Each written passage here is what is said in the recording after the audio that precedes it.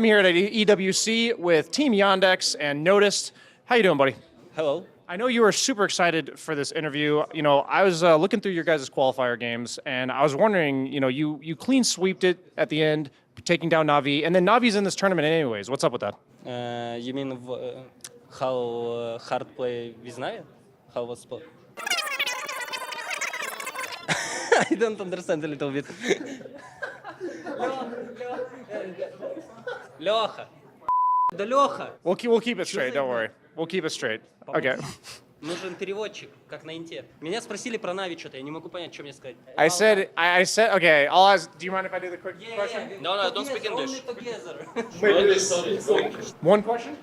No English. Okay, no English. Okay, notice, I know that I know that I was trying to ask quite a smart-ass question there and trying to pass it off to Solo, but he doesn't understand English, so you're stuck here with me. But going into this tournament, is this the biggest tournament that you've been on land for in your career so far?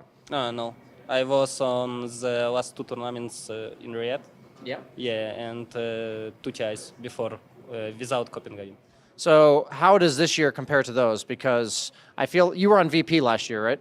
Yeah. Okay, I'm making sure I get my history lessons as we're interviewing you right now. And going into this, how do you feel like your chances are, like coming off the momentum from the qualifiers? Seems like you guys had a pretty convincing performance. I think we stay more confident on this tournament, and we try to do our best. And I hope we can go in top 8, but I feel we can make more.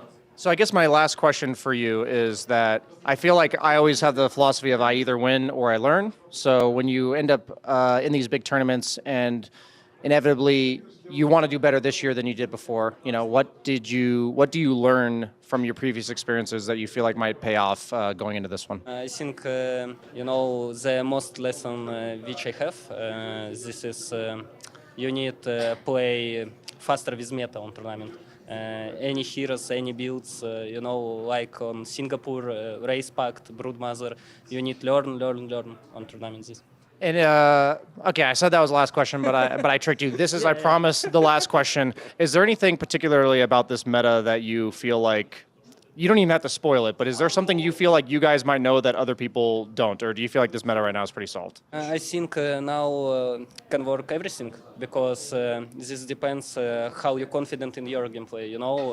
You have now players like 9 class, he can make everything what he wants, Terrace position for, Slark position for. You can play like old school, this crit or safe, you play confident on lane, you make stacks, etc. And I think this depends from yourself, Awesome. I feel like the one problem I've always had is I didn't depend on myself. Do you know what I mean? I'm going to stop trying to make jokes, buddy. I'm just kidding. I really enjoyed this interview. Thank you for joining us. Good luck at EWC. Have a good one, man. Hi. What are you doing? Just chilling. Ladies and gentlemen, I'm here with the absolute legend from Germany. No, almost. Belgium. Yeah. It's like kind of the... It's close enough. You're North American, so for you that's close enough. What do you say to all the Davai Llama fans out there that they love that when you rage? I'm happy, like every emotion's part of the game, and as long as and all we do is just for entertainment, right? We're just gladiators fighting arena for people's entertainment. You make jokes, you do weird interviews for people's entertainment. I play games for people's entertainment. As long as people are entertained, I'll do my job. So I'm happy. I unironically agree, and you're one of my favorite players because you're good. I think you're good because I said you're the best Timber in the world, which I'm not so sure anymore with, I mean, who knows? What do you think about Amar? Is he better Timber than you? He's not even playing it right now, so right now, probably not. You're the best Timber right now.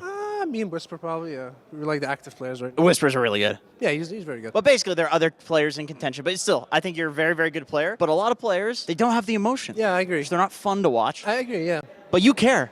It's a Dota thing, yeah. If you look at other esports like Counter-Strike and stuff, those players also they show a lot more emotion. Like I've been to a Counter-Strike event where it was some ESL Pro League in Malta, and there was just an audience of 200 people. They just put 200 people there, and there was so much emotion. There's more emotion than whole Dota 2 tournament. It's just one finals, it's just a room.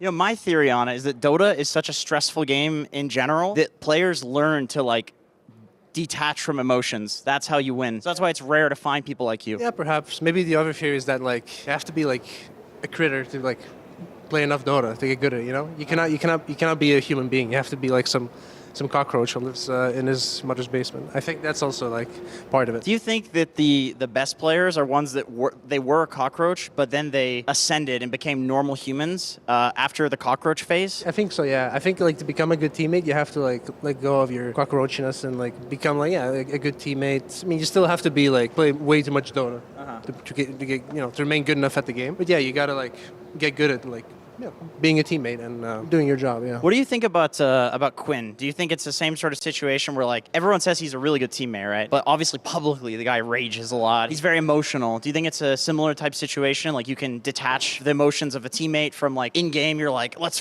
do this, let's do that, but you can still be a good teammate. Yeah, for sure. Like pubs don't really relate to like. Yo, guys. Hello, Davai Nico. Llama. My Hello. best friend Nico. Yes, We of always course. win pubs together. No, never. Never win? Maybe not. Only if you play Timber, of course. Then we win. Do you think he's the best Timber in the world? No, me, of course. Two different things, right? Mid, off lane. No. But I'm better than PMA, right? No. Maybe saying well, maybe. Are you afraid of anybody mid lane? If I am Timber, no. Who's your least favorite carry to play against?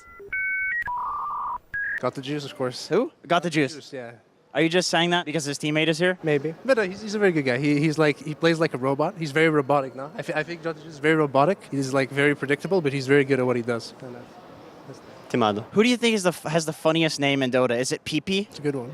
But Davai Llama. Davai Llama? yeah, I would say myself as well. But Ladies and gentlemen, this has been an interview with Davai Llama from Team Shopify and Team Navi.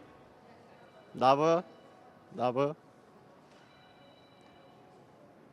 Back to you. Oh, well. thank you, Jenkins. Thank you, and sending back to the panel. Hello, everybody. I'm here at EWC with our boy ATF. Day before the tournament starts. How are you feeling going in? I feel good. Nice tournament again. It's been a year already. And yeah, I'm looking forward for it. Yeah, so I noticed last year your guys' results during the season, a lot of first places, a lot of top threes, and then you ended up getting like third and fourth during the final two tournaments of the year. And I was wondering, did you perhaps try to change your approach during the regular season to have worser results so that you can have your top finishes here at the TI as well as EWC? I mean, obviously, historically, it's funny, but it has been like this for so many years. But I don't really believe in this, Like, it's probably because, like, people think we are bad. And, there is a high chance we're still bad. But, like, it's more like, and obviously with this new change that you don't see people games, it's probably like beneficial for that thing that it actually might help you to win these big tournaments because we did not show anything for over a month. Well, I feel like whenever I usually watch Falcons drafts, it's always like, we know what's coming, but they always beat you with what you're familiar with because they just know it better than you do, like the Razors, the Timbersaws, the Vipers of Classic. So do you think we're going to be seeing some surprising picks? You mentioned you got some strats up your sleeve because of the hidden drafts. Is that something we're going to be seeing from you? I mean, obviously, it's like people expect, like that's what people use. You expect what's coming and comes and it doesn't matter. But now it's like you don't know what's expecting and from which direction. Is it Razor? Is it the Timber? Is it this guy? You don't actually know. And you're going to be end up banning something that we actually don't believe in, and we're going to bust out something you have no idea because we have been practicing it for so long. So, I mean, what we're definitely going to see is Bristleback again. Of course. You can never forget the Bristleback. I remember when that patch came out that made it so people couldn't see the reviews or the replays, you were talking about selling your replays for a certain amount. I don't remember what that number was. I was wondering, has the stocks gone up on that at all? Have you adjusted your approach? Like, what's the market cap on this sort of thing? Well, it depends on the hero, obviously. So, for example, Bristleback is $2,000. It's my most expensive hero. Fair, of course. And like my, let's say, level 30 Grandmasters or like these classics, the Razors, the Mars, it's like $30 to $20. And like some Magnus I play, like is like for free. You can ask for it at some point. Going into tournaments like this, you talked about these hidden strategies and you talked about the fact that pubs, you can't see them anymore. People don't know what's coming. Do you think that makes the game more exciting? Or do you think, like, for the viewers, like, how does it affect the players versus the viewers, basically? As the viewers, I feel like there's a bit more rigid drafting because people are less likely to experiment. And they also just ban out strategies because they haven't been able to study them. So from a viewer, I find it a little bit more rigid. But as a player, how does it affect it for you? For a player, it's actually insanely annoying to like not know what is really coming. Like right now, like I don't know if this is gonna end up, but like what I'm at least seeing from like past 2 tournaments before this is like you first pick some hero and then somehow it's 5-4, 3-2-1, undying carry is like normalized these days for some reason. You pick Dark Willow, now it's a mid lane hero. You don't know how and why. It's very annoying when you're like drafting and you're picking the heroes and like sometimes like you really want to like hard counter, you just can't. So you can't like pick some heroes. So it makes the game very annoying and safe. Like it makes everyone has to like be on the safe side, and you can't like you cannot just like haha I let's pick Husker and then I'm leaning into Ember. No, suddenly Ember is position 5 hero. I don't know why. Yeah, I guess the pro players, you guys will always lean towards like the tried and true, like the knowledge you rely on. So when there's a lot of unknowns, you kind of just have to stick to knowns. So it leads to less creativity. Is that basically what you feel like is happening? Yeah, it's basically like less creativity and like it's just all just standard now. It's like hard to like find like some exciting stuff to happen just because you don't know anything. I mean, I don't know how like from viewer standpoint feels like, but I'm sure like people like probably will find it exciting because like you don't know what's coming, but it ends up like nothing coming because every pro player is just safe.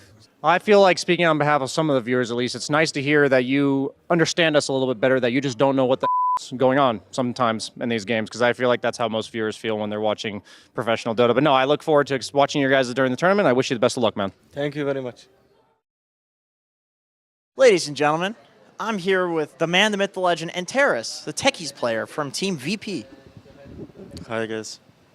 Do you still play Techies after all these years? Not often, but I hope I will pick this here on this tournament so I can show it on maximum. What's the facet that you go? Do you go for the blast off facet? It depends on lane stage because white facet better on lane stage against range post 5 players, heroes.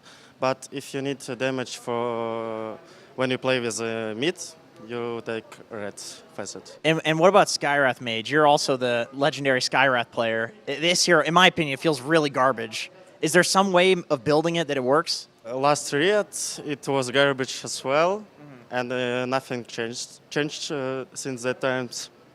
So it's still garbage hero, yes. Is there a more frustrating feeling than being in a game, you pick Skywrath Mage, and then the enemy guy picks Lycan? Actually, I learned how to play against this hero, so it's not a big frustrate for me. What do I do? Is it Ghost Scepter Rush? Ghost Scepter, I just don't show myself in fights and etc.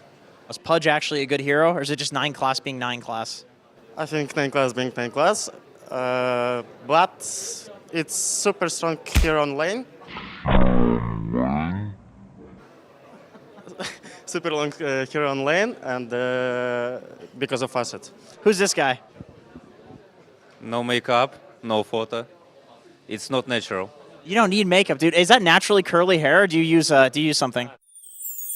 No. I think it's genetics. That's a genetic curl you've got going right there. This is not genetic, girl. Who's the best 4 position you've ever played with?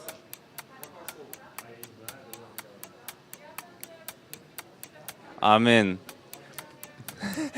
due to results, probably Saxa, because I played with him like a few years ago in first Riyadh as a stand-in. Ladies and gentlemen, this has been an interview with VP.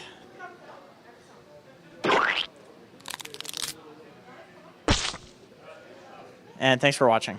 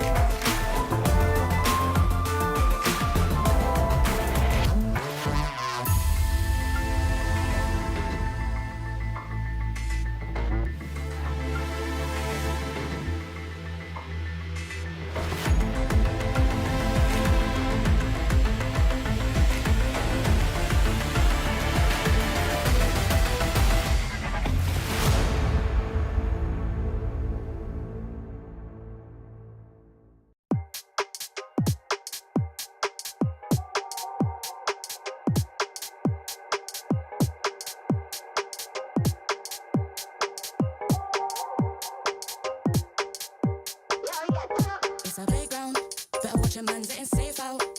See some play game like snakes and ladder. My ex-biz, come on, new one's better. It's a playground, better watch a man's getting safe out. See some play game like snakes and ladder. My ex-biz, come on, new one's better. Moves like Jagger, hits come on, new one's better. We ain't in the mix, no grabber. Them trick bang fraud like scammer. Ex-claim you real, that's a real born capper. Pass don't matter, build strong still, pray this thing don't shatter. When shit gets real, so the real don't scatter. Got bread and batter, 4 hands on the bread like platter. Said it's cold out, they ain't back in beef, got the phones out. Watch where I sleep and where I roll round. Guess I'm gone now, they ain't even there when it goes down. It's a playground, better watch your man getting safe out. See some play game like snakes and ladder. My ex-biz, come on, new one's better. It's a playground, better watch your man getting safe out. See some play game like snakes and ladder. My ex-biz, come on, new one's better. My new one's bad, that's my baby. He let me shine and never shady. Girl, same cute, but that don't faze me. If you ask him, then he say he got a queen and that she crazy. Please never play me. He said, please never break me. He's switching station to Mercedes, thinking that it faze me. I can love you through the dark and all my days, but you just never break me. It's a playground, better watch your man getting safe out. See some play game like snakes and ladder. My ex-biz, come on, new one's better. Playground, better watch your man getting safe out. See some play game like snakes and ladder. My ex-biz, come on, new one's better. Playground, bitches got a ring and feel safe now. They say I'm pretty bird, but I don't want a cage out. It's a playground, telling me mine, I don't play about. I tell them rise up, used to cry river shit done dried up. I lost a couple bros on the climb up. I don't mind, but ain't lost nothing that ain't mine. Cause it's a playground, better watch your man getting safe out. See some play game like snakes and ladder. My ex-biz, come on, new one's better. Playground, better watch your man getting safe out. See some play game like snakes and ladder. My ex-biz, come on, new one's better. My new one's bad, he ain't entertained, he don't move like that. Tell him move right back, touch shots over time, let to shoot right back. Robust, you can tell how we move like that. It's a playground, bitches got a ring and feel safe now. They see a pretty bird, but don't want a cage out. There's bad games on the road like a playground, like a playground. It's a playground, better watch your man getting safe out. See some play game like snakes and ladder. My ex-biz, come on, new one's better. It's a playground, better watch your man getting safe out. See some play game like snakes and ladder. My ex-biz, come on, new one's better.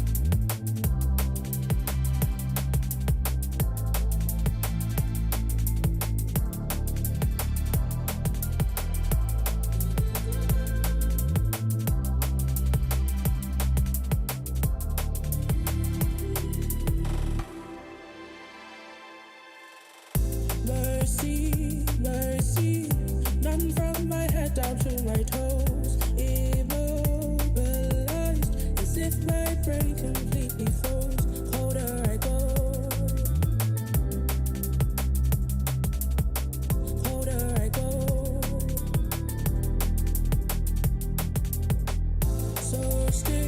So still, calm like the waters at the sea.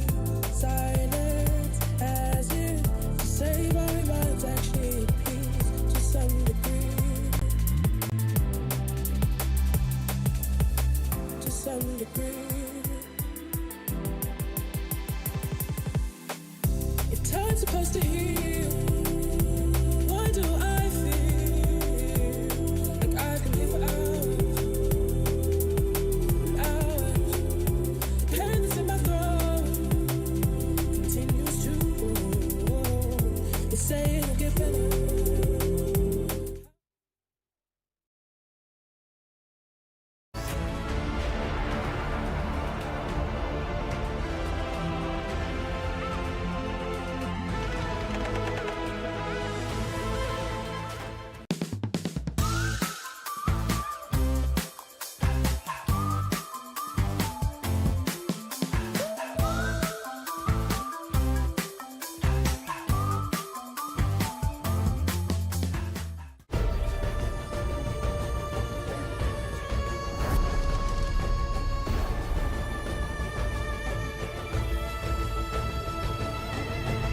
This land is calling.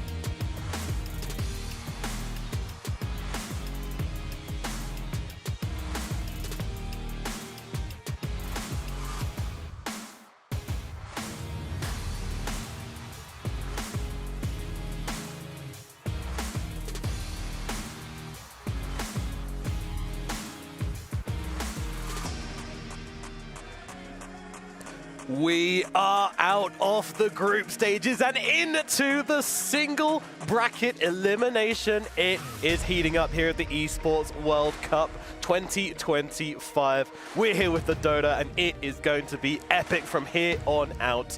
We've got all the best teams in the world playing, all the best of the teams played against each other in those group stages to find out exactly where they're going to be landing in those playoffs. And today it begins, the first round of the playoffs. By the end of today, we are going to know 4 teams which are just going to be straight up eliminated from the tournament on the first day of the Phase 2, which is sad, but also pretty damn exciting. My name is Nomad, and joining me on the panel, we've got BSJ and Fear. I mean, BSJ, what is it like to be at a tournament with this amount of prestige and money on the line and just know that you've just got to win all the way through to the grand finals if you want a piece of that? Well, I think that's an overwhelming thought when I think about that. Like, oh, well, if any of the teams today want to win this tournament, they do have to win 5 series in a row. So I'm like, oh, okay, let's just take it one step at a time and let's go take on the series ahead of us. I think if you think more than one series, maybe even one game ahead, you're just going to maybe drown in your own thoughts. So I would be head down, focused on what's in front of me. I mean, definitely you got to take it one game at a time here because it is pretty brutal, not going to lie. You have to just win or you're out. That's nothing else to it. Absolutely, and of course, you know, there's a lot more at stake than just the winnings of this tournament, actually. There's this so big picture that we've even got the club championships to consider as well. And actually, guys, we had our first club championship tournament finishing off. The Rensport finished just yesterday. BMW were the team to take it. Sorry, I'll do the full thing. Just read it. BMW M Team Redline Red Bull Sim Racing on the top of the leaderboards with 1,000 points right now. What about the team tied for 7th over there? Yeah, you mean Porsche Conda Esports Racing Team? Yes. Yeah, they're in 7th place, tied up with 3 other teams, in fact. Of course, we're not expecting this to stay this. I don't think BMW M Team Redline Red Bull Sim Racing have many other teams in many other esports. I could be wrong. They're definitely not in Dota, though, so probably going to see some teams moving up and down in there. Yeah, I mean, this just shows that every single esports event at this tournament matters, and that's the incentive that this tournament is unique about. And, you know, Dota is one of the bigger ones, not trying to toot our own horn here, but it's cool to see that doesn't matter which game you're in, it is all created equal, but these teams, like, it very well could be the difference between winning the club championship or not if you get 8th compared to 12th. Absolutely, yeah, and that amount of money up for grabs for these clubs is just going to help them exist, buy new players, you know, keep existing in the esports space, and keep competing, which is what it's all about. And talking about competing, guys, let's take a look at the groups here in Dota. We are all done with those right now, but we can take a look into the history books and see what we ended up with. Group A, of course, we had Team Spirit topping things up at 5-1, and Talon down at the bottom at 2-4, and Navi Extreme in the 2nd and 3rd position over in Group B. BSJ, take us through Group B. Group B, you know, that was probably the deadliest group, I would say, out of all of them. The BB team was in there, Gaming Gladiators, as well as Falcons. For me, I think Execration was dealt a tough hand here, and they already are eliminated. They went 0-2 against Extreme Gaming just earlier today. But I think Falcons is probably by far the best team that we're going to be seeing today, just on paper. It's not that they've looked all that impressive this year, to be honest, but just historically also considering the fact that Gaming and BB team are the teams they were in their group. I don't think there was like a better trio across any of the 4 groups here. Yeah, I mean, definitely. This is one of the harder groups for sure. And, you know, Falcons, they've been struggling finding their footing, but I think Group C was very interesting as well because we did have some expectations for Yandex, potentially VP come on the Meso region. Not doing so hot though. Yandex as well, kind of getting crushed by Aurora and Tundra. Then last night we had the showdown, the tiebreaker match between Aurora and Tundra. Was a nail-biter 3-game series, but Aurora ended up taking it, claiming that spot there, which was a little bit surprising to me. Most people were thinking, you know, Tundra, they're the team that is to beat in most tournaments, but Aurora just one-upping them just yesterday. Absolutely, yeah. These guys have been looking pretty hot and cold. Aurora looking decent, Tundra looking decent, Virtus.pro unfortunately not. Over on the side of Group D, of course, we had Team Liquid, one of the most dominant-looking teams of the tournament. Until yesterday, where they did struggle, they did drop a game, but we'll let them off the hook. P-Vision and Heroic both tied at 3-3. They had their tiebreaker yesterday, and then we had Shopify Rebellion down at 1-5. Actually, a team we'll be looking at a little bit later on, BSJ. But you know what? We can go straight into the talking about the last chance bracket, the phase 2 of this tournament, and take a look at where all these teams are lying at the moment. So, as I mentioned, Extreme have already taken out Execration, the first team to go home. Very sadly, this team had potential, but just don't have the experience. This is one of their first international events in this particular roster, so unsurprising to see them the first team eliminated. Yeah. But looking at the rest of the games we've got coming today, let's actually skip Yandex and Shopify because we'll come into that later. Fear, talk to me a bit about Heroic versus Talon. I'm not entirely sure what to expect from this series in particular, because it does feel like Heroic has been leveling up, and I'm not sure what to think of that, right? They went 3 games against P-Vision, which was a feat in their own regard there, and Talon, like, they look hot and cold sometimes too. So this is 2 teams. There's a reason they're down here, but they've shown moments of brilliance at any given time, so it's going to be who's going to show up on that day, and that's about it for me. Like, who's going to show up today? Absolutely, and then we've got Team Falcons versus Virtus.pro, Brian.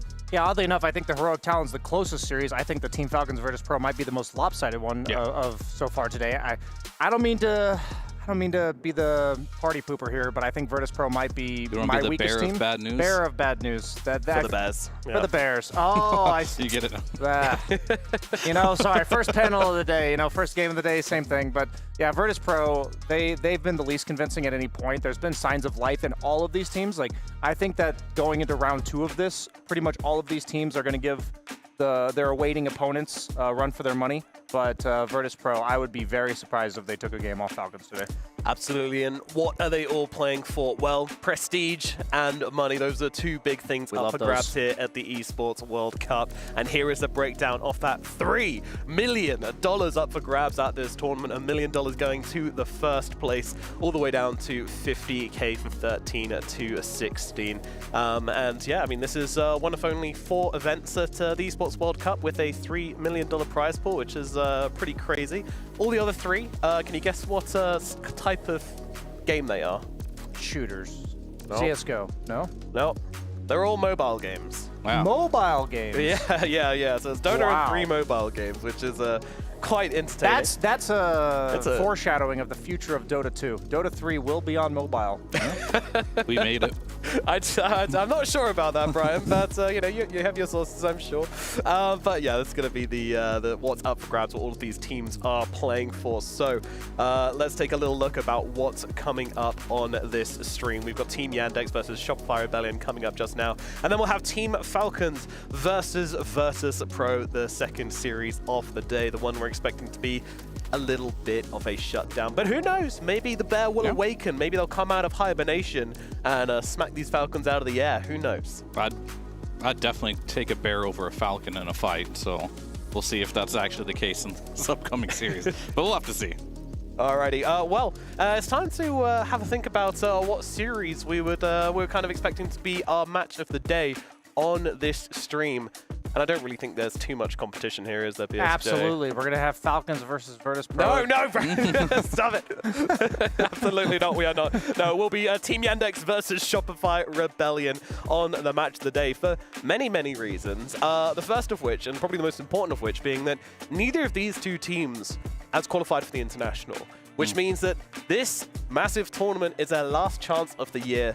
You know, we're in the last chance phase of the tournament, and this is the last chance for both of these guys. So they're going to be giving it everything they've got, because as far as the Dota calendar is concerned, this is the end of the road for one of these teams. This might be their last chance for their roster to stay alive, too, potentially as well. If you drop out this early, what are the prospects going forward, right? You're definitely probably talking around and seeing what the future holds. I remember having a conversation with Blitz back when they Team Liquid got 3rd at TI, but that was after they went through the last chance qualifiers, and then they went through the lower bracket run of TI, and they were likely not going to be a team anymore if they had not made it through the last chance qualifiers in the first place. So when you think about, there's moments like this, there are numerous ones where a team roster, the entire future of it and what we see a year from now might be determined by a series like this. Definitely. I know that's, but yeah, it's potentially like melodramatic, but at the end of the day, it's like Shopify, one of the few organizations what did we say? There's 1.5? Yeah, we got 1.5 in NA. Left in NA, Yeah. so this might be very well deciding if there's 1.5 or a half left in NA. So much on the line in this series, then, you know, it really is everything on that. That's what the single elimination gives us. So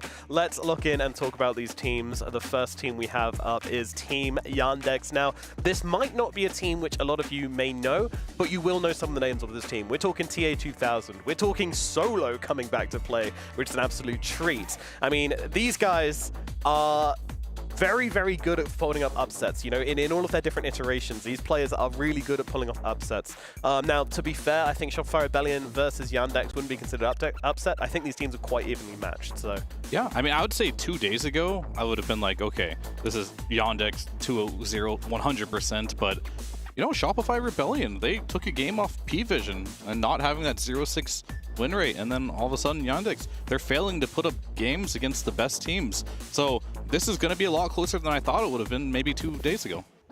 I absolutely agree. I'm on the same page. I think even though that game technically didn't matter for their future at all, like meaning they were going to be last place in their group, still putting on an impressive showing against P-Vision. It mattered for P-Vision though, so P-Vision was playing their best, right? Yeah. Exactly. No, by no means were they kind of phoning it in on the other side. I just think going into this type of series with so much on the line that we've mentioned, that little vote of confidence can go a long ways. What's really funny, completely unrelated to this series, but what's really funny about Yandex is that they actually, their grand finals to qualify for this was against Na'Vi, the old Na'Vi, and then new Na'Vi qualified and then signed old Na'Vi. So Na'Vi is now, the team they beat in the qualifiers is now here in the tournament as well. Yeah, I made that joke during the interview, and since Notice's first language is not English, the sarcasm did not rise. Yeah, I said, what the heck, man? You guys took Na'Vi out of the tournament, and they're here anyways. What's up with that? Again. Yeah. But this won't die, yeah. A rare BSJ miss, what can you do? But over on the other side of the coin, we've got Shopify Rebellion. So you're saying that this team's maybe starting to win you over or show a little bit of promise? Oh, they've got some ways to go before they win me over, but they took a step in the right direction. Let's put it that way, right? This is a team that is first few days, they're like, what's going on, you know? And then finally, they start showing up, they start playing the way we're expecting them to play, and of course, against all teams, it's against P-Vision, in a game that really matters for P-Vision. Of course, it doesn't matter for them, but that has to go to show you yet again, maybe this is a team that is like, kind of like lost in their own like identity sometimes, and maybe the fact that there's pressure on them can just halt their progression too. Like, okay, all of a sudden we have a match where there's no pressure. No matter what happens in this match, we're still in the same spot. And all of a sudden they come out, play a great game, so hopefully they can keep that energy. Yeah, it was the Bulba drafting Storm Spirit. That's the ticket today going into this series. We're looking for that Storm Spirit mid. Take it over for Yopaj. Yeah, I mean, Yopaj is always spectacular when he gets one of these pop-off heroes. He is capable of doing so much work. And then, of course, we have Davai Llama, who's somewhat newer to the squad. I mean, he joined the squad, I think, about 3 months ago now. Seems to be fitting in pretty well. You know, Davai Llama always has a big impact on any squad he joins, and this one is no exception.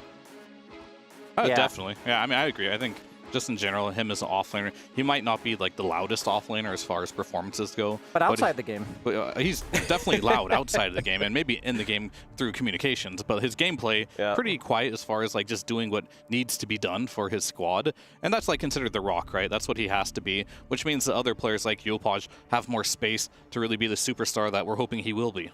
Absolutely, and you know, yeah, he might not make it into tomorrow's tournaments if this series doesn't go well, but I can guarantee you that Davai Llama will make it into tomorrow's Crunchyroll reactions. Yeah. That's for sure. We'll see him again. We'll see his face again. Okay, so Team Yandex opens up with the Doombringer, most likely going to be a carry. We've seen some teams do flexes to 3, even potentially 4 sometimes. Very rarely, but sometimes. And I'm curious about this Beastmaster response, because Doom as a carry, one of the better heroes of just, you know, you just devour the boar. What do you think about that, Fear? Is that just not worth really considering in this lane-to-lane matchup? I mean, it's always worth considering. There's definitely parts of this matchup where I think Doom is definitely very happy.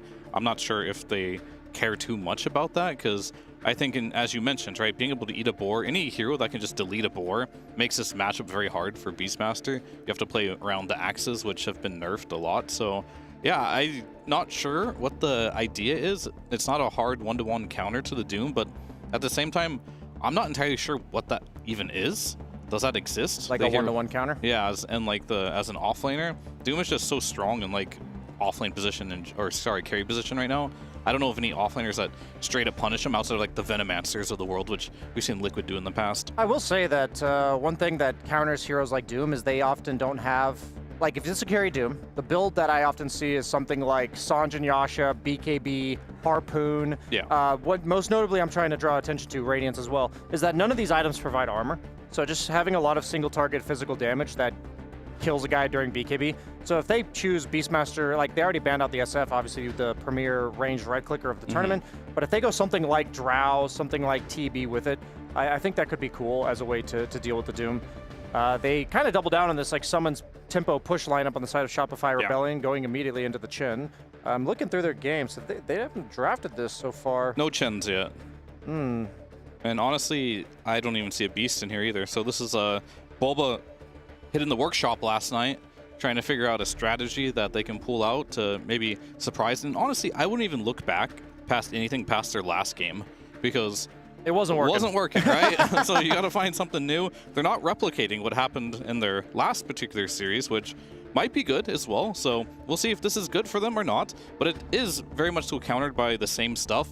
Any type of like either uncontrollable AoE damage or spread damage just to stop this early ball is going to be needed. I think Teamfight is what you're looking for if you are Yandex at this point, because you don't have much. I get the NP, it's a good hero and all, but if you ball up with these auras on potentially Beast, we don't know what build he's going to go, but if he goes auras and Chen goes auras, that's a crazy timing that you have to be ready for.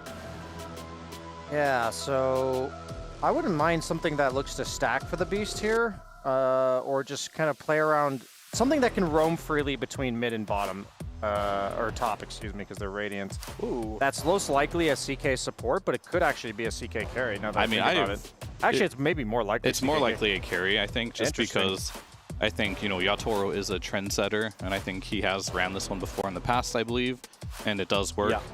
Illusion Hero is always good versus Doom, so could be a carry, even more doubling down on like that type of style of illusion slash summons where heroes like, I guess Monkey can work, but I was thinking like these Gyro Kunkka type heroes could be very valuable. Yeah, Monkey's just one of the 3 or 4 premier counters to Puck in the mid lane. We've seen a few people pop off in that matchup so far this tournament. I think the cool part about the CK is that, well, my concern is that you reveal all 3 cores before having absolute last pick. But it could still be a support, I was going to say, it's also kind of a bluff in the sense of, are you going to hard counter this? Yeah. And if you do, we'll just move it to support.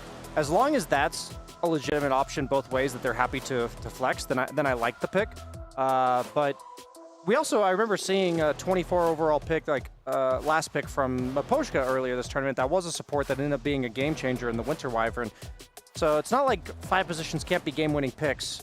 But also, CK Beastmaster doesn't seem like that good of a lane, but CK does roam freely between mid and bottom, or mid and top. So I do like that they picked a hero that could potentially do that. I'm just looking at, this game seems really weird to me about how it's going to play out. There's a lot of low cooldown active heroes on both sides. What's the lane pairing for this Marcy? That's what they're missing so far on the side of Yandex. Are there any Axe type heroes? I know that one's banned out, that heavily benefit from this early rebound mobility that could potentially cause some issues for Shopify that you're okay drafting blind? It's a great question because I'm thinking as well, like typically Marcy partners are like these Chen, these like, you want to pair it with like Beastmaster or Enigma. I mean, Death Prophets, I guess, yeah, that makes sense. Darkseer's good. Yeah. But how much do we know where the lanes are going to be as well? Could they possibly just Doom Marcy? Is that good enough? Obviously, Axe is banned. I think your options are going to be very limited for what is going to be strong in lane with you here. So I'm sure they have something cooked up. I just can't think of anything obvious right now. Magnus would have been kind of cool. It gives like all of their melee heroes on Yandex AoE effectively for all these summons, and one of the best ways to deal with push lineups is to just yank one guy really far out of position. Is there... I still like to see kill threat whenever you pick Marcy for, because if you don't have that, the hero is like kind of, it's okay. It's not bad, but it's not using its full potential, I feel. Go ahead. Is there any chance they drafted this Marcy just as like a light save against the Raw? Maybe. There's a, like, because what I'm thinking is, like, I agree with the fact that if you don't give Marcy a way to be aggressive, that can maybe neuter the hero's effectiveness early. But what about like an Underlord, something that just deals with this push? Okay, yeah, I was thinking of like I was thinking a beefy body. Yeah, that's exactly what I was thinking. After they banned out the Ursa, I was pretty sure they were going to go with something like that. Yeah, I don't mind it. I think Tide's kind of a cool pick here. It's really good against Beastmaster. You don't want to roar him. It's good against Chen and all the summons. It's just a lot of AoE control. Builds like a Vlad's for his team. Offers decent team fight with like the Ags, potentially the Shivas. I don't mind them having long cooldown ultimates, because I also feel like Yandex can make plays without their ultimates. With the likes of Monkey King and Marcy, and Nature's Prophet with like a Spirit Vessel, or maybe just the Urn. I like what they're offering here. I'm curious what they're going to do with the CK now on Shopify. Yeah, I mean, the meta is like twisting a lot now. Like, we're seeing CKs and Tides, so we're going to start seeing new heroes, I think, that are going to be more like to counter this, if you will. Like, maybe we might see a Rubik or something if he thinks he has enough spells to steal. Or is there another carry you want to pick? Because I was thinking range carries could be good, but then you're playing versus Marcy. And Marcy's good versus a lot of the range carries, like these Drow Linas potentially could come out. Do you ever just go Shaman last pick for the Hex Break talent? It's still in the pool. I don't hate that. That could be good as well. Like, it comes down to how confident is the CK to carry this game. And like, he is versus Tide and versus Monkey King, which these two heroes I think are pretty good versus CK. So you might be second guessing this hero going as a carry. I'm just thinking of like what the good carries left. That's the hard part. I'm blanking as well.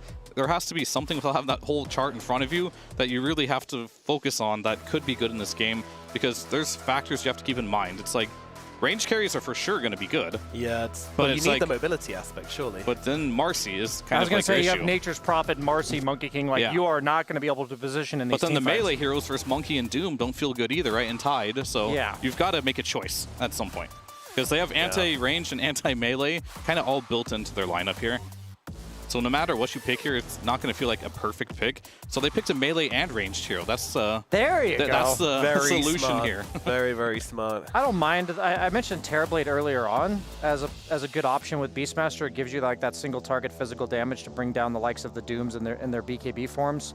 But I don't know, something about this draft is, I feel like Shira Jr., one of my favorite Monkey King mids to watch. We've seen him play in favorable matchups. We've seen him even be against hard counter picks where he has to like cut creeps against like Huskar and stuff. I think this guy is heavily going to dictate the pace of the game and should have no problem basically overwhelming Shopify. I'm looking at Shira Jr.'s heat map for like the first 8 to 10 minutes of this game, and I think he's going to be all over the place. And I'm looking especially at that 7-minute Wisdom Rune invade between him and Problems. All right, so you're slightly leaning the way of Yandex here, Brian. Yeah, I think the Shopify Rebellion draft is fine. It's just like the Terrorblade pick overall is fine. You know what I mean? It's nothing all right amazing. Fear, do Shopify Rebellion have a timing? Do they have a window in this game? Oh, definitely. I think Yopaj, if he doesn't get doomed, is playing versus very little disable. And we've seen pucks who pop off. They pop off hard. I think Tomato as well. Like, it's one of the better heroes versus Doom for a reason. Like, as long as you're not getting doomed, you always have that defensive Sunder to keep people alive, so that helps. But they're definitely heavily out-team fought, so they're going to have to play this rat skirmish type of game. I'm curious on what Hellscream particularly is going to bring to this game, because that's a question mark for me. It definitely is. Yeah, the support CK will always be a question mark. Let's see if they can make it work. It's game number 1 of this elimination best of 3 series between Yandex and Shopify Rebellion with MLP and John Xfire. Thank you so much, Nomad. We are getting into it. Game number 1 between Yandex and Shopify. Jonathan, what are you thinking? We got 2 drafts here. One of these teams have to be eliminated today from the Esports World Cup. One of them gets to proceed. Did you have a favorite draft in your opinion? I actually really believe in the CK support. We've seen this in the road to the Esports World Cup. We've seen it in a lot of qualifiers building into this moment as well. And this support CK has just felt obnoxious to play with in lane. Oh, Yopaj. Although, whoopsie daisies, Yopaj. Will jaunt away. You were saying, John? Yeah, no, like the CK does a lot of work. I think we've seen how effective this can be. And I think it's going to be actually pretty annoying to play into that Beastmaster CK lane. There's a lot of control coming in. We heard the panel talking about that tempo. You've got Chen Beastmaster to apply pressure onto those towers. And the early fights are pretty good. Your AoE control, mind you, isn't that tight on the side of Shopify. You've got the Dream Coil, not much else to really lock in multiple heroes. Whereas for the side of Yandex, I mean, they've got themselves a Tidehunter. They've got the Threat of Doom. They've got this Ravage plus Wukongs that can come in as well. So you can't underestimate that 5v5. And with an NP and Marcy support duo, there is early aggression here that I'd like to see Yandex utilize. So it should be a pretty action-packed game, especially if you manage to start to deny some runes away. Very important for the puck here for Yopaj to actually maintain that in the matchup up against the Monkey. Problems. Bit of trouble now. Blood Grenade's going to land as well. He does have Dispose level 1. Should be okay to go past the T1 and survive, though another Blood Grenade does land. He'll eat a tango, he'll heal up thanks to Solo. He's going to make it. He's going to make it. Though I must say, John, it's a little bit ironic the Marcy player's called Problems. Yeah. You know, I imagine he has some problems. He has some problems, but wasting 2 Blood Grenades isn't one of them. He's happy enough to kind of waste those resources out. You don't have that threat in lane for a bit of a chase down with some aggression here. So you do actually get a lot of value out from Yandex surviving, even though it does cost some resources from you as well. Tangos are cheap and on lower cooldowns in comparison to the Blood Grenade. Taking a look at that mid matchup here for Yopaj, it's not going to be a comfy one once the Monkey King does hit that brown boots timing and you start to get the levels up with Jingu. We've seen that one for Puck kind of go sideways if you can get that early tempo right. The top lane, you're seeing what you have to do on the CK support, just pulls for Health Scream. And that's the one thing, right? Like, level 1, level 2 for this hero isn't particularly amazing. Maybe level 3 starts to feel better with, say, a level 2 Reality Rift pullback. Some aggression coming out here, though, onto the They might have him, too. Davai dropping very low. Stick charges will keep him alive, but very nice little play there from Yandex. Just seeing that the CK went for the pull, they'll go very aggressive on the Beastmaster. Won't find the kill, but plenty of harassment. Of course, mid lane is still a pretty even affair, though Shira Jr. is making things very, very challenging, as you tend to do on a Monkey King matchup. That you do. Yopaj, he will have to sit back and play a little bit more defensive. That he will, especially, again, as those brown boots come in. That's the key timing for the Monkey King in a lot of these dual matchups. And those boots are already flying out. So there are going to be some issues here for Yopaj if he doesn't watch his spacing right. The output that can come in from Chira Jr. is pretty high. And he's controlling that lane well. 8-4, right up there, right above the puck. Every small advantage you can get in the mid is massive, especially as you stall out. That level 6 spike you'd want to build up here onto Yopaj. And again, this rotation potential coming in from Yandex is high. You've got Marcy, you've got Nature's Prophet that can kind of swing around if you get some room. Speaking of that, Marcy Problems, of course, hanging down bot, just kind of trying to give as much free space for Notice to soak. This lane for the Tidehunter into a TB, pretty straightforward. You're tanky enough to cop through Metamorphosis. You've got the Anchor Smash just in case Tomato's trying to play in melee range, and that can make it a little bit awkward. You do have the Diatom Eater as well, which will scale you up in a little bit more strength, a little bit more range later on. Can be helpful, and it's not going to be too bad in lane up against melee. You don't really notice that shorter cast range early on. So you have some good foundations here, again, for Yandex. For Shopify, it's going to be down to how much can you get on mid, and every time I look at mid, Yopaj is just dropping low. This brown boots, again, on Monkey just is terrifying for a puck. You don't have that range advantage too much when you've got the move speed to catch up here. Yeah, it's one of those things for Shopify. It's going to be a lot of emphasis in trying to help out once those water runes and power runes do start to spawn up. As Tomato, bottom lane, going to be healed up by Skim just barely in time. Will be able to survive. Already a lot of aggression down bottom as well as Solo. Being chased, do they want to dive T1s? It looks like the answer might be yes, but Hellscream was taking too much damage from the T1 tower. Davai's actually just jumped in. Solo, he might be happy with this. He hits a double blood grenade. Davai Llama goes down, a double kill for TA2000. Oh, gentlemen, a little bit maybe too much coffee this morning. That it might be. You know, just not respecting how tanky that Doom is and how much space Solo can buy. He's a tricky hero to chase. It's right by the tree line. You've always got Sprout to cut off. And you're not too durable yet on Davai. He doesn't even have like intermediary items, of course, that you don't really buy it on the Beastmaster. One saving grace, Health Scream respawns, helps mid. So you do manage to snag a water rune for Yopaj and one away from Chiri Jr., which doesn't matter too much. He doesn't have a bottle. You don't tend to need one on the Monkey King at the least, but at least Yopaj still gets access. This lane is still rough, though. Again, 18-11 denies for Chira Jr. Yopaj is going to be stalled out in that 6, and there's going to be a threat as you approach the level 6 for Chira Jr., as you approach a value, more points in that Jingu or the Boundless to actually get a feasible threat onto the puck. Chira Jr. again having a very, very easy mid lane. No contest whatsoever. I wonder how much emphasis Yandex will put on the 6-minute power runes. I mean, it just feels so important when you're shutting down this puck this much already. You'd love to just ensure he never gets any power runes and can't make any kind of rotations to salvage. See what happens. Of course, there's still a minute to go for that. Shira Jr. continuing the aggression, gets the Jingu proc with the Boundless, and will continue to sustain himself very nicely. His Solo, top lane, will end up go down. Davai Llama, though, being chased, will be left alone as TA2000 runs out of the Scorched Earth, doesn't want to dive. They even brought Problems over here just to see if they can set up for a bit of a trade. Davai, he is somewhat sticking around, so Problems could sneak in for a quick rebound, but Davai, it's almost like he senses something is wrong here. In fact, I think they will see him. Rebound, not going to land. So they did have the game sense to be able to look to retreat. And this gank attempt from Yandex, not going to amount to anything. No, but it can set up nicely for some pressure into the 6 and 7-minute marks for the Shrine of Wisdom and that first power rune. You've got some room now to swing around on Yandex, onto mid, seeing the support start to commit early on here. There are a lot of numbers. Yopaj has to get a little bit lucky for the bottom if he wants it. But even then, it's not going to be that easy as Shira Jr. blocking off the way. Scam can't even get a deny on the power rune because it's going to spawn up top. Solo will take it, but it's all about denying it from Yopaj. They don't care about taking it themselves for the MK. Just ensure the puck doesn't get it. Yeah, we've seen some rough times for pucks when you don't get that top up, you don't have that extra resource to try to push the lane, try to look for aggression, have a little bit of a save with Illusion. A swing up mid, constant pressure coming out to Davai. And it's not been a smooth lane. I do love how they've gone here on the side of Yandex. Just having the Doom in lane, not really something that cares too much about the boars that you are going for here on Davai. So there's not much pressure coming in.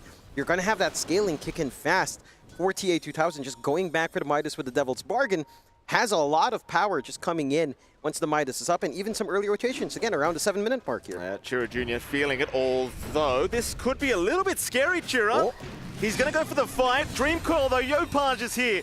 They'll take down the MK. A nice rotation here from our puck. There's Problems, has a lot of problems in this scenario. He will drop. Shrine of Wisdom, they do find both of them by the looks of it here for Yandex, so there is a big positive to this situation. You do at least deny all that XP away, but for Yopaj, I've got to tell you, watch on that rotation, puts him third in net worth, suddenly he's 400 gold ahead of the MK. Suddenly that laning stage just never happened. Yeah, and again, it's more important for Yopaj to find those kills than it is for the supports of Shopify to actually get that EXP. We've been talking about it for a while, but the launching point here for Shopify has to be this puck, and having that recovery kill set coming his way does provide a little bit of that leeway for the puck to start to play a little bit better. And with all that pressure onto that shrine, you're freeing up your side lanes just a little bit more to farm. Maybe not Davai, certainly Tomato's lane has been left alone. Number 2 in net worth, you're lagging behind a Doom, but that is a Doom with Devour into a lane that's relatively free. So it's not the worst thing in the world right now for the side of Shopify. Oh, they're going to give away the 8-minute power rune. Yopaj finds a nice arcane. Shira Jr. move in, can't do too much. And of course we do have a slightly slower period as Tomato could get jumped. We'll see if rotations do come in, and they eventually will, but the Ravage already popped, catching the CK, those stick charges, and Sunder! Tomato will survive. Oh no, notice them Problems. Gonna go down. Tomato barely making it in time with the stick charges. And that's not good news if you're Yandex. In fact, that's horrible news. That it is. You'd expect maybe a rotation out from Solo as well. Maybe just being a little bit too confident that he had enough damage to deal with Tomato. This TB is fairly tanky. You do have a lot of physical output on the side of Yandex, and that's just not going to be enough. Your magical isn't that high in terms of output yet. He's trying to rush the vessel. He made the choice not to jump in. He still had an earn charge plus the ulti, though. I mean, you could be right. Definitely an opportunity there, but nevertheless, Solo making the call that he wants the vessel. It's more important right now as Smokes, TP up top. They're trying to find Skem. Skem has some teammates on the way, so they're trying to force a fight here, Shopify. They'll move in with the Raw, but a nice rebound out. You can't really go for those kind of kills while Problems is around. But Shopify, they might be laying some bait. Now that the Raw's gone, you think they're not going to try to go for a gank, but there is a smoke incoming. And I think they could still try to force a fight here, Shopify. But never mind. Turns out the smoke wears off, they're not going to bother. Nah, just go back the farm. Yopaj just sticks to that mid, get that build up. They have some room to start to apply map pressure. They've got that early Dominator up on Davai Llama. And, of course, the convert creep that can come in here from Scam. So it's a huge army that can just pressure this tier 1 for free. Absolutely. That's kind of the big selling point you have with this draft is the early game is very vicious from Shopify Rebellion. Oh, jump in the rebound. Gonna find Scam. Doom committed immediately, and Scam, of course, will be left to die. Nothing he can do about it. He'll just hit the tower before he does go down. Get that extra bit of value. But here comes Tomato. They're committed for the tier 1. It's no problem. They will eventually find it. Happy days for Shopify Rebellion. And the issue here for Yandex, your own push isn't as quick. You've got a lot of room down bot here to just push out, but notice is cutting creep wave. Progression in that push is a lot slower. Looking for that trade back is not going to be quick. And you managed to set up some good forward vision here. Tomato, they're going to try for the TB again. You've got Sunder available here for Tomato. You also don't have Ravage yet. Notice, they'll still jump in with the rebound. Tomato, no, he never gets it off.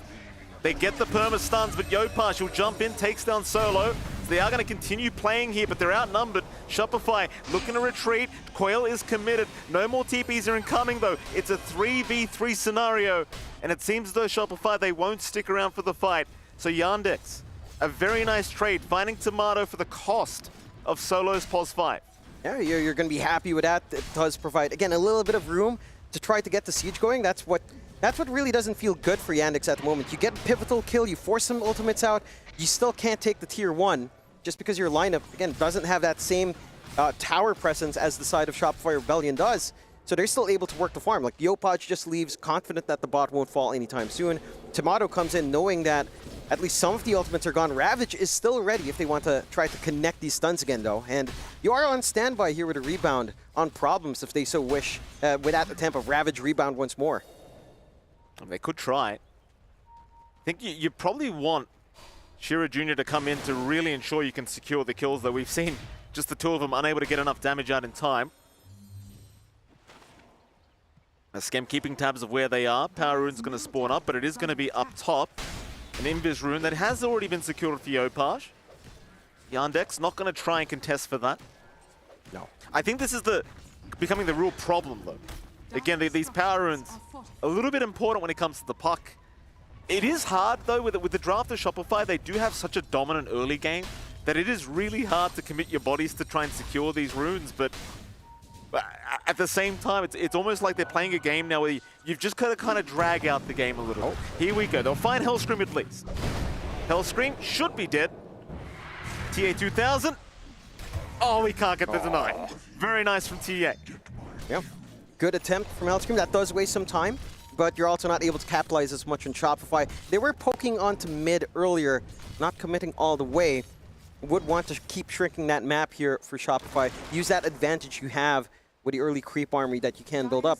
The full Overlord not too far off here for Davai Llama. Still away a little bit more in gold, but just about 1,000 away until that's fully done.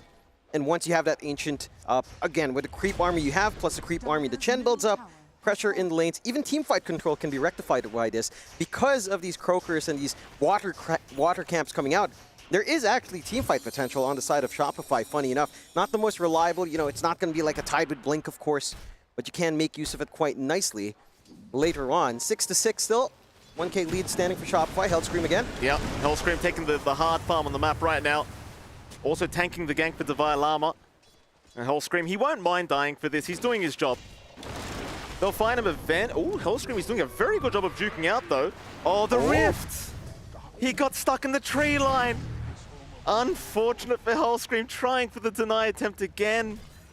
But he will at least allow Davai Llama out of there. The one concern, though, I do see with these deaths is all of them are going to TA. And that's the thing, this TA 2000 Doom, he's already pulling so far ahead in net worth. As they are trying to jump mid lane, they will end up finding this Master, so problems will go down. But my point was, Jonathan, the Doom is finding a lot of farm. That it is, and you've already got the Radiance buy and sell going on here for TA 2000, right into the Radiance. I mean, the Midas buy and sell into the Radiance here for the Doom. So you're going to have that forward presence relatively soon. You've gotten a lot of room out as well for these spikes to come in from Chira Jr. Diffusal Blade up in the Monkey.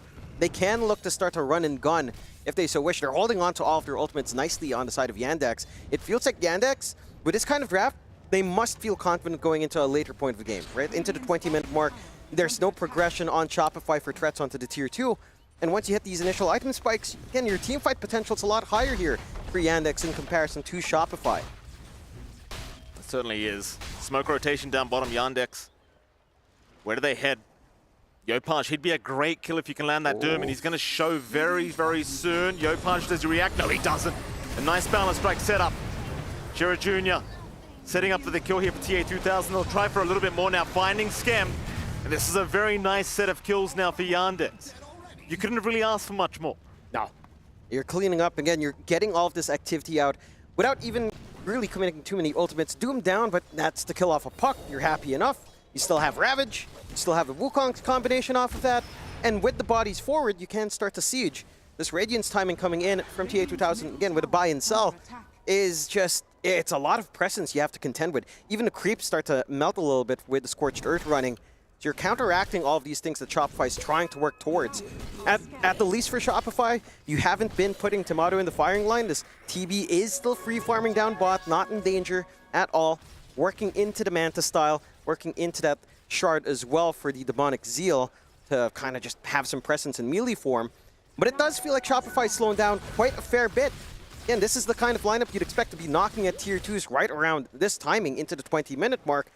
Maybe the Roshan can enable that if they'll commit for it here. They're going to try. They've certainly got the draft to rush a quick Roshan. They will try, but Yandex, it seems like they have a general idea that this could be happening. They'll slowly move their way in. Notice to try to get the vision. Ravage is certainly up. Notice walking right in.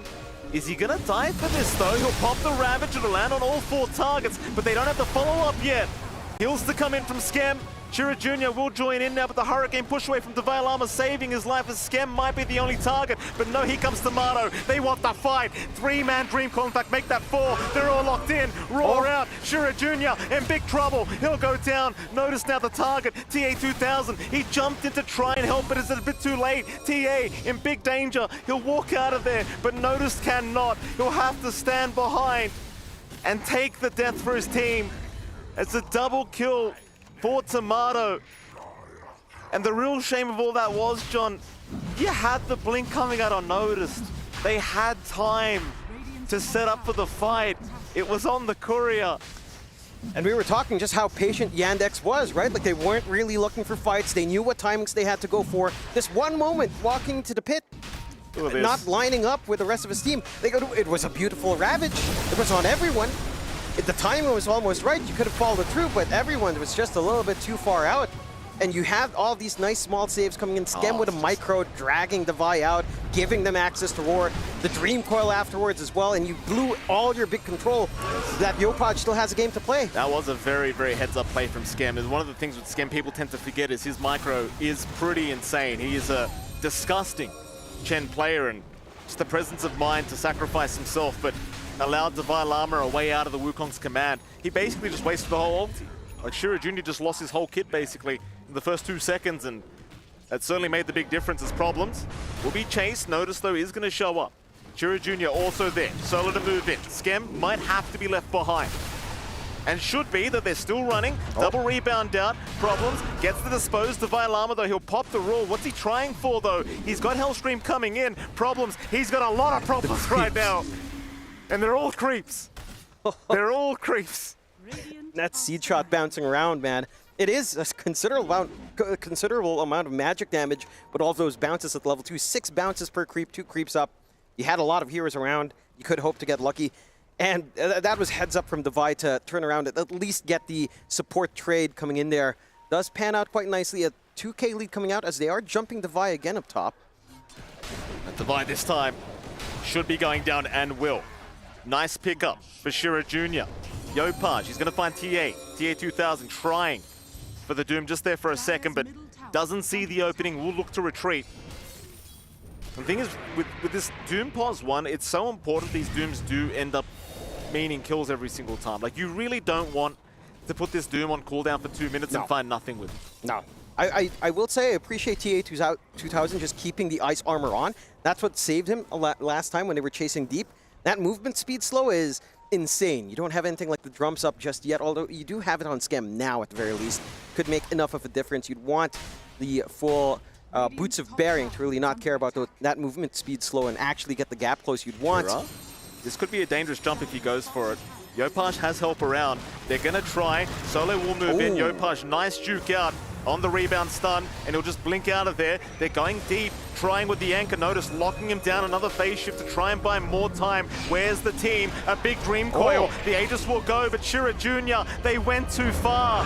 They have gone too darn far. A nice rebound down, but double stunts to fly out from Hellscream.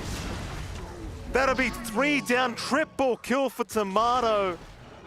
And this is the thing we've been noticing, like with this draft to Shopify, John, Yandex, they have to commit so far for a simple kill, but it's costing you too much every time. That it is. I think they're hoping for a quick pickoff game, but even Yopaj, again, on this puck, just takes so many resources to kill off.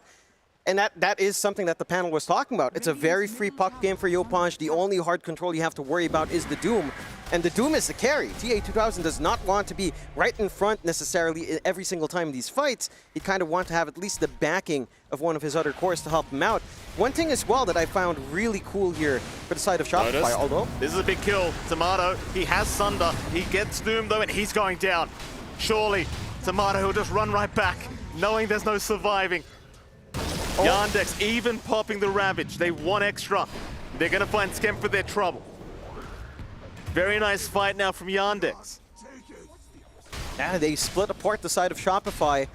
And that does give a little bit of a window out for Shopify as well. Knowing that Doom's down for a minute 40 could be an opportunity for Yopaj to play a little bit more aggressive if they'd want.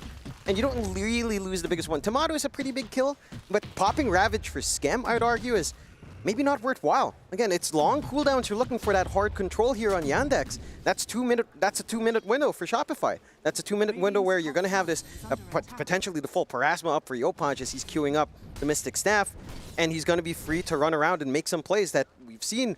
This puck is just a constant nuisance. Again, that lack of hard lockdown is starting to cost you a little bit here on the side of Yandex. They've tried to mitigate that with a shard pickup on our Tide for Notice. Like, that leash is something that Yopaj will have to find a way to get out of. But that, again, that requires that commitment all in to catch out this puck. And Yopaj is just making it difficult for them to make that choice. He certainly is, Yopaj. Parasma already up on the puck. This is where the puck gets really scary to play up against. That solo pick-off potential. And just look how fast he's got it too. Classic Yopaj gameplay right now as we jump in against Shira Jr. There's no way to survive through this. He'll boundless strike, it doesn't matter. It just doesn't matter. No. He gets his BKB up at least before he does go down, so you have got some nice smoke potential when the Monkey King is back up.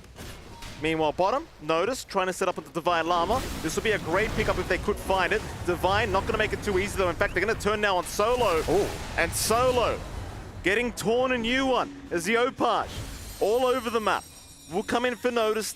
Notice a bit too tanky though. They have Coil, he's waiting. He'll pop it eventually. Hellscream to move in as well with the Rift. The rebound, it's not going to catch him, the Rift.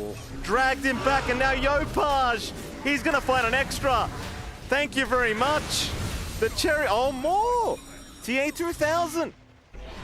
He will be able to get away. Well, doesn't this remind me of an old school Yopaj from SEA? That it does, and I think you also have to look back. These sequence of events happened because they pop Ravage for Skem. It's that 2-minute window. They didn't have the spell, they didn't have the lockdown. You have Doom back up, but you're not able to gap close for T2000. It was also on cooldown for a little bit longer coming into that one. And they maximize that so nicely on the side of Shopify. You can't really make that commitment onto Davai Llama any longer. Like, this Beastmaster is just so tanky. Helm of the Overlord up, Pipe up, a lot of protection coming in here for Davai to survive that onslaught, and you have the Hand of God to back it up as well from Skem. Not an easy target to try to hope to find in that isolation play from Yandex. Shopify starting to open up the map in a big way. Tier 2 bot falls, the creep army is doing a ton of work. They do have those ultimates back up in Yandex though, so if they can land it and get the full commitment, this is a fight that they should be able to win if they find the right targets. I mean, Yandex is certainly still a very, very strong team, like especially with the Doom up. You can still find at least a solo pickoff on basically anyone. A Tomato running right past, they won't see him. Instead, they will find Davai Llama. The Davai going for the fight onto Shira Jr., but he's completely surrounded. Surely there's no way he finds anything. As Davai will be going down. A nice pickoff again for Yandex. This is what they need. Find the solo pickoffs. slowly but surely, we climb back up that mountain. Yeah, it's a very worthwhile kill on Davai and worth a lot of net worth. I think for Shopify, you don't mind that too much. You might be happier if you found more ultimates you wasted from Yandex. You still have to worry about the Ravage. You still have to worry about that combo with the Wukongs and the Doom available.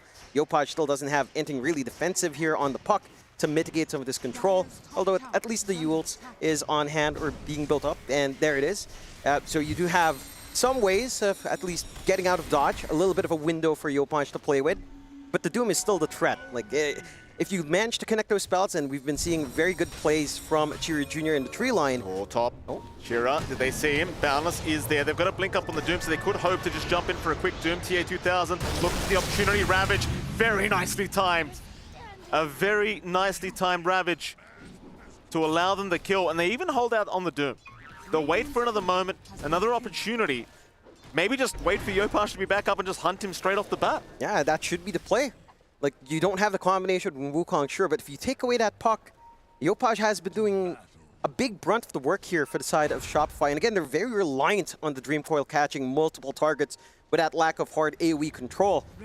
So every time you lose Yopaj, it's a big window for Yandex to play their own game. Sieging up top, starting to feel confident. And there's your Doom. Davai Llama getting caught. He will pop the pipe to try and buy himself some time, but Solo will move in. Still Tomato. Also TPing in. It's a bit late, though, so he cannot really help. Yandex. I mean, they're doing it, Jonathan. Just one by one, finding those pickoffs. And you start to ask the question for Shopify. Do you keep getting split up like this? You know you're the stronger team. You just went from a 10K advantage to a 4K advantage. Is it really worth splitting up that far? No, I'd say at this point, it's time to group up again. You know Doom's on cooldown, you know Ravage is on cooldown, you know these cooldowns are fairly long as well. At least for Ravage, you have a 1 minute window for the respawn coming in. Maybe, 50 seconds might not be enough.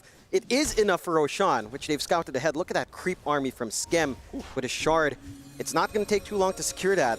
They don't have the forward vision set up. You have some good sentries coming in here from Yandex, and the scan will make it fairly obvious. But without that threat of Ravage, without the threat of Doom and Wukongs, your chances of fighting in this pit are so low. Well, they've got the Ags up on notice. That's going to be very annoying for Shopify to deal with in this Roshan pit as they are coming in solo, though. He's just jumped right in. Ah. Whoops. He had no vision. He had no idea that they were just standing there waiting. And I think with Solo dying, you've kind of got the message. Time to leave, unless Noticed wants to try and blink in, but he hasn't got Ravage available. Probably not worth trying. And so secondary Roshan does go the way of Shopify Rebellion. Skem will be picking up the Roshan banner, of course, nobody forgetting it. Good. And this is the thing that I think you didn't want to see for Yandex, this secondary Roshan going the way of Shopify, because again, with this start, oh, Shira. Oh. Hell Scream. He did not believe that tree existed. No. He's like, wait a minute. That's not a tree I've seen before. No. Just nice and sneaky here on the CK. And going back to your point about Yandex, this is just a consequence of their draft, right? Once you see them commit, once you see Ravages used up, Doom's used up, you know you can make these plays. You don't have to be concerned. The single target control coming out from Yandex in stark comparison to Shopify is not that high. There it is. The timing we always talk about with the TB, John, the Skadi time. This is where Tomato starts to be a real problem, I think. It's always the same with these Terrorblades. Once that Skadi comes up, it just feels like the weight of the world's on your shoulders now as Yandex. It's Tomato. I dare say Shopify should try for a high ground. You've got Aegis, you've got the two armies. I mean, you've got a Skadi now up. They won't try yet. They'll go for maybe the tier 2 mid first. Clear out those outer objectives. But you certainly want to see a high ground attempt if you are Shopify Rebellion. This is where they have to kind of measure how aggressive they get on Shopify. They should know all cooldowns are back up, threat of Doom, threat of Ravage is on hand. So it's a matter of how do you bait these spells out? How do you ensure that your secondary life on the Terrorblade's not compromised? How do you ensure Yopaj isn't the one to get doomed up? You have to be smart on the side of Shopify as, again, when it comes down to a 5v5, that's where you really shine on Yandex, and that makes the high ground a little bit scary for Shopify to fully commit for, even with these resources. Oh, Jira. Caught again. It's just so much damage from Yopaj. It's the thing, if Yopaj finds you with that Parasma, your BKB TPing out. There's no two ways about it. maybe Notice is the only guy that could walk away from that as the Tide. Yeah, more than likely it's just going to be the Tide that feels safe. Perhaps the Doom. I feel like this Ice Armor has done a lot on TA2000. He still has not let go of that, as the slow has been buying him a ton of space, which I respect. But, I mean, you waste BKB, it's nice. It's not the resource you want to be wasting here in Shopify. Again, you need one of these team fight spells gone. Yandex aren't giving you opportunities as well to kind of look for a forced situation where one of these spells has to be popped. So it will end up into a little bit more of a farming game. Maybe you start to hit some timings that feel good. We're seeing an Octarine being queued up by Yopaj, a full AC for Davai Llama, or the BKB first, which he has queued up as well. Tomato. He's showing mid lane. Yandex could think about it, but you'd have to go through 2 lives. Probably be too challenging of an attempt. So Shopify continuing the farm game. He has big timing lined up. The full Revenant Spruch already coming in. Nothing like a pipe. No big magic resistance coming in here on the side of Yandex. So your damage is just overwhelming, especially with that Metamorphosis up. You have to watch that. Very smart against the Doom as well. I mean, even that, you've been mentioning that Ice Armor this whole time, but he has been a tanky boys. They're going to try and jump Noticed. Stunned forever. Look at that attack speed. It's a lot of damage. That's a lot of damage. And that might be the big hero you're looking for, John. Get rid of the Tide, force a buyback. Yeah. You will have to buy back. You need that Ravage to come in. And I do have to appreciate Penitence with a creep army, man. Yeah. Even the boards are just machine gunning down. That's without the full AC. Like, it's going to get crazy later on here for Davai once his full complements are up. And you have to let this go on the side of Yandex. How many racks are you willing to give, though? That's a big question, because they're going to go for more. Speaking of compliments, and compliments to Bulba, John, it's a very, very good draft, I've got to say. Very impressive indeed. He's cooked? He's cooked all right. In a good way, yeah. A very good way. I mean, that's what cooking means, John. I mean, you know, like, we say he's cooked sometimes that, you know, he's cooked up. I don't know. I never said that, There are Bulba. like 2 ways. I've never talked badly about you, sir. No. Don't you worry. No, I mean, just cooked, you know, cooked. Don't you say cooked? TA2000. Waiting. 40 seconds on the Aegis for Tomato. Shopify will play it safe. No risk taking necessary. They know they own most of the map right now. Oh, I love this timing coming in as well. Notice, Health Scream starting to queue up the Blink and the Ags. Ooh. So when the Ags comes in, that's when, you know, a few PCs start to crash. That's when we start having technical difficulties. Yeah, you're going to get some pauses. It's going to be funny. You can kind of make some bait plays. Maybe you can bait out the Doom if you don't reveal the Ags yet. You can bait out a Ravage. Get ready to run the ads, boys. Get ready. We have plenty of time. Goes for the Blink first, of course. The smart play here for good old Health Scream. And I have to say again, like I was going to say way earlier on in the game, this Cloven Chaos facet, man, up against a Marcy, the rebound doesn't necessarily save you. We saw that a lot in the early game. They have all their spells back up here for Yandex. They're going to try for the smoke play out. There is no immediate objective to go for right after, so the timing can be a little bit awkward, but you don't have to deal with a secondary life at the very least here. Keep in mind, they also just picked up the Ags on solo, so that could be a little bit of a stopper in this team fight for Shopify if they get caught off guard, as Yopaj is going to get caught out first, but Boundless is going to miss and he will get away. They'll leave Hellscream perhaps, or do they? Yeah, they will. No need to protect the pos for CK, let him die. And with that, TA2000 couldn't really find anything extra, sadly. Yandex, they'll still be okay with it. They'll go for a Tormentor for their trouble. Thing is, for Yandex, like, you'd love to have like a Roshan to play for in this instance, but it's going to be at least a few minutes till see Roshan back up. They'll get a free shards though for TA2000. Happy days. Still a ways off until that next Roche timing, and Shopify is going to be well aware that that's going to be the next objective they need to be right on top of. Again, for their side on Shopify, you've constantly got mid shoving in. Tomato's getting some good micro on his illusions as well to just keep the mid lane shoved in, keep someone on the defensive every single time, and buy themselves that space to get the scaling here. Full Octarine finished up on Yopaj, so the puck is even more slippery to catch out now. The Assault Curious as well seems to be finished up on Davai Llama, flying out in his courier with a BKB to follow. So that Penitence play when you catch someone off guard, man, you're really just going to rip them to shreds even with your creep army. And for Yandex, we've talked about the strength of this lineup. They do have big combinations. Catching more than one hero on Shopify has been a little bit of a challenge.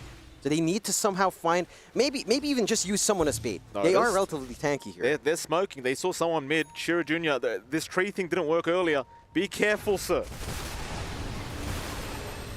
Jump in. Hellscream, he gets rooted in place straight away into the Boundless.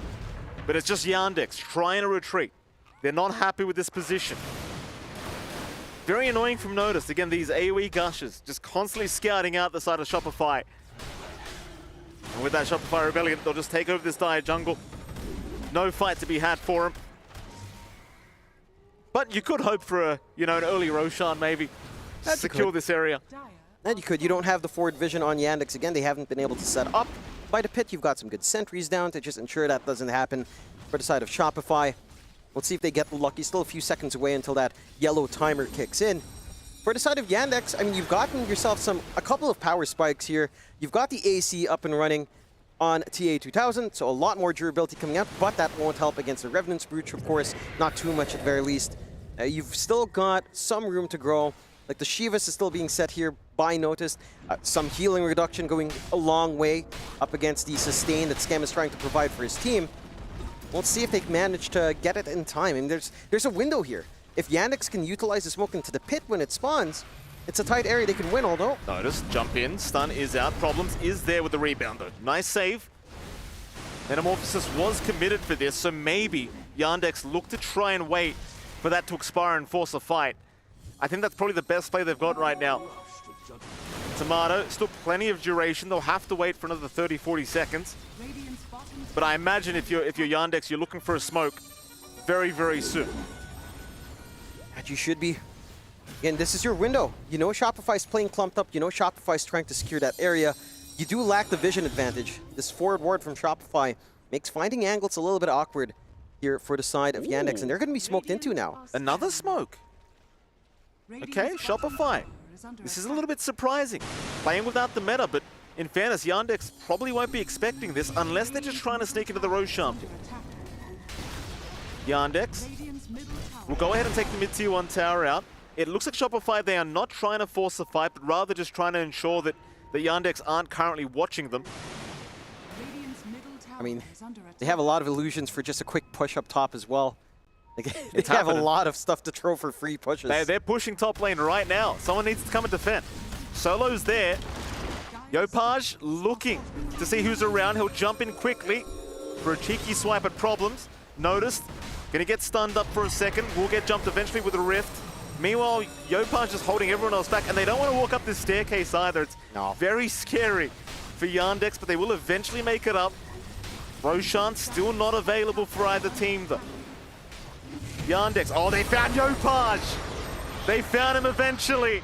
The slippery puck is going to go down. Meanwhile, Davai Llama, he'll make the jump in with the roar out onto Problems. And Problems, he's going to be perfectly fine through it. It's Davai just trying to retreat, looking for the TP play out, but Ravage committed by Notice. Davai's not making it. And that's 2 heroes without buyback. 3 down, 2 without buyback, and that's a free Roshan for Yandex. That's a huge forced error for Shopify Rebellion, and Tomato, he's going to try and salvage a little bit, trying to at least go for solo, but you don't really want to lose him as well. Can Tomato do it on his own? He's going to try. BKB forced. Notice going down. So a double much kill. damage. They'll take down Scam, but Tomato, I'm the carry. 1v9. Shira Jr., get out of there. Get out of there, it's not safe. Oh no. Well, Okay. Look, Tomato, I apologize. I wasn't familiar with your game. Yeah, I apologize. Look, this is what we've been talking about for a while as well. These fights are very fragmented, right? Like, yes, Yopaj dies, Doom is expended on him, Ravage is used just to find Davai, but it's never in the big clump up where you want to catch multiple heroes in your burst window. You're not getting that setup to get a good Wukong, you're not getting a massive Ravage, and because they split the course apart, Tomato doesn't have anything to be scared of. Like, there's no Doom, no Ravage, how are you going to hold him down? He just has so many stats, so much sustain, and the Scotty cutting off that sustain as well from Chira Jr. You just had to pop everything. And you forgot that the TB is the most farmed in this game so far. I mean, I wouldn't have expected that jump in from Tomato either. You know? I think it might be time for Shopify to look for an underwear sponsor. John, I don't know how you support balls that big, honestly, from Tomato. Yeah, I mean, he salvaged that entire situation because if they lost out to the Roche, you'd be looking at your tier 2s being knocked on. Again, there is still issues for Yandex in terms of that. They are waiting for timing since we're seeing, again, that prolonged fight, that turnaround from Tomato. Because, again, they had nothing left in the tank.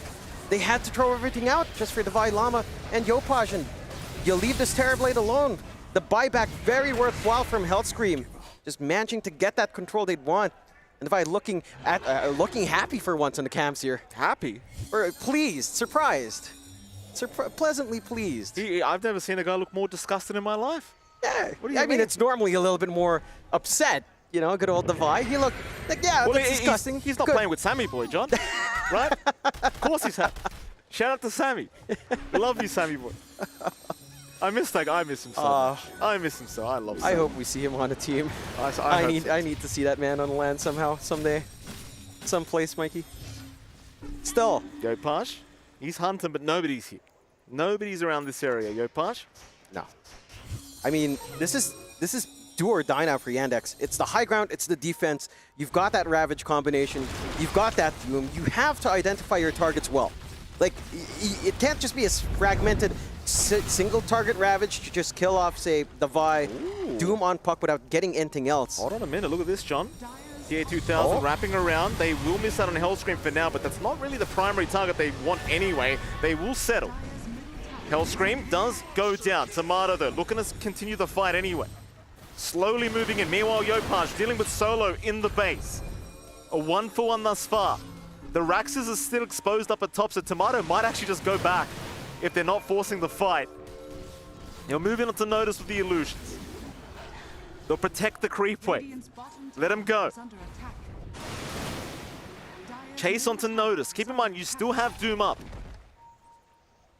Yopaj, probably the primary target for that. We'll jump in on Notice. Ghost Scepter is there.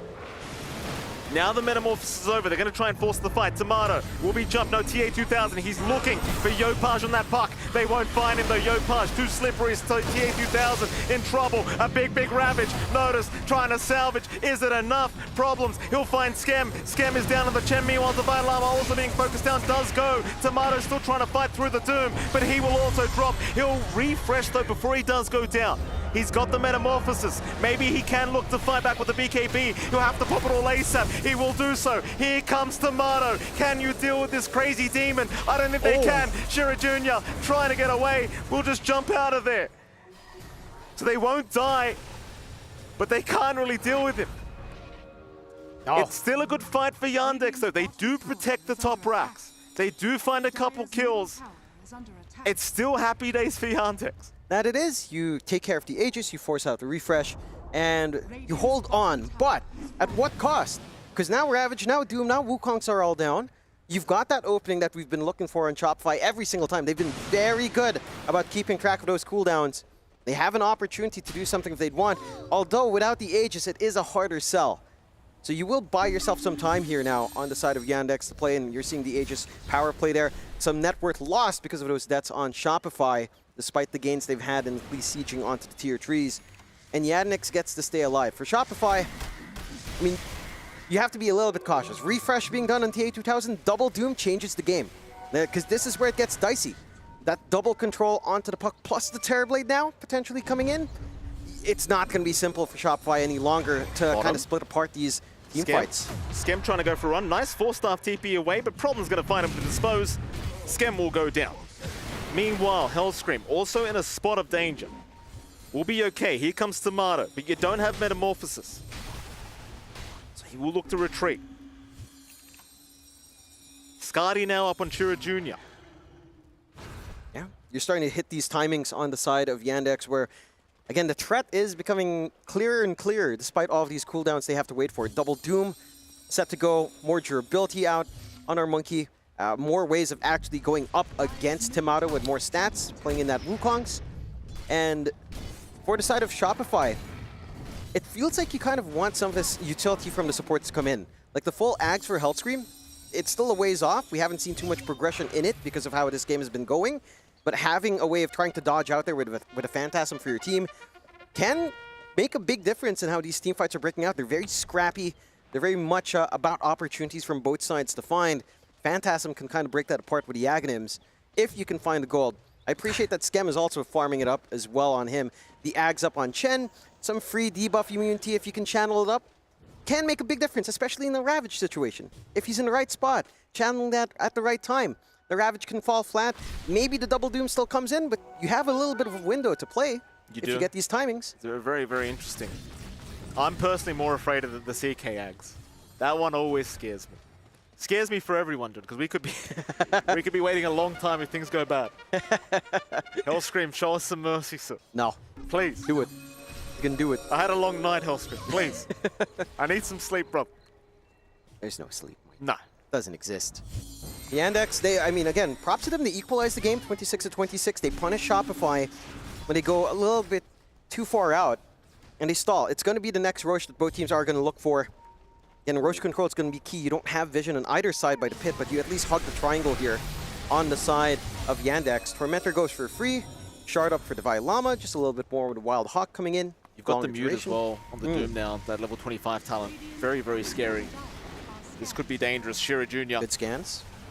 They're going to move in. Scans on both sides. They're very well aware, but Shopify, they're holding the high ground. Oh, nice boundless. Shira Jr. moves in. Hellscream, he is already deleted. TP away from Tomato. He doesn't want the fight. Davai, he didn't get the memo.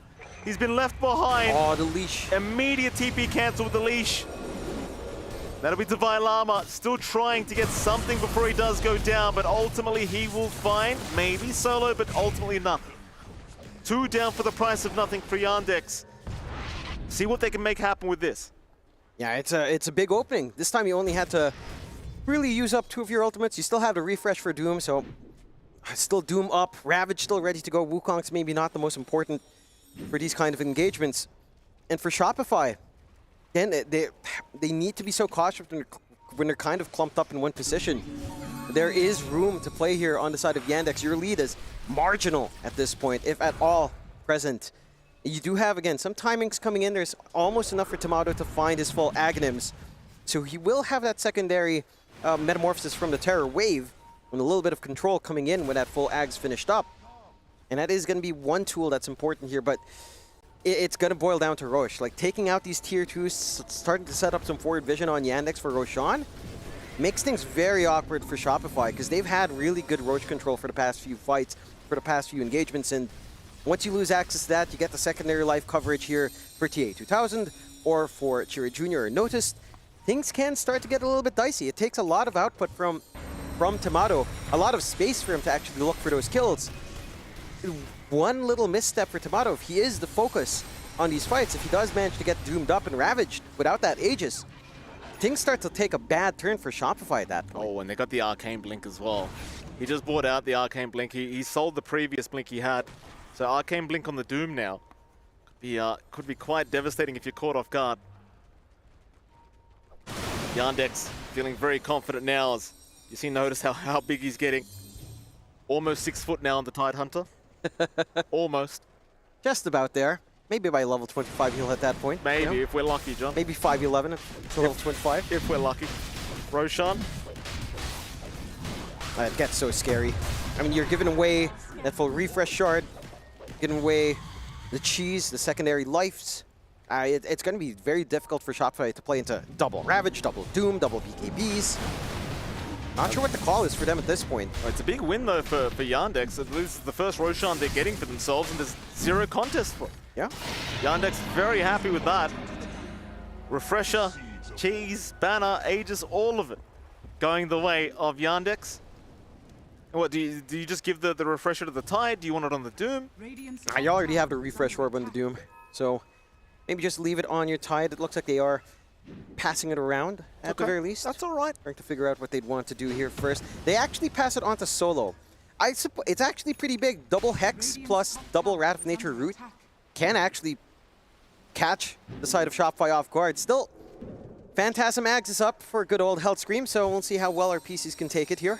And how well they can dodge some big spells, because it's down to how well you use that in Hellscream. If you can dodge out some spells, buy yourself some space, this investment can start to pan out.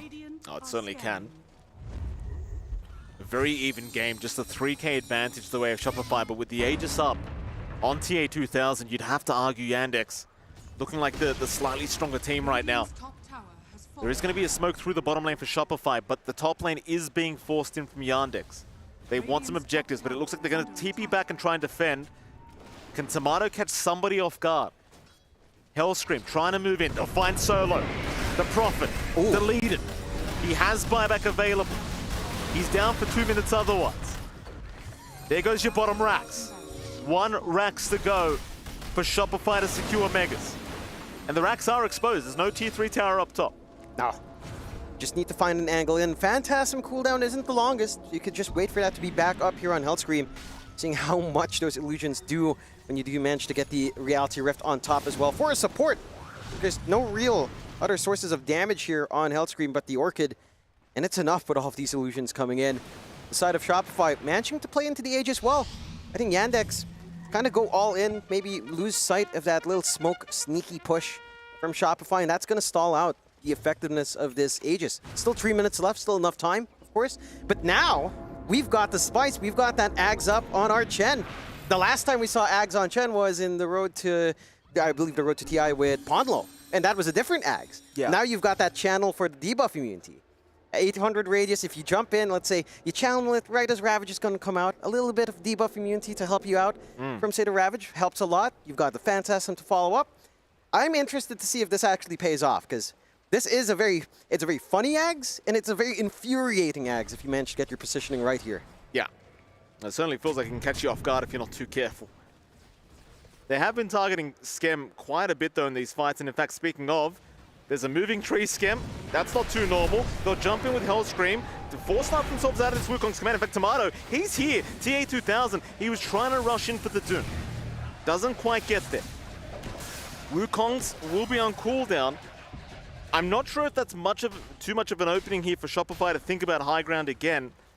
Wukong's is pretty nice when you're defending high ground, but you are still fighting into an Aegis for another 2 minutes, so chances are Shopify, they are probably just going to wait. They will, or just use this illusion army to push out every single time. I mean, again, it's a lot of damage when these things do get on top of something. And it is a lot of vision as well. Like, the vision game that comes in here for Shopify with his Phantasm Ags is kind of ridiculous. They're keeping track of where Notice is at.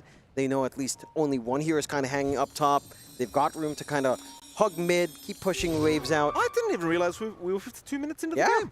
I didn't even realize that. It's just been very, very good action across the board. I think it was a little bit slower in the first 10 minutes, but it really kicked into gear once you had some of these items up, and it's been very smart from both sides.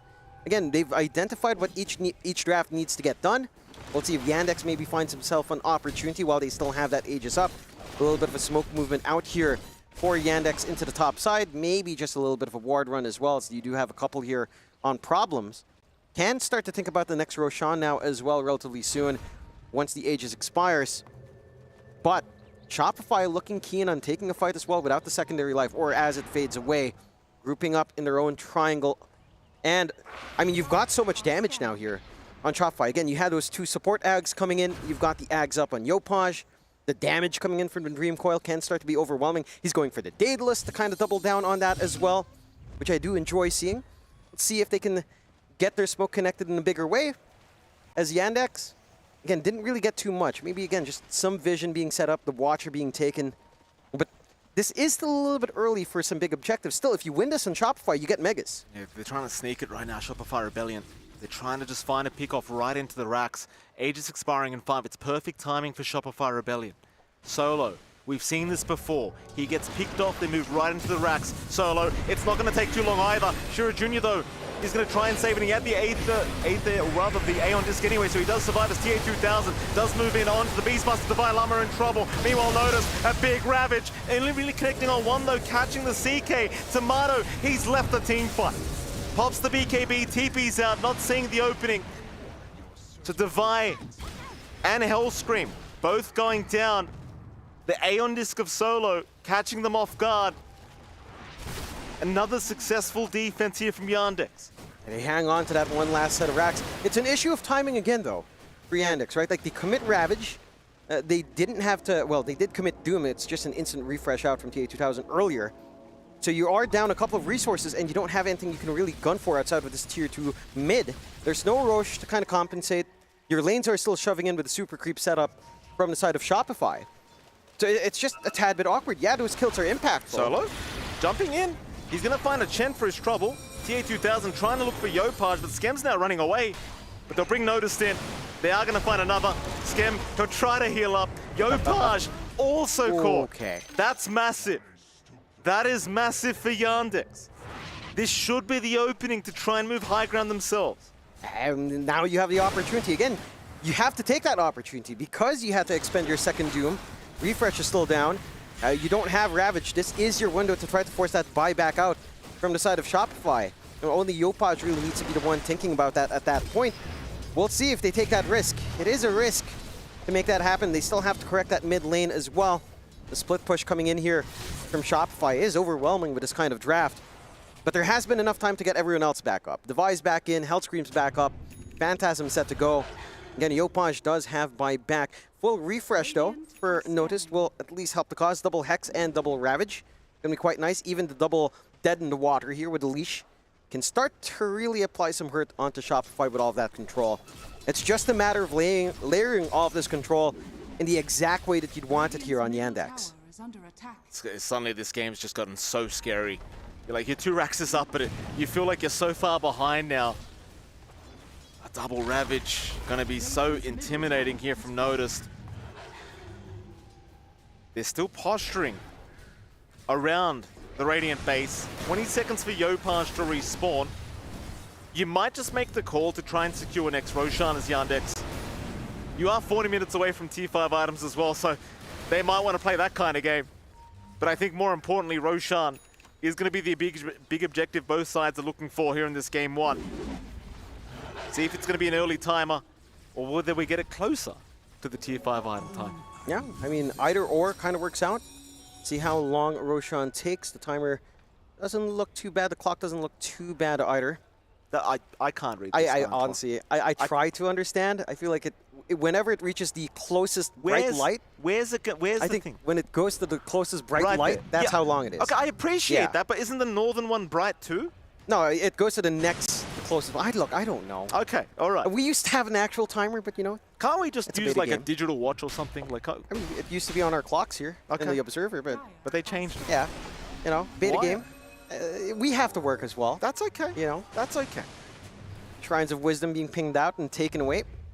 Let's see if they can again connect. Smokes are committed. Oh. Here we go, Yopaj. They caught a big one. Ravage out. Noticed. He'll refresh immediately. Yopaj is gone. Tomato, where is he? He's not here. He's left. Hellscream gonna go down with Skem. Davai Llama also being left behind as Tomato. He's been doomed up. He's just trying to get away. But it's borderline a full team wipe. It's only Tomatoes to survive. And in fairness, if there was one guy to survive, you'd probably rather it be Tomato. But it's probably going to mean a free Roshan now. In fact, it will be a free Roshan for the side of Yandex. I mean, you are so pleased on Yandex for that one. A great lineup coming out there from Chira Jr. Did not expect that to actually work. He was right there under vision as a tree. No one really reacted here on the side of Shopify in time. And once that Boundless came in, the setup was perfect for all of the spells to come in here from the rest of Yandex. That Ravage is on point. This is tied. Every single thing coming on point. So massive tide. Finally 6 feet, you reckon? No. Not yet? Probably not. 5'11"? Almost there. Okay, 5'11", we'll say. There. And for Shopify, I mean, look, they had to buy back on Yopaj. He does not have that resource going forward. You have so much to worry about in these wider 5v5s. No one's going to be splitting apart too much any longer.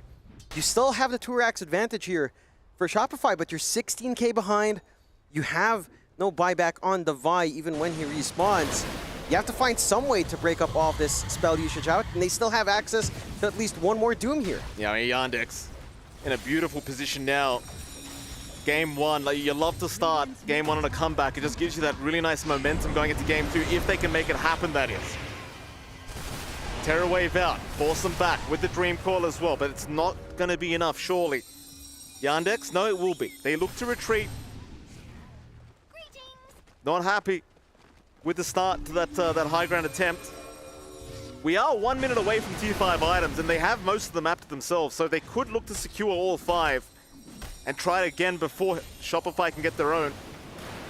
And I think that may just be the idea here. Yeah, why not? I mean, you could get lucky end up with something big, like say, I don't think you even need it, but the Undying Helm tends to be nice. See that highlight again on that split, a quite perfect setup coming in there from Chira Jr. And all the chain stunts in the world to take care of Yopaj, who just instantly has to buy back, has no opportunity to play, and they waste all these resources on Shopify. Just this buyback in Yopaj alone holds you back severely in terms of trying to get control on the map. And this is your opening. Yandex in control of the game at this point. Ags up on the Doom now as well. Scary, scary. Shopify now 19k behind Yandex. 2 tier 5 items now officially available.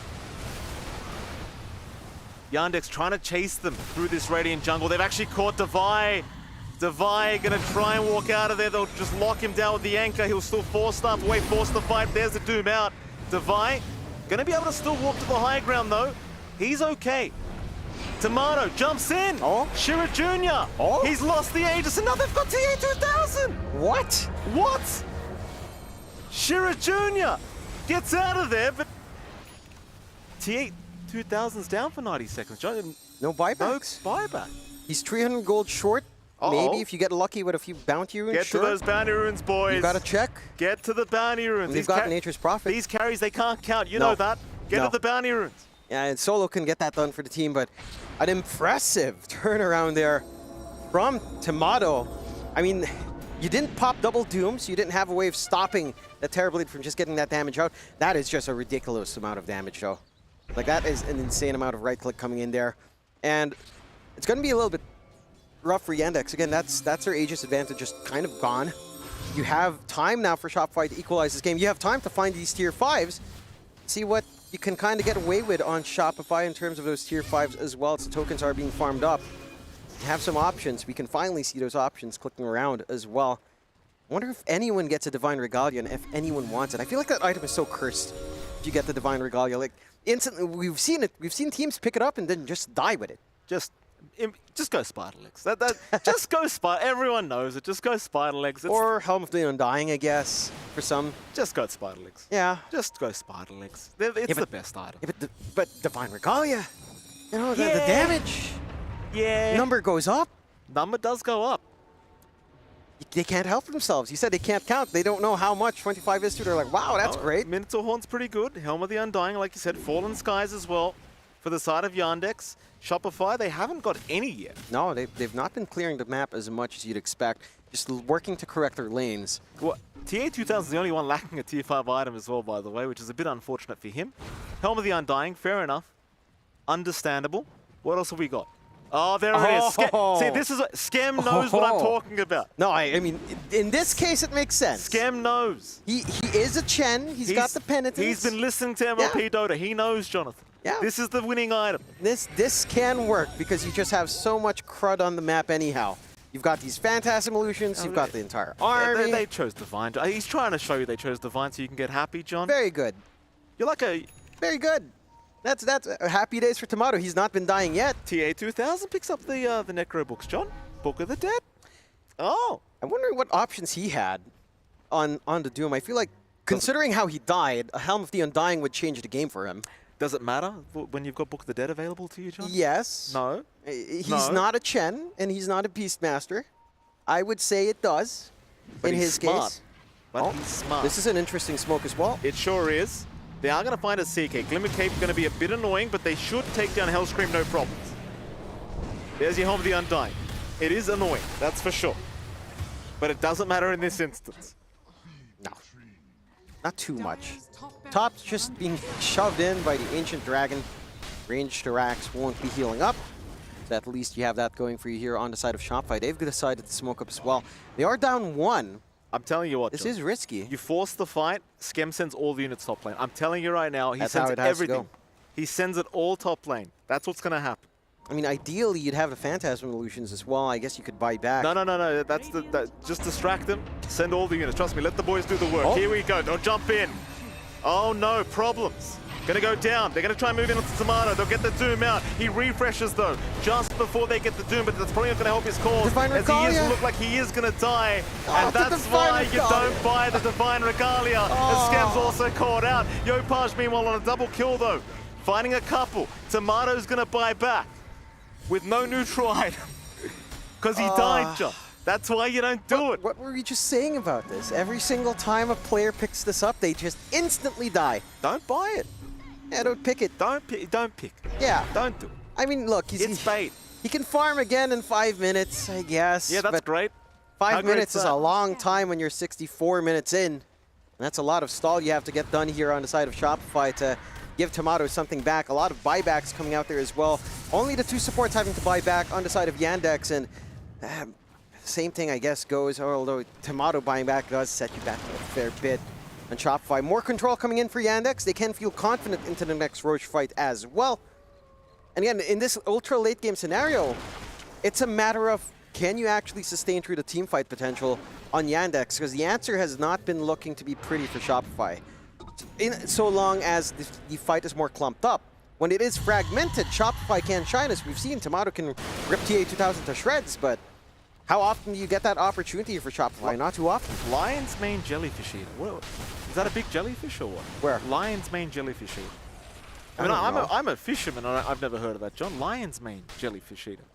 Oh, yeah, it must be a big one. I'm not sure. The jellyfish in particular, not very tasty, John. At least if you're in, I mean, you don't eat them in Australia because you know. But Tide Hunter is like a kraken, so. Yeah, but I mean, you know. I mean, I guess you could be eating sunfish. What's a sunfish? They're like big fish, like huge fish. Have you not seen them in like an aquarium? Have you not been to an aquarium? Well, no, I didn't have much of a childhood, John. I don't know. No, if I mean heard. you didn't have to go in your childhood, but like like recent times. Well, what's the point of going now, John? It's still fun. It's still okay. I forget you don't find the magic in life, Mikey. I forget who I'm talking to. Someone who just hasn't booked a medical appointment yet. Yeah, that's all right. Noticed. He's a big boy. Pushing the top tier 3 tower. Not going to be very effective when your opponent is around, but those Koreans, they are hitting like trucks now with that level 25 talent of Solo, and of course, even just the Fallen Sky slowly chipping away at the tier 3. This is great. I was wondering when we'd get a long game, Mikey. You're welcome, John. Yeah. It feels like this is it. I'm telling you. You laughed at me last time. There was a game with Cuckoo, and I told you the Necro books were going to do it. You laughed at me, Jonathan. And what happened? Didn't these things get nerfed? I forget now. Jonathan, they got nerfed because they're too darn good. That's why. They're too darn good. And shame on you, Ice Frog. Shame on you. Scam.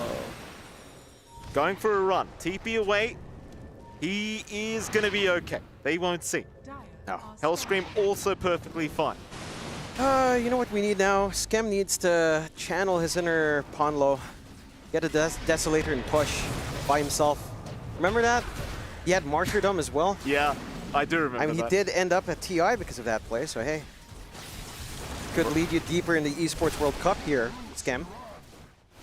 But you don't have that. I mean, your Ags is different. You can't do that any longer, unfortunately.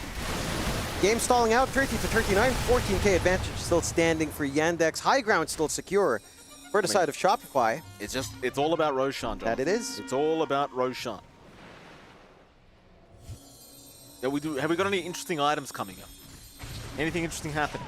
You've got the overwhelming blink being queued up here by TA2000, so could look for the buy and sell. Nullify is quite nice for Hellscream. Yeah, he's been queuing that for a while. Into a BKB as well. I think you're kind of reaching cap on a lot of these heroes, like Refresh for Yopaj to swap in and out. You've got the Lincolns, which will be massive here for Davai, and at least saving from, say, Doom and from the leashes coming in. You do have basically a carry in problems now with his own Revenant's Brooch he finished up earlier into the Basher, and even some utility with a Wind Waker up. Well, there you go, John. Potential longest match record. Unsurprisingly, it's you and I of casting course. that game. See how long we can take it, BKB. Yep, just testing it. That's okay, Davai. He's testing. Yeah. You've got to test before you buy, ladies and gentlemen, as my father-in-law used to say. That is fair. I mean, he's bought it for a while now, so it's just 6 seconds. You're not losing additional charges. You're fine. And yeah, I mean, Roshan's back up. Good scan. They could try to fight in. I mean, you probably could have found a better time to test that BKB. I'm not going to lie, John. Roshan is it is an important objective when you're 70 minutes into the game. Yeah. Well, 69 minutes to be Very exact, nice. Jonathan. I know the viewers will get upset if I don't call it. Very nice. Roshan. Whose wand is that? Who polluted here? Whose dust is that? Who Jump polluted in. the pits? Notice. Oh, he's found Yopaj. He's found Yopaj. That's a big boy. He's got buyback available. I think he might need to commit. You must have to commit, John. Roshan's too important right now. Surely. And it is. The issue is, if you buy back, there are still refreshes. Roche is going fairly quick as well. Oh, See if they're this smoke coming. pans out. They're buying back. Here we go. He'll buy the boot to travel as well to get there in time. TP's into the mid lane. Everyone's here. But Yandex, they do back off as Roshan decided they have polluted his home. He's going to find another one. Real estate's expensive here on the map, Jonathan, but he's found himself a new home. That he has, and they backed off fully on Yandex. Went back to defend that bot. They're out of position for this Roshan themselves, and it also goes fairly quick for Shopify if they can be on top of it, but they'd want the fight first. Remember, you have to respect. There are still spells here with the refreshes on hand. Good Nice scan, though. Very good scan. Yopaj cannot afford to get caught. No, Oh, no, Yopaj! no! No! Oh, no! Whoa! Oh, no! Well, this is a problem now. Yopaj down for 2 minutes without buyback. Chase is on from Noticed. They see the opening, Yandex. They need to press it. Davai Llama. BKB, well, the minute to horn, but he does get caught out anyway. Doom out as well. He'll go for a run north. Is it going to mean anything? Probably not, as Davai will spend his time in the secondary life farming. What do you do now? Yandex, they're approaching high ground. You've got buyback on Davai Llama. And it's time for Tomato to show us he can 1v9 again, I think. Yeah, he's got to find a way somehow. At the least, backdoor is kicking in. It's going to be a slow process on these racks. Oh, not that slow. Not slow enough. Chira Jr. is okay for now. Rebound, rebound in. Dispose looking to go. Rich is out as well. And Hellscream is going to die. Another nice pickup. He does not have buyback either. No. Down for 2 minutes. It really feels like it's all on Tomato. We got to see one of those moments, Tomato. It's just so hard. And we've broken the record, by the way, John. Congratulations. As always. Happy days for us. Tier 4 towers. Under siege. You can't wait for Yopaj here. No. There's no time. You have to go. Jump in from Notice. Almost daring them. How about I fight in your fountain, he says. Rory's out. They're going to try and dump Problems first. Problems taking a fair bit of damage. Will use himself a Wind Waker out of there. Meanwhile, the Ancient, half HP. It's going so down. quick. Yandex have got it.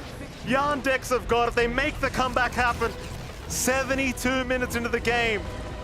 And going into game 2, I'll tell you what, John, that momentum, it carries through. That's a scary position now for Shopify.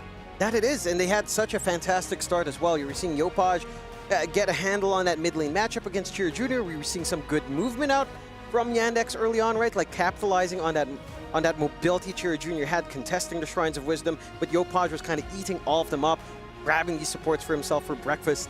And we were seeing some good scaling, like some big moments there from Tomato, getting his damage out as the Terrorblade, finding opportunities when Yandex would be slightly far apart, where the combinations wouldn't come in.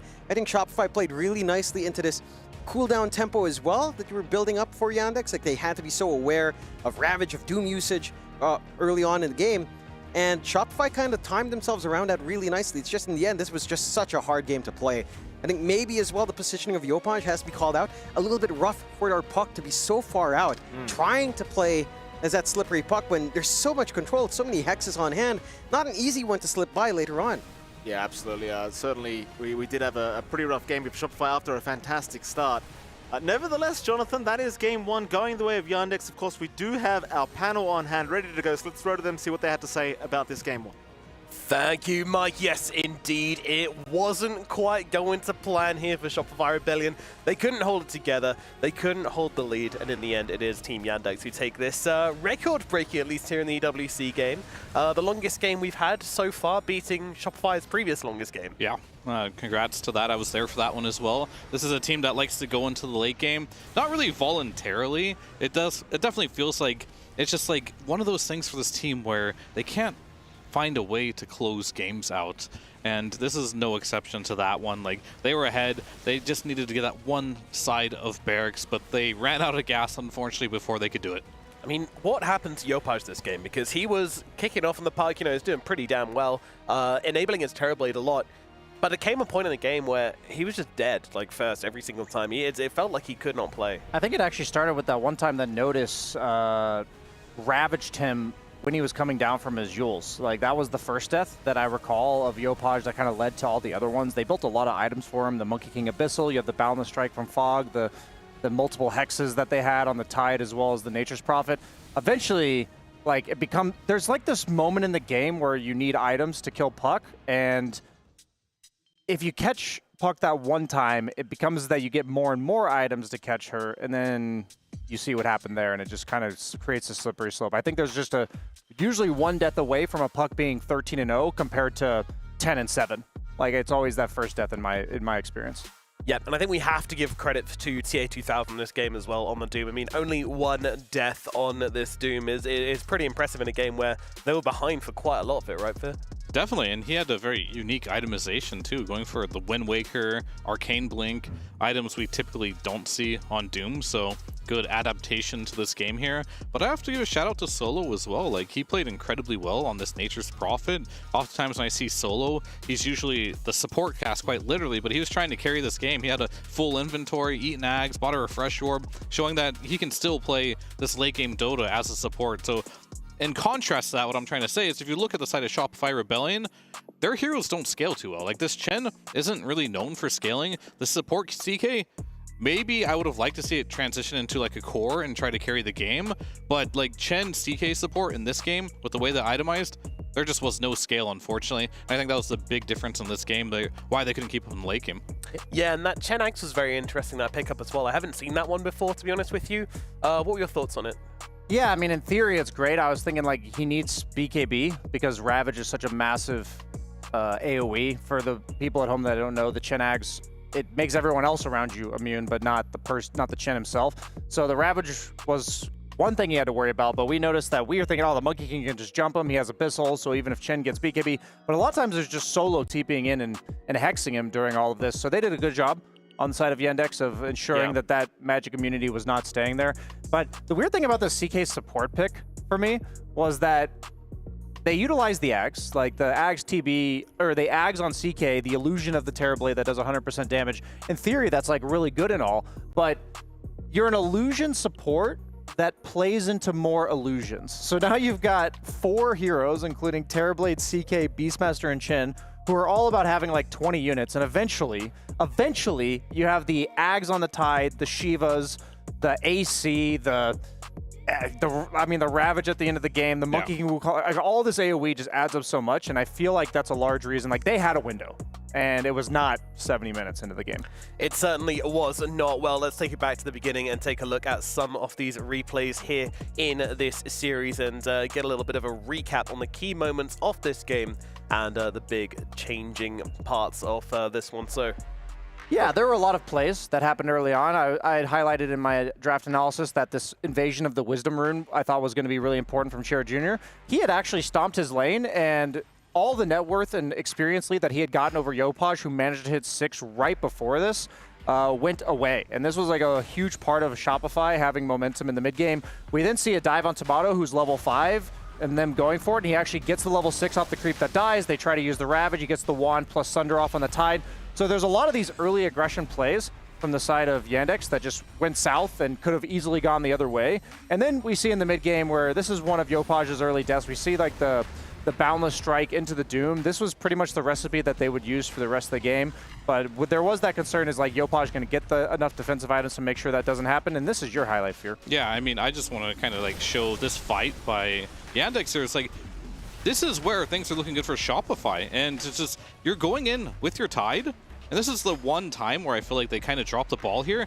They use their spells out of synchronization here, right? Like, you go in immediately You used your Ravage. There's no follow-up with the Wukongs whatsoever. Now, how do you take these fights? All of a sudden, Puck gets the coil, and this is like a big reason of why Shopify started to crawl into this game, get buildings, get that Aegis, and get really in control. Unfortunately, they couldn't keep this lead, but they had a really strong early game, as we're showing. Yeah, Tomato was carrying through a lot of this mid game for sure.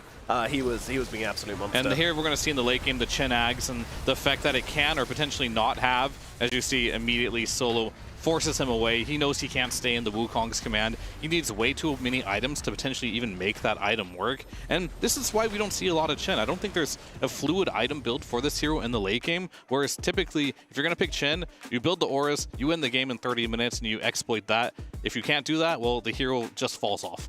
Yeah, I also don't quite understand, like, a lot of them use the BKB when the Ravage comes out anyway, so they're BKBing, and then Chen is kind of double BKB, and it's just like, yeah.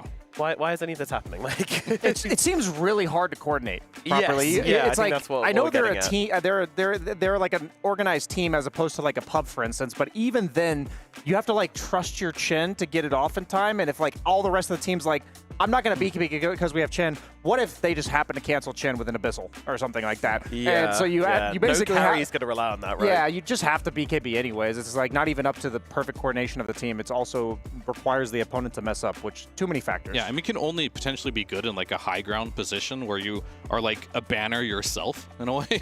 Like that's how I could see it potentially being used, but in defensive situations, never going to work. Probably not looking ideal there on the Chen Ags, but certainly a cool idea. They're trying to make it work, but unfortunately it didn't quite. Now, I believe we have a hot take from you, Mr. Yes, BSJ. for my Dr. Solomon Al-Habib hot take. Doctor's notes here. It is that my hot take is that Davai Llama does not read patch notes, as we have a clip from early on in the game where they are going to dive tower.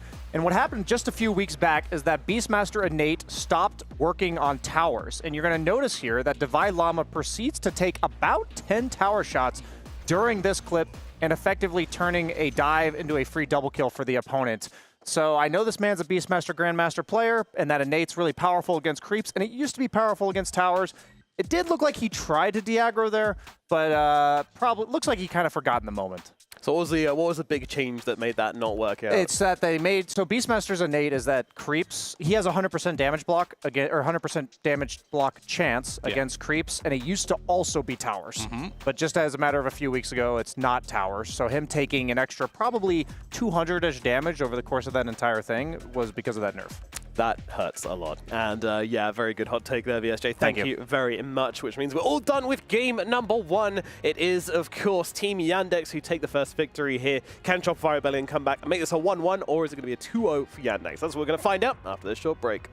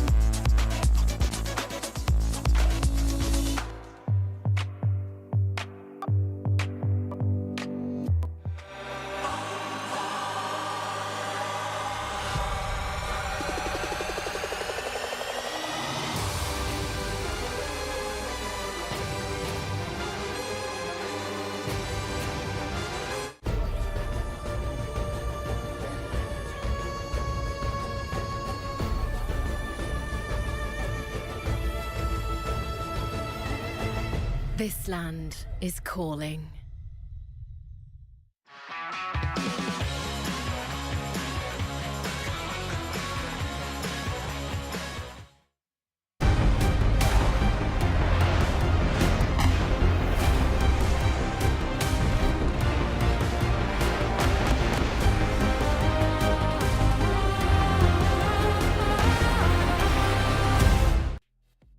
Yandex get their third win of the tournament, and Shopify Rebellion get their 6th loss of the tournament after game 1 here, which means Shopify Rebellion are now just 1 game away from their season ending in probably not how they would have wanted. How would you imagine that? That would probably feel pretty bad. Well, I will say that the sad reality of most sports, including esports, is that most teams end their season on a loss. If you think about it. Yeah, that's true. That's very wise. Statistically, you're going to lose this tournament. That goes for every team. Thank you. Yep, that is true. That is true. But that's why it's so exciting if you win it. Exactly. I had this one realization that, because it's about college basketball in America specifically, that there's one tournament at the end of the year for 64 teams. Everybody else, because you have to win a conference championship to get there if you're one of the weaker teams, literally one team in the year ends their year on a win. Every other player who ends their career in college loses their last game. That's kind of sad when you think about it. Probably the same for Dota. Who ends their career in Dota on a win? Like, what percentage? Yeah, why do we have a tournament where everybody just wins? Wouldn't that be nice? You're asking me. I feel like you should just be required to retire after a win so that... someone else can give it a shot. Yeah. Hey, Brian, the hot take session is over. Oh, back to the game. We're in game 2 of Shopify versus Yandex. He's still riding the high there. What do we want to see coming out from Shopify in this game number 2 then? Because I think the sad thing is that they kind of did everything right for a lot of the part. It just, when it came to finishing, they just didn't get there. That's what they need to do better. They just have to finish better. All right. How do you do that? That's good advice for all. You have a farm TB, okay? You have a CK coming in with the Aghanim Scepter. All of these things which look like they were just going to walk up the high ground, and they just couldn't do it. So here's the thing, right? You look at their lineup, and what oftentimes people do is let's compare it to let's say Gaming Gladiators when they're playing really well. You know they're going to win that game. You don't know exactly how they're going to win that game. You can piece it together. They're going to maybe team fight better. Maybe they're going to itemize slightly better. But there's these small moments where you have to commit to the win, where I feel like going for an Ags on Chen is not doing that necessarily, right? So they had a timing. They just didn't hit it. And it really comes down to, do you want to play that style again or no? And if you do want to play that style again, you have to really fine-tune those very small things where you can close a game out. And that is either perfect gameplay, perfect itemization. There's a reason not a lot of teams do play quickly. It's hard to play. Absolutely. We have the draft available here for game number 2. Shopify Rebellion going to start things off with the Shadow Fiend and Team Yandex to respond. A lot of stuff still available for them. Wouldn't be surprised if they go the Monkey King here, as Chira Jr. was talking about it being a 50-50 matchup against SF. That gets on top of him if he's a carry. But maybe they are cooking something else up. There's always the Queen of Pain too, which sometimes is banned. The Queen of Pain just... I think it still actually loses the lane. However, it is one of the easiest heroes to gank the Shadow Fiend with. The Queen of Pain +1 is going to just easily kill that hero. But Marcy, that's another hero where oftentimes where I see when Marcy first was introduced into competitive, sure, the rebound was higher range, but they would actually just TP mid at level 2, level 3 and just snag a freebie. Yeah, so you're either going to roam on mid if it's the SF, or you're going to play against it in lane and be able to get on top of it and kill it that way. The worst part about laning against SF is having to walk into him, because he can hit you with the longer medium range raise first. That's not going to happen when you're dealing with Marcy. Also, Marcy SF's like a pretty sick pairing, so in theory, there's a lot of layers, I think, to this Marcy pick. It's good against it and good with it. We'll have to see how Shopify follows it up, because every time people open with this type of stuff, and then I'm like, oh, that Marcy seems like a good conceptual answer. What are they going to do to protect and enable this SF? What lane are they going to put it in? And I guess, what are their counter gank measures, you know? I think a 5 position that's hard to fight into, like a Crystal Maiden or something like this could be nice, or maybe a melee guy like Undying that's banned, so maybe an Ogre. These are your types of options. They've done that before. Yeah. The Ogre 5 on Skim, so wouldn't see that being out of the question. Unfortunately, I don't think they won that game, but that, I believe, was their second longest game of the tournament. Ah, So good. they did. Statistically speaking, I don't think it's the Ogre's fault Yeah. that they lost that game. Statistically speaking, yeah, that's true. I do like some stats. Looking of which. And it was 50-50. You was either going to win or lose, so I don't know. True. Every hero is 50-50, really. We have Puck, Doom, TA still in the pool at the moment. Well, TA just got taken out there. Still the Puck and the Doom hanging around. And Ogre Magi is banned, so respect coming out from Yandex. Dang. Did their homework. Stonks rising. Yeah, the other hero they ran with the Shadow Fiend was the Enchantress in the safe lane, which is very strong early game pressure. But I'm noticing a trend with a lot of these Shopify drafts where they go all in on this early game, they lose.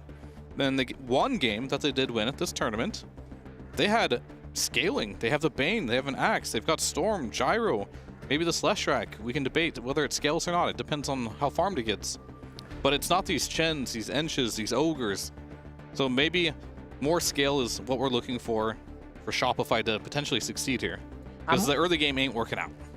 Yeah, I'm leaning towards a Tusk, actually, for this Shadow Fiend. It's a melee 5 that gives you a response against the Marcy jumping on top of the SF. It also gives the snowball save against the Bane Fiend's Grip.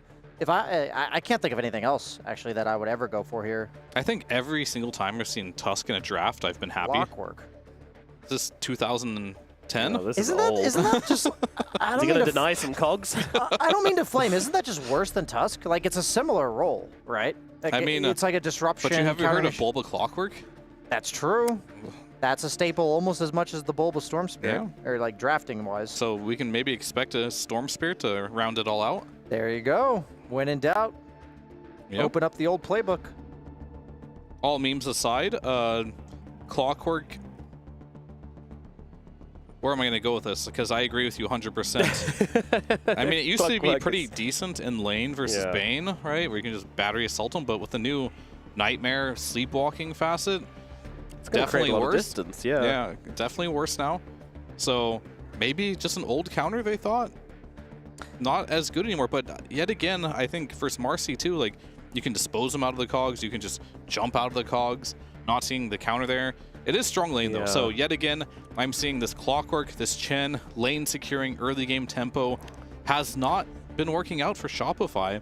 I don't know if they are not confident in their early game, because sometimes that's just how it goes, right? Like, if you scrim a bunch and you try these strategies and you're just getting owned early game every single game, maybe you're cornered into picking early game heroes so you can just make it to that mid-late game. Not the best place to be, but it kind of feels like that's where they're at right now. I was wondering if they'd go Gyrocopter, because like I was thinking a carry that gives you the strong laning presence to lane with the Bane, and then you also deal with the summons. Like I was thinking, like out of all the roles, you're either going to pick like the Tidehunter type offlaner that's going to be the body, or you're going to pick the AoE carry, and Gyrocopter seemed like the premier one. Like Medusa, you can't blind pick here, stuff like that. Sven, these like melee guys don't tend to feel very good against Clockwork. I haven't tested it yet, but a while ago, just maybe a year ago, I tested it. Side Gunner would not wake up slept targets. You could still hit them through that. Yeah, anything that's not the hero attacking literally, like PA Dagger, same thing. So, not really a make or break, but it's kind of cool. We'll see if it works neat. out. Right. Kind of neat. I like those kind of interactions. Yeah. Dota's unique in that way. All right, the puck comes out. You would do when you see the Clockwork, you see the Chen. Why would you not puck here? Yeah, and I think you are kind of cornered in here to... I mean, you could discuss Monkey King, but I think you have no choice but Void Spirit right now. Wow. I'm just looking at their heroes, right? You've got Clockwork, Shadow Fiend, Chen. You're playing versus Bane. You're playing versus Puck. You need the premier catch hero that can lane versus Puck right now. And if you don't take that, you're just in another situation where you're kind of all in on like one play style, and that's not proving to work too well with Shopify. So I'm hoping they pick Void Spirit here or something that inspires me. Can I ask it, why have we not seen Shaman come out in this draft? Not, I mean, for both teams, but more specifically for Shopify Rebellion. What They was wanted stopping them Clockwork. I don't know what to tell you. Okay. Not the answer I was looking for, but I guess it's the one I'm going to get. Yeah, I mean, Clockwork and... So basically, Shaman and Tusk were available, which I feel like most other teams would have gobbled up in this draft, but they didn't take them. And this is their style, right? Stubborn. I do believe that... But they took the Void Spirit. That's good. That Shaman's the more default broken hero, and Tusk was by far the best response conceptually to both of these Marcy Banes in the mid game as well as in the like all stages actually with the Bane, Fiend's Grip cancel. Yeah. But my concern now is that, like, if Bane ever gets to an axe, let's say like it's like 30 minutes, 40 minutes into the game, like you're gonna get full duration gripped on Shadow Fiend, and as a carry player, I just can't stand that. I hate not having an answer, and If the almost Void every team Spirit's ever. really good, maybe he can cover it. True. Maybe he ag silences 2 of them and then goes and gets the other one. That's a lot of heavy work. commitment, though. I was gonna say, yeah. I think the best teams in the tournament I've been watching is they always have a late game answer. I'm thinking of Spirit and like Liquid come to mind immediately, where conceptually their heroes' abilities deal with other heroes' abilities, because you only have so many items you can buy. So I'm thinking like there needs to be somebody that cancels the Fiend's Grip now, which is not super reliable, especially in the mid to late game. And then you also need a stun for Puck. So suddenly you have like basically one option that Fear was mentioning, and I completely agree that, yeah, that's the only hero in the entire game that lanes well against Puck and does these things. So it's good that they picked it, but it's also never a good feeling in the draft. It's more of like for me, it evened out the draft rather than being like this amazing, game-winning draft pick. Well, we have 2 offlaners that still need to come out for both sides. For Shopify, and they're going to be in similar situations, right? One hand you're laning versus Gyro, the other hand you're laning versus Shadow Fiend. These heroes don't really get exploited in lane. So you're going to pick what's best for the game. And I'm just looking at the heroes that they currently have, and I think Yandex might be looking at some type of Sue hero, whereas Shopify, maybe more initiation could be good. Yeah, that's what I'm kind of looking like for Axe here. is gone. You don't really want Centaur against Puck, but it's not unplayable. Darkseer, I think, is very good for banned out. First phase. First round. Well, it would have been really good though. I was thinking the same thing, so we're on the same wavelength. Good ban. Good foresight. Good foresight. Yeah. Night Stalker was banned. Okay, that's an interesting one. That's a Davai Llama special. Good versus Puck. They banned out the Bristle just because. I mean, these are like some C-tier offlaners getting banned out. A lot of the stuff is already banned in the first phase or the second phase, so not a lot of good stuff. And they steal the Zoo, even though against Gyrocopter. I thought Lycan could have been really, really good for Yandex, but Lycan does struggle versus Gyro in lane pretty hard. But they're just gonna block pick it. Can't really drag creeps either, because you're against Bane. Yeah, I mean, you can use 2 wolves and maybe do it. Oh, yeah, true. Good point. That actually is almost certainly what they're going to do here. Yeah. Maybe that frees up the Clockwork to, I would say, more notably go bottom or go top. Yeah, I mean, now you're like looking at probably like these Tides again and Konkas maybe. I wouldn't mind like a Mars. Right, oh, Primal Beast. Interesting. Why Primal? Indeed. That's versus Clockwork. That's like a pretty... one of his worst matchups, one, right? Yeah, and I don't particularly love playing into Void Spirit either. However, if you do look at the lineup, though, I kind of get why they pick it, because he's first SF Chen. The way that Primal functions in lane is you stun him, and he can't do anything, but nothing stops his trample onslaught here. So he's going all in for the lane counter. And it just might work, to be honest. If you get on top of the Shadow Fiend with these heroes, with Marcy and with Primal, what does Chen do? So it's a lane response, but of course, the Clockwork later on in the game can shut down what Primal does, unless he gets an early BKB. I guess, no doubt, he has to rush this BKB this game. Yeah, I'm really curious to see what Notice goes for. Does he elect to skip that blink for a long period of time? Because the only hero he really needs it for is Yopaj, and they have Puck Coil, so they have an answer for that. I'd be curious if he goes like BKB Shiva's, refresher with some other mana item in there, like Kaya Sanj or something, just to maybe Crimson Guard, enabling the team to get past this stage in the game where Gyro's maybe not quite doing enough AoE to kill all the summons. But once again, I think Shopify, they stuck to the same game plan as Game 1, and I just don't have the faith in them that they're going to cleanly execute to finish off the game. No. I think we'll see a similar story to what we saw in Game 1. I don't have faith in this Lycan pick. It feels like a block pick, and that is it, simply put. And I don't know. I don't think that's how you can beat a team like Yandex at this level of competition. I think it's going to be very hard as well. Let's see, Shopify Rebellion, do they have what it takes to keep themselves in this tournament, or is their road at the Esports World Cup coming to an end? Let's find out with John Xfire and MLP. Oh, thank you so much, Nomad. Game 2 is where we're at. Yandex, 1 game away from being able to proceed through Phase 2 of the Esports World Cup, and Well, Shopify, John, they've got some work to do here in this best-of-3 series. They've got to find a way to pull off this game too, as we are seeing some smiley faces and some XDs being dropped. Not sure what was said, but I'll tell you what, if I see one more XG in your chat, John, if I see one more, I might just quit. No more XDs. I think they're just maybe making fun of Solo's age. 1990 sounds about right. Well, hold on. I was 91. Are you 91? I thought you were 89. Oh, were you 91? Yes, You're I was 91. Okay. How old do you think I am, John? I don't know. I thought you just looked younger. And then but you were older by age. You know what I'm saying? Do I look tired or something? No, you look younger than your age, but I figured you were like 89. I always forget. My mind's just never there with numbers, Mikey. That's all right, John. You know, we don't need to reveal how old we are to the audience as well. And speaking to this draft, I will say this Lycan pick from Davai is pretty cool. He's sticking to pack leader, which is pretty much just classic Lycan plus the extended duration on shapeshift as you get killed. What I think is fascinating, and I don't, you should never strategize like this, but I think Wolf Bite, or just, Wolf Bite onto Tomato with lasting presence SF. That's a pretty cool piece of tech, is it not? It's pretty cool. It's a lot of damage. It is. You've got the Howl as well, with all that minus armor. We'll talk about that if the time comes, John. We're going to have this mid lane, of course. Shira Jr., he's going to be up against Yopaj once again. This time, the Void Spirit versus the Puck matchup. Generally speaking, of course, Shira Jr. will have the harass advantage. Yopaj will have the CS advantage.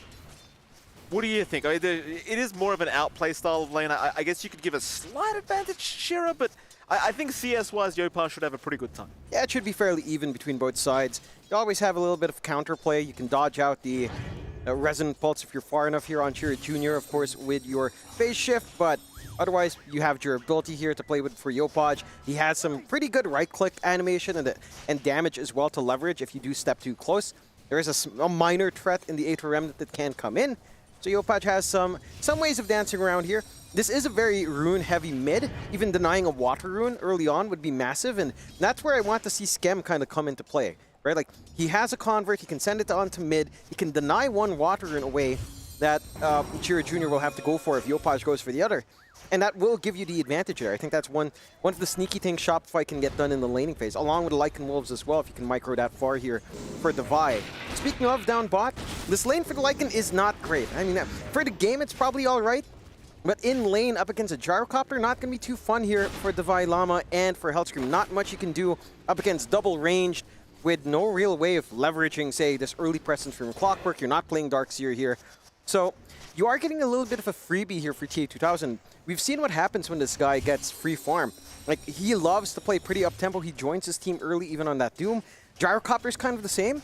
You can get that ball rolling pretty early if you have a strong laning start here. Absolutely. How's that top lane going, perhaps? So you're going to have this SF of Tomato. Problem's going to be there on the Marcy again. Notice from the Primal Beast, and of course Skem on the Chen. Solo bottom lane, though. Copying a bit of damage, but you don't really have the follow-up here unless Hellscream has the cogs, and Davai Llama actually going to find himself in a lot of trouble. Tries to tank the Rocket Barrage with the Wolves and will do so. He will survive. It's a little attempt on the life of Solo, but certainly very risky going into the Gyrocopter. That it is. Again, the lane is not going to be too fun here for Shopify down bot. You're just going to have to try to soak EXP. You can't even pull the wave away. Tomato's in big trouble. This is something the panel talked about. Particular Fear did say there's no way to stop the trample because you've got no stuns.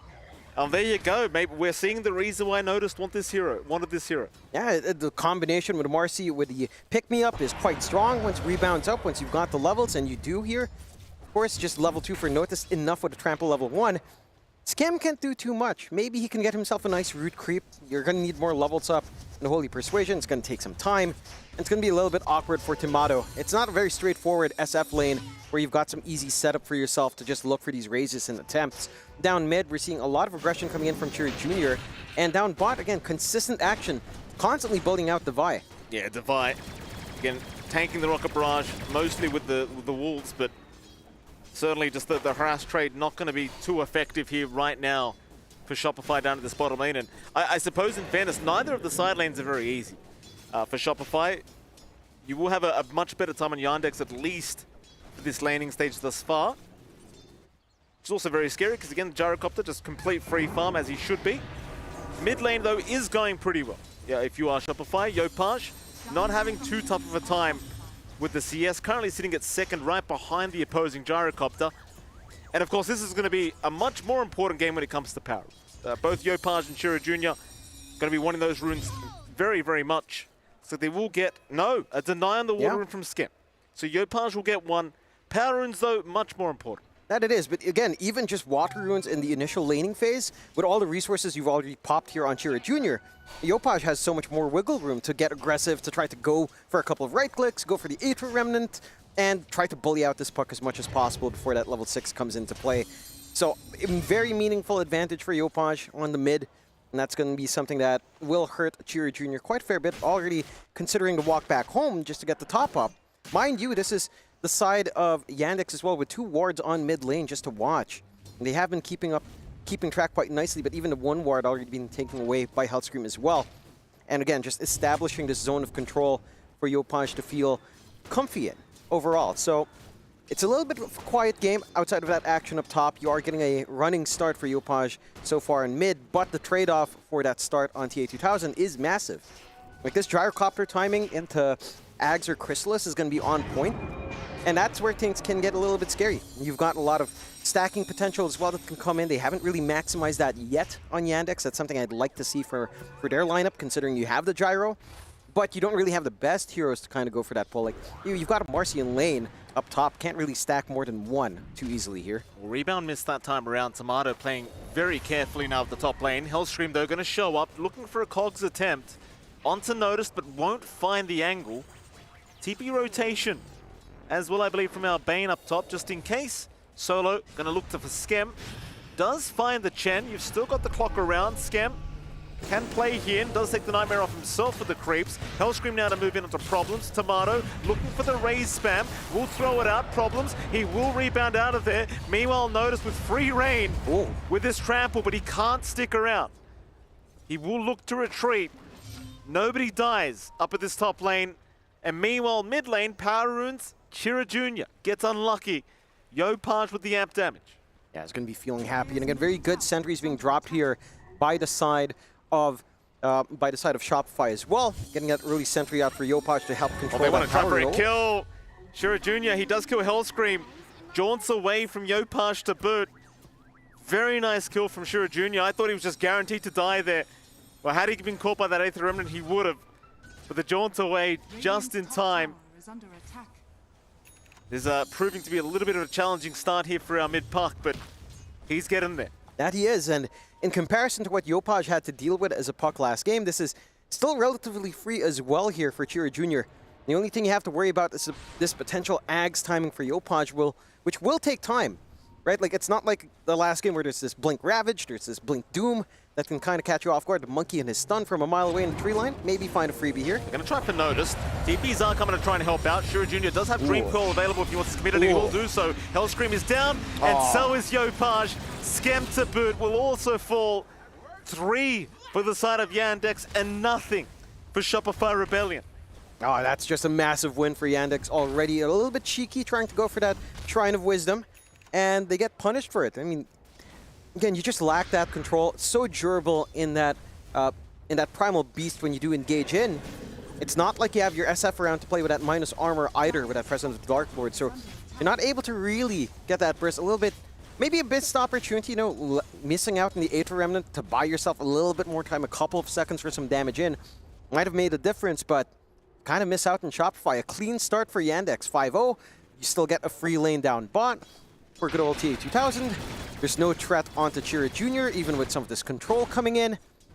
And it's starting to get a little bit scary. Like, yeah, rune control's on Shopify's end, but it hasn't felt like they can really use it in a big way here just yet. Hellscream going to find Solo. Solo sticking around to try and secure a power rune for his side, but will have to pay with his life, and the illusion goes the way of Yopaj anyway. 5-1 the way of Yandex. Shopify, I mean, they are slowly starting to heat up. But Skem trying to make these connections into the mid lane, trying to apply a bit of pressure and just continue making life hard for Shiro Jr. Meanwhile, top though, Tomato, he needs some help. Hellscream's going to move in, Requiem will be popped, and they are going to find problems. Notice not able to get much for his trouble. Meanwhile, mid lane, Shiro Jr. trying to get away, but Yopaj is on the chase, and this time around he should have him and does. Meanwhile, top, they found Tomato and Hellscream both to go down. That's the thing, like, that they saw Yopaj, he's busy mid lane. They knew that there was no support coming. And so they punished the top side. The Shopify, they will try to pressure the mid-tier 1 tower here with the Chen units, but I don't think they have quite enough without a siege creep. No, and it kind of boils down to how Shopify's draft plays. I mean, you have this Lycan off lane, he's not going to be active early on. You always have early activity coming in from this Primal Beast, so you'll always have an extra number that can just make this movement across the map. Oh, Skem will have to die here. No real chance of surviving that. Nice little pickup now for Chira Jr. With that Shopify, probably going to have to take his seat back and relax a little bit. Scary times as well, like noticed second in net worth. Our Gyrocopter's having the freest time of his life. Yep. No contest whatsoever. No. It really is a perfect start right now for Yandex. I mean, you couldn't ask for much more. Even their vision game has been really on point. They've got some good wards. Watching that dire side triangle, keeping track of any stacks are built up here for, say, the side of Shopify to start getting an edge out. Power Rune will spawn in favor of Yandex this time around as well. Chiri Jr. having a regen, who's already slippery on the puck, going to be even harder to kill off, but a little bit more EHP to play with. And for Shopify, I mean, again, this kind of boils back to the draft. Like, you do have some aggression once you get level 6s up on your supports. Let's say a hook shot in with, say, a Requiem that can come out. Page, again trying for Chira Jr. He will jaunt, though. Does make it out. Certainly Yopaj trying to make his presence known here in this mid lane, and he's doing a pretty decent job of it. As Solo now trying to intervene. It's a quick D ward here against Skem. Shopify, they are going to smoke up. And the thing is, with their style of draft, they understand this Gyrocopter's probably pulling ahead too much. They've got to try and find a way to hunt down TA2000, so they will head down towards the south. Solo is in a position to break the smoke and tank the gank, but they might just throw numbers at them. Do they dive the tier 1? It looks like they want to. TA2000 though, jumping in, trying to take down Davai Llama first. Davai, he's been Fiends gripped up, he's in big trouble. Davai is gone, and the fight is over. They weren't expecting this setup from Notice. No. But Yandex, they were just too quick. They had the same game plan. Hellscream, barely walking out, but not quite. TA2000 with the flak cannon and Yopaj. Also caught, trying to astral step his way out of there, will make it. But it's still huge losses down at the bot lane, and a tier 1 tower to boot. I mean, this is just a crushing start the way of Yandex for Shopify. I mean, again, it's just a little bit optimistic at this point to bank on all of this kind of movement. Your lineup lacks control, you lack damage at this point until items are up. You don't have this running start you'd want for Davai, for Yopaj, and even for Tomato, who's just forced into the jungle at this point. And you need to play a bit of a farm game. You just kind of have to stall. I do appreciate Yopaj is trying to make that space, but until his Ags is fully done, it just doesn't feel like you have enough here to get things going. They'll try with a little bit of a siege down mid at least. Solo will get caught, rebound, not going to matter. They do catch him. TA2000 actually jumped in. This could be dangerous. TA2000, he wants to get out now. He doesn't want to be here anymore.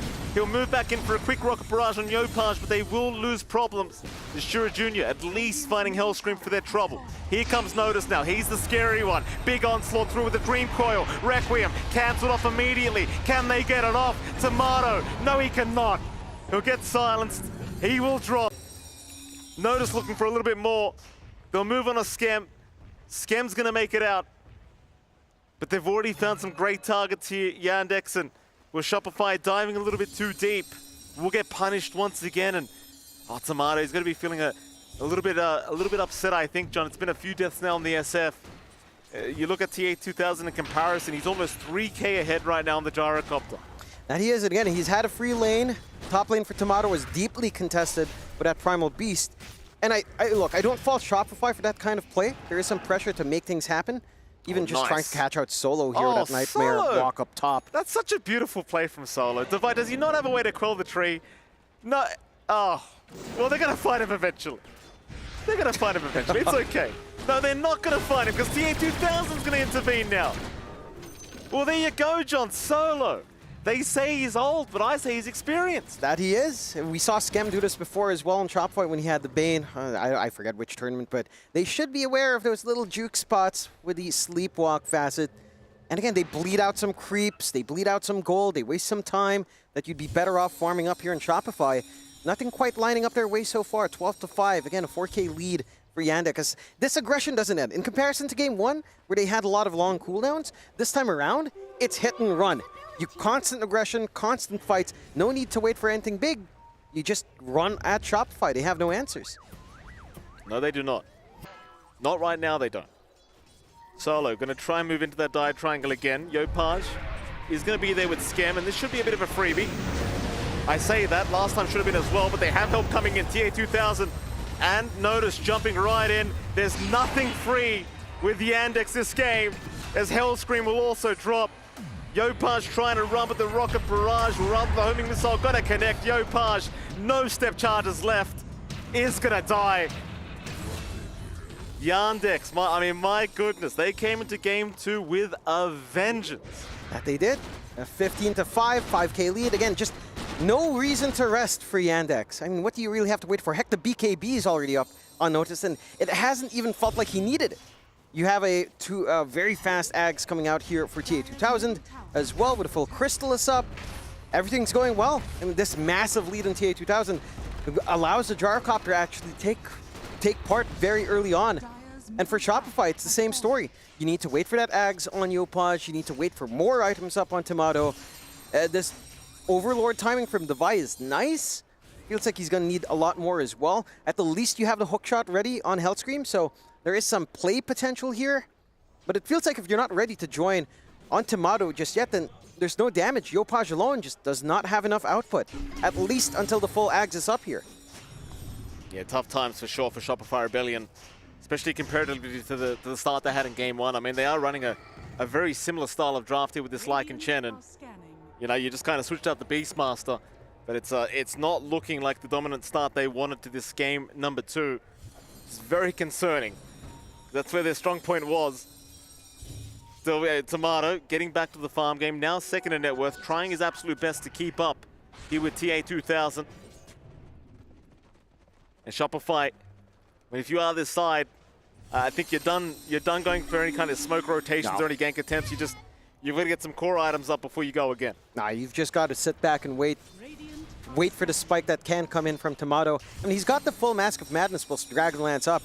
He is still severely behind TA2000, but this is the timing for the SF early on. Maybe you wait for the full Hurricane Pike or BKB first, but you can't start to play. You just have to appreciate how well Yandex has used this space.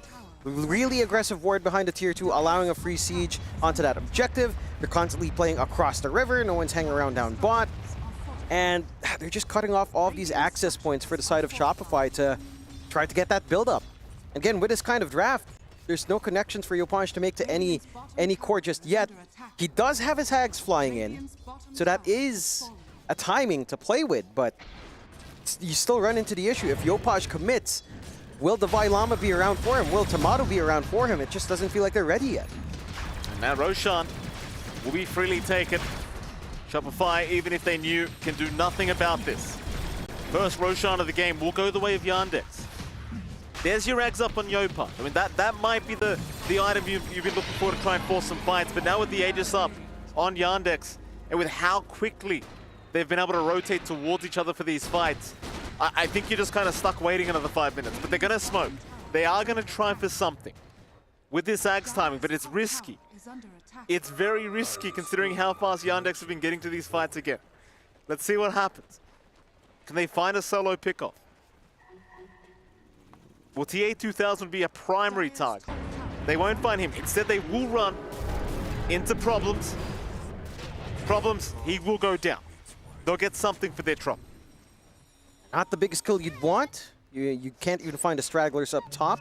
He did commit the full salvo out from Yopaj, at the very least in terms of the Resonant Pulse plus the step. So you need some time to recover, but you can just try to stall out this Aegis. Right? Again, this is almost the same thing as Game 1, where for Yandex, even if they take something like the Roche, their push potential is not the fastest. It is a little bit better than Game 1 with the Gyrocopter, at least in terms of controlling creep waves. You can clear out these and kind of shove out quite fast. There are more issues to worry about on Shopify, though. Full blink up on Chira Jr. Again, maybe you can find the angles here for Yopaj, but there's so much pressure on our Void Spirit to actually get the control they need here, get the silence, get that moment where they can start to focus in on someone and cancel off some spells. It's all in on the Void Spirit, and look at how aggressive Yandex can be with her smoke. Because of this vision, because of how far ahead they are, they don't need to care too much. Yopaj, this would be a great target to find, Yopaj. How fast he can react to this one. They'll get the pulverize. He does have Skem to try and help him out with the Hand of God, but the Fiend's Grip to lock him down. Yopaj will drop. And that's the kind of kill you would have liked to see a Shopify. But Yandex, they're the ones finding the real impactful kills. And that they are. And again, they've been playing it very clean this entire game, 16-6. Still maybe hunting for more. I mean, Tomato caught out as well on the SF, and he can have no chance at even thinking about a Requiem. No. There's no time. Again, for Shopify, that's all you're looking for, time. And that's not a resource that Yandex are giving you. They're just constantly across the river. They're constantly playing, looking for these fights. There's no cooldowns to wait for. Heck, that BKB of Notice still hasn't been popped, because why bother? He doesn't need it. No one's focusing him anyway. They're all disconnected on Shopify, just trying to work the map together. They are. Hellscream get caught down bottom, goes for a quick hook shot, but Notice will not mind. Oh, in fact, he does. Sees Skem, doesn't want to keep going without his BKB. Hellscream looking to turn back around. It's only Skem and Hellscream for now, though. There's no other help incoming. They feel like they can do it on their own. I'm not sure about this. Hellscream, he's still moving in. They do have some units to play with, but the rest of Yandex, they're TPing down. They want the fight. Hellscream will drop. Skem also going to be chased down. And you can color me kind of confused, Jonathan. Yeah, that's my reaction there as well. I don't understand. I mean, look, Yopaj was coming in. He has an amp damager, and maybe they figured they could saw that one out long enough. Really doesn't come out that way. Solo also manages to not die in the Tormentor, which is very big. Gets his shard on top, which, you know, the shard's nice. Lower cooldown and Brain Sap, AoE, a little bit more output there. A kind of a decent way, I suppose, to poke at the creep army that Skem and Davai are building up, but again, there's still no play here. I hate that shard. I'm a Bane player, John. Yeah. I hate the shard. Is it not strong enough, or what do you hate about it? I mean, it just doesn't do anything, does it? Like, you know, yeah it's kind of anti-push, but you know, Brain Set doesn't even kill the range creep in one hit anymore. Like, it's just, they could have done better. Yeah, I feel like if you buff the healing from 30% up to like maybe 60, it might be a bit better, because it gets as annoying as, say, foul play, perhaps. You know, you start to reach that point where a Bane is just annoying. Still, I mean, this game is very annoying for Shopify already, 19-6. Still no real ways of finding openings here. And again, look at the wards coming out from Yandex, already setting up in the high ground from Solo. They still have a couple of tier 2s to work out, though, and there's just nothing to wait for. Another smoke, another movement across the map. Look at this build up and Notice, looking for a refresh Ags. Like, he knows they just want to keep going and going here on the side of Yandex and Shopify. I mean, you got to admit that this Primal Beast pick up in the draft, it was definitely a very smart choice from Yandex. I mean, 7-0-6 now for Notice, but he's just been absolutely fantastic here on this Primal Beast. Just Tomato having a horrific laning stage. Every fight we see, they have no answers for it. Look at this, just Skem. Nothing he can do. It's literally a free Primal game. Like, there's nothing you can do about it. Yeah. It's just a clockwork that could annoy him. Yeah. The keyword is could. Could. And they're not, again, they're not connecting together here on Shopify. They're trying to split apart, trying to work the map, so you'll never see the counterplay really kick in. You will want to maybe just hug your cores, at the very least. One of them has to probably stick to Yopaj or Tomato, just prevent them from getting jumped. And maybe it simplifies at that point. Maybe you get enough space out. You are still matching that farm here to an extent on Shopify. Like, the farm between Davai, Tomato, Chira Jr., Notice, very equal. It is TA2000 running away with this game, but come on, this timing on the Gyrocopter is just ridiculous now. Butterfly coming out soon, Satanic to follow afterwards. Oh, Yopaj! Caught again. Fiend's Grip out. Nothing he can do. No way to save him. And it's not even his fault. He's in his own base, not anticipating these jumps, but Yandex, they understand how free the game is right now. Oh, Tomato! No. Not Tomato as well. Hell Scream, he'll try to help out. Tomato, he's going to try and fight back, and Problems might go down. In fact, he will, but here comes Notice. He'll pop the Requiem, but the BKB was there from Notice, so the hook shot is going to lock him down. Tomato, here we go again. Problem is mid lane is being forced in. As we speak, TA2000, he'll take the mid racks out. You do find a decent enough fight for Shopify Rebellion, but it is still at a very heavy cost. That it is. I think you are seeing some of the effects when the heroes of Shopify start to work together, like having that full AC up on Davai, although. He's going to jump in, he sees an opening. Solo will be targeted first. Can they find TA? No, they cannot. But it's all about these little pick-offs right now. If you're Shopify Rebellion, it's the same thing we said about Yandex in game one. Step by step.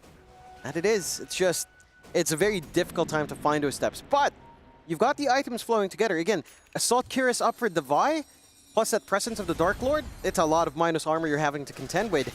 The only real tank that can kind of sit through that is perhaps TA2000 with a full butterfly up. Even then, his armor is going to get cut down in half. The evasion will still at least help a tad bit. But you are seeing some solutions. If Shopify now can start to get the confidence to work as a unit, leverage some of these timings that they've built up for themselves, things can start to simplify a bit. But just look at TA2000's farm. It's just so ridiculous. Davai Llama, gonna get caught, doesn't have an ulti, can't get away. It's just TA is so out of control right now. It's going for a Satanic up next, Stateless probably after that. No BKB necessary. No. It's just not required. No need. The ideal for Shopify now is just to hunt those other cores. Again, you take that gyrocopter out of the equation, net worth is actually even. Right? It's actually still all in on TA2000. You just need to somehow take a fight away from the gyro or isolate the gyro somehow and go 1v5. I mean, once he has the Satanic, I just don't see it. Well, once he got the Satanic up, I just, unless they find him completely alone, I just can't see it. Shopify, though, they're the ones that have to come up with an idea. Here comes Noticed once again, picking up Skem in the mid lane. Yopaj will set up with an 8th Remnant, trying to pick him off. Here comes Tomato as well, but Noticed has the Ghost Scepter, will be able to walk away. We see it over and over again against this right-click SF build. Everyone just buys Ghost Scepters and suddenly he can do nothing. Yeah, just can't really do too much. You don't have Shadowmar, you can't try to slow him. So raising doesn't do too much. You don't have this threat as well on Tomato just yet. Again, the minus armor combination is strong. It's just how do you get close enough to get that minus armor going? It's just very unsafe right now for the side of Shopify and Yandex. And they've had a very clean game. 22-9, still keeping up that lead. Maybe could wait out the next Roshan, depending on how long it'll take here to respawn. Shouldn't be too long now. And for Shopify, they're banking on just finding these angles again. You still have to factor in how do you deal with TA2000, because that's the big question mark. Like, yeah, he doesn't have anything defensive, but the Satanic alone might just be enough, considering that your big concern is Yopaj coming in with a Resonant Pulse Silence. The Satanic just counteracts that. So, I don't know. Like, this Gyrocopter is gone unanswered. Your ideal is, again, taking a fight away from the gyro somehow, but you don't have map control. No vision here from Shopify to scout out. The vision from Yandex is just so oppressive. Still having that ward right behind the tier 3 down bot in the triangle. They know where Shopify is going to try to make these defenses work, and it's limiting their options. They're just hogging your cliff. That's all they can do. There's your smoke out. Satanic up on TA2000. I mean, the timing couldn't be much worse for Shopify. It really couldn't. Let's see if they can find a quick pick-off. I think that's all you're hoping for right here. A pick-off into Roshan. Maybe a couple, because I think one might not be enough. Shopify Rebellion still holding on to their position. So are Yandex. And Roshan's up. This is a big one if they can find it in Shopify. Somehow. Davai Llama thinking about sneaking in. It's a toughie. They are going to look to retreat. Smoke will expire. Oof. Counter smoke now. Coming in from Yandex. Requiem, I mean, you can hear it being pump faked right now by Tomato.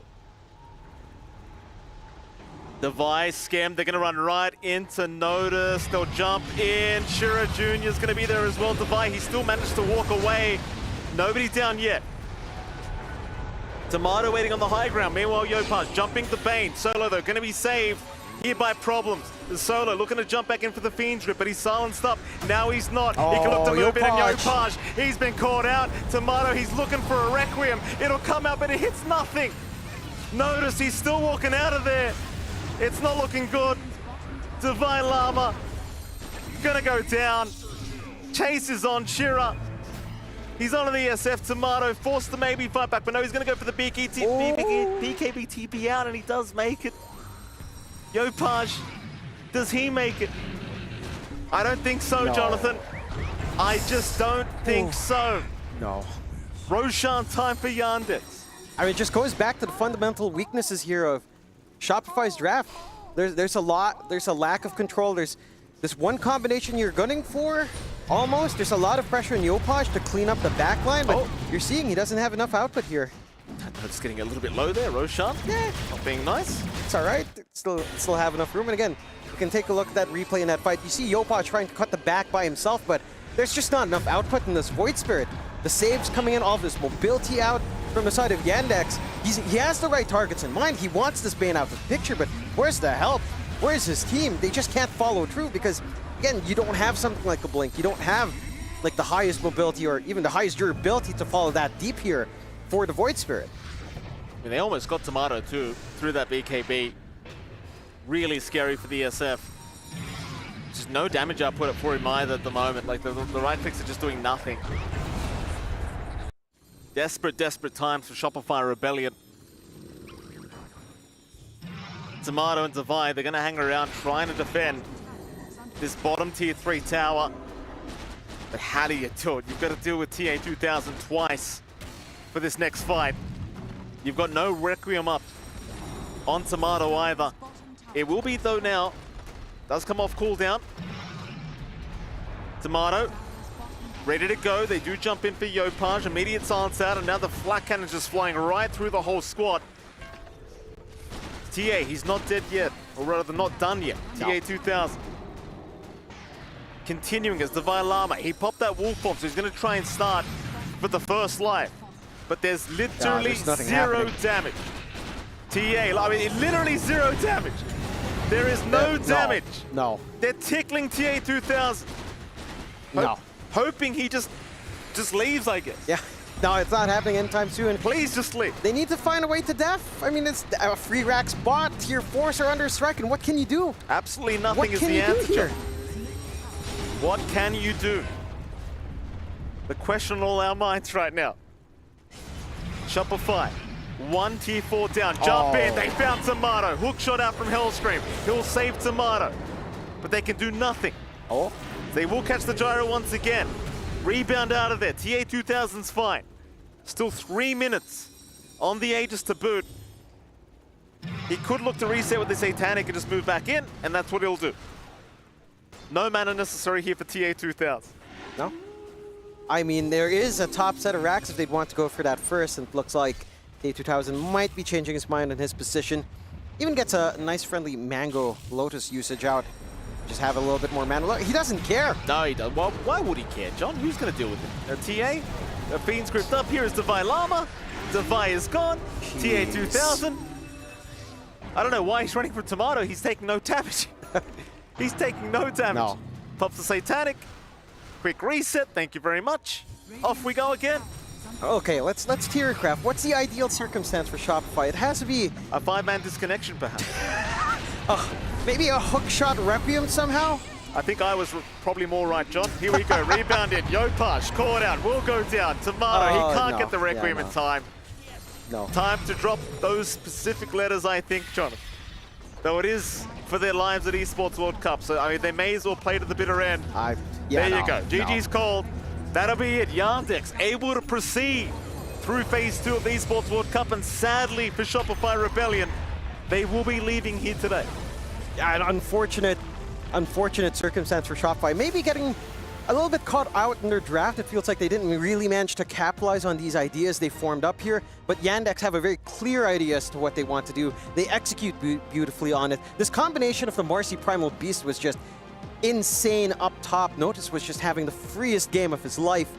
And for Shopify, Game 1 had a lot of hope. Game 2 was more difficult. We were hearing the panel talking about that draft like it had to be the Void Spirit coming out. That was the only realistic pick they had left. And even with it coming out, there was so much pressure on Yopaj to deliver the goods. There's only so much this one man can do, right? Like, he has to look for the Bane, he has to silence up the puck, he has to ensure that he's not going to get caught out by that Blink BKB of Noticed. And all of that was just very, very difficult for Shopify to play. For Yandex, they made it look easy. 27-9, a 2-0 win. Going into the next part of Phase 2, they've got themselves set up quite nicely here in the Esports World Cup. And for the side of Shopify, I mean, unfortunately, that's it. That's the end for them here. Yeah, no second chances here at the Esports World Cup today. Sadly, they will have to go home. But again, props to Yandex. I mean, Game 1, it looked like they shouldn't have had it, but a huge comeback happening. And Game 2, they made it look kind of easy. Let's not lie here, Jonathan, against Shopify. Of course, I do believe we have Tsunami on standby with an interview ready to go. So let's throw to him and see what he has to say. Yes, I am joined by Noticed of Yandex, who had a fantastic game, specifically on Primal Beast. I don't see this hero very often. What are you doing picking Primal Beast of all heroes? I think Primal Beast good versus Shadowfiend and Chen. And we play on Clan Wars with Marcy and Primal Beast. And this is very good combo. You know? That makes sense. And then the off lanes were quite important in that last phase of the draft because they ended up picking Davai Llama the Lycan. Were they like trying to take the Lycan away from you? It seemed like a kind of strange opportunity for Lycan. We think about Lycan too, but yeah, but how to say, we have bad supports and bad mid laner, yeah. Maybe they think we don't have position 3 versus Lycan good, and if we can see our game, we have only Gyro versus Lycan, yeah. If they stay more better, maybe this is a problem for us, yeah. And then your guys' games are very, either you win really hard or you get 0-2'd. Like against Tundra and Aurora, it was kind of rough, but then your other two series, you look fantastic. So do you think it's more your guys trying to catch up to like the Tundras and Auroras, or is it just you have a bad day sometimes? I think we have bad times sometimes because we can play better, yeah, and we talk about Dota 24/7, how we can improve our game, our moves, our skill, you know. And I think Tundra and Aurora was better a few days ago, but I hope we can win more games and can play against them again. Yeah, and show our Dota. Nice. I'm happy to hear that because on the panel, I'll keep hyping you guys up because some games you guys look amazing. And so congratulations on this win. And you get to move forward in the Esports World Cup. So you will get more opportunities. Hopefully it'll be against Tundra and Aurora. But that's it for us. Congratulations. And we'll send it back to the panel. That was great.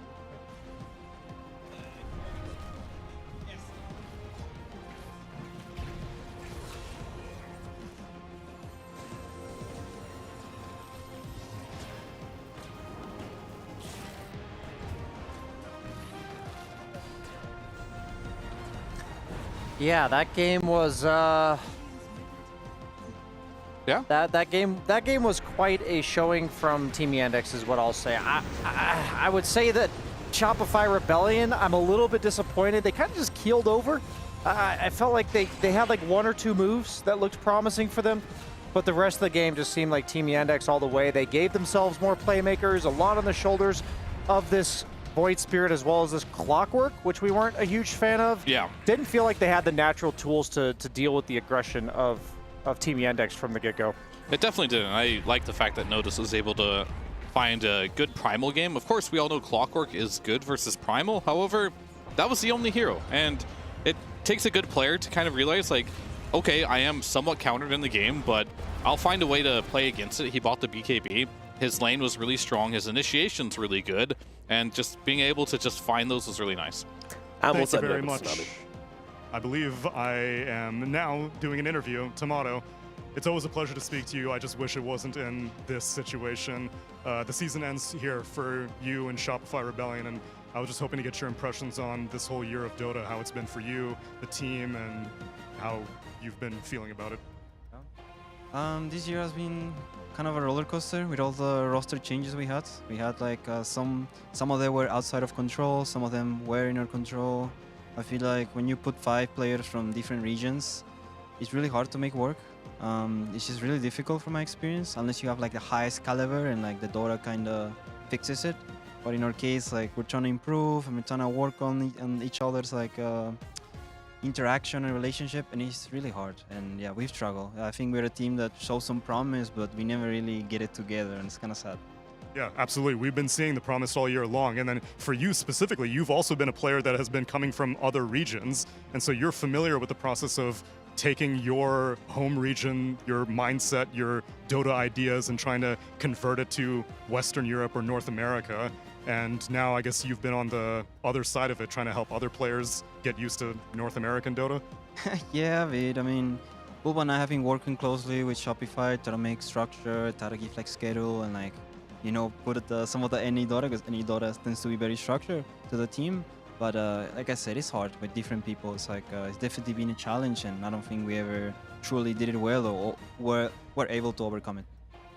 Well, regardless of the result, it's always been a pleasure to watch you, Tomato. It's a shame that the season ends here, but we will always be excited to see what you guys and Shopify Rebellion get up to in the future. Best of luck moving forward, and we'll send it back to the panel. Thank you very much, Tsunami and Tomato. Yeah, a sad farewell. That is the end of the road for Shopify Rebellion for this season. No TI, so they are all done. But I mean, you know, Fear as an NA lad yourself, what's been your opinions on Shopify this season? You know, shine a bit of light on it, maybe. As he mentioned, they've been up and down, right? Like, they had to replace offlaners at some point. They did the best they could with what they had, but unfortunately the competition is just so steep nowadays. Like, all the teams are just getting better and better, and if you can't adapt quickly, you're going to be left behind, and unfortunately that was the case for them. That felt like a very genuine interview coming out from Tomato. It seems like there was almost, I don't want to say relief, but it was this... seemed like a deep breath of, wow, we've been dealing with so much stuff this year, and this is the moment where maybe we finally get to stop trying to fix problems and just go, not like our separate ways in terms of like disband, but take some time to collect ourselves, basically, because he's right. Like, having different regions, different cultures, the way they communicate, the way that they think about problems, it's not that it even comes down to like toxicity or something like that. It just comes down to how do you align when your views of the game, your views of conversations are different. And he made a good point there. And it seems like that's a process that they're still figuring out. Perhaps maybe it's not possible, but we'll just have to see what they do. I mean, one forward. thing he said that was very interesting is like they're trying to figure out the structure and everything because that's the NA way. I wonder why they feel like they have to do it the NA way. Food for thought. I'm not entirely sure. You know, like that is interesting. I thought that was very interesting to see. Like, they are stuck on doing it the NA way when I don't think that's necessary whatsoever. You got to adapt to survive. Yeah, recently the NA way hasn't been working too good, unfortunately, here say? in Dota. Nothing at all, my American friends, nothing at all. Alrighty. Well, of course, that's going to do it for that one, but I believe you guys have some replays to share with us. Let's jump into those and take a look at these key moments of the game. Yeah, I mean, despite the fact that Shopify went out the way they did, I really did enjoy watching Team Yandex and what they had to do. I feel like they always show up to these Wisdom Shrines. Last game, in Game 1, it didn't seem very... like, it went the complete opposite direction, but they'll do it again anyways. And there were some shining, like, glimmers of hope on the side of Shopify where they were diving here, and this looked like a potential favorable engagement for them. But it ends up going long enough such that the Puck, as well as the Primal Beast, can connect, and they do a really good job here chaining silences and disables, not allowing Tomato to get that Requiem off, as he ends up channeling it, I believe, at least twice, as he tries again, silence into bursting, and everything that just seemed to be going their way. Oh, gonna get a solo pickoff on Solo here. No. I'm gonna use that sleepwalking facet to get to the high ground, he says. And so sick. This is just a really cool play, because then he ends up living long enough where Clockwork comes over to try to scout him, doesn't have hookshot yet, so he can't get up there, knocks him down with the cogs, uses his brain sap to heal himself up, and then he just walks away. So this is the moment where you're like, I feel like we can't get anything to go our way. Yeah, and to move to the team fights as well, it's like when you are playing this Lycan versus Gyrocopter, you are going to run into the fact where your hero is pretty countered. Like, you have this Ancient Dragon, that's supposed to be your damage, immediately eliminated by the Gyrocopter. And at that point, where is your damage coming from? Your Shadow Fiend, but Shadow Fiend can't really enter these fights, especially with solo having grip available. So Void Spirit's, his job is to go on the solo and kind of target him out, but what ends up happening is he ends up getting gripped instead, and now all you have to do is just play behind TA2000, let him lead the charge. Lycan ult is down, just chase him down, and now you're pretty much in shambles for the entirety of the rest of this game, because there's no real easy way to kind of like take team fights if you are on the side of Shopify Rebellion anymore. You would think Clockwork maybe can do it, but I don't think these Clockworks, these Lycan heroes, none of them can really run into TA2000 Gyrocopter in this particular game. They tried to block pick the Lycan, but unfortunately it's not what their draft needed, and it kind of showed in this game. Yeah, that was a big weak point. They abused it in the lanes, and then TA2000 was Gyrocopter just absolutely taking over. I mean, he was the constant here, even when the rest of the team were kind of messing around a little bit, having some fun, you know, the bit of the feed on top lane, but didn't matter because TA2000 was taking barracks at that point, so what can you do? I'm going to be honest, this game, I'm going to rant because I don't know how you feel about this as a carry player, Fear, but this Ghost Scepter plus BKB shenanigans, where you can use both at the same time and you're effectively magic immune and right-click immune. What was happening in that game was Notice would force Tomato to use his defensive items and abilities and then try to right-click him, and then he just BKB Ghost Scepters and goes away. And it's like, come on, man. Like, you can't be immune to both. Make us choose one. Valve, if you're watching, please. It's been very powerful for a very long time. I'm sure in the near future it will be changed. I'm sure as well. Because it is very, very good. It made heroes like DP like insanely strong too. So there's our rant for. It's particularly frustrating to watch Tomato's perspective there and seeing that, like, what am I supposed to do to this guy? Yeah, I can't touch him. There's no form of damage which I can use here. Unlucky. And yeah, that's going to spell an end to Shopify Rebellion for their season. But it does mean that Yandex are going forward here in Phase 2. And they'll be playing up against Gaming Gladiators tomorrow. I mean, guys, what are we expecting from this match? Yandex versus Gaming Gladiators. Surely Gaming are going to put an end to this, right? Surely. If Yandex finds themselves in a spot that they found themselves in Game 1 against Shopify just now, Gaming will not lose that, is what I will say. Because I think Gaming will play similarly to Shopify in terms of pace and these Aura-type lineups. Maybe not as many summons, but I think their game plan will be somewhat similar in that regard. Will Gaming make the same mistake Shopify made in Game 2? Will they pick a Lycan fit? I think what's going to happen is it's going to be playing an upgraded version of Shopify, essentially. The games are just going to get harder for Yandex going forward, but it's winnable. It's just going to be a harder match. I don't know who's going to win. Yandex, they're evolving. They seem to plateau when they play versus these top teams. They have to overcome that if they want to win this tournament, and quite literally, they'll be knocked out if they don't beat Gaming. But I'm rooting for them because I want to see them be able to get over this top team complex they have. Absolutely, yeah, we know they can play better. They do just crumble when they come against these guys, and there is no reason for that. This team is more than good enough to threaten the best teams in the world, and tomorrow it is time for them to show that. But that means we are all done for this series, which means it's on to our final series of the day. Team Falcons versus Virtus.pro is just around the corner, so don't go anywhere.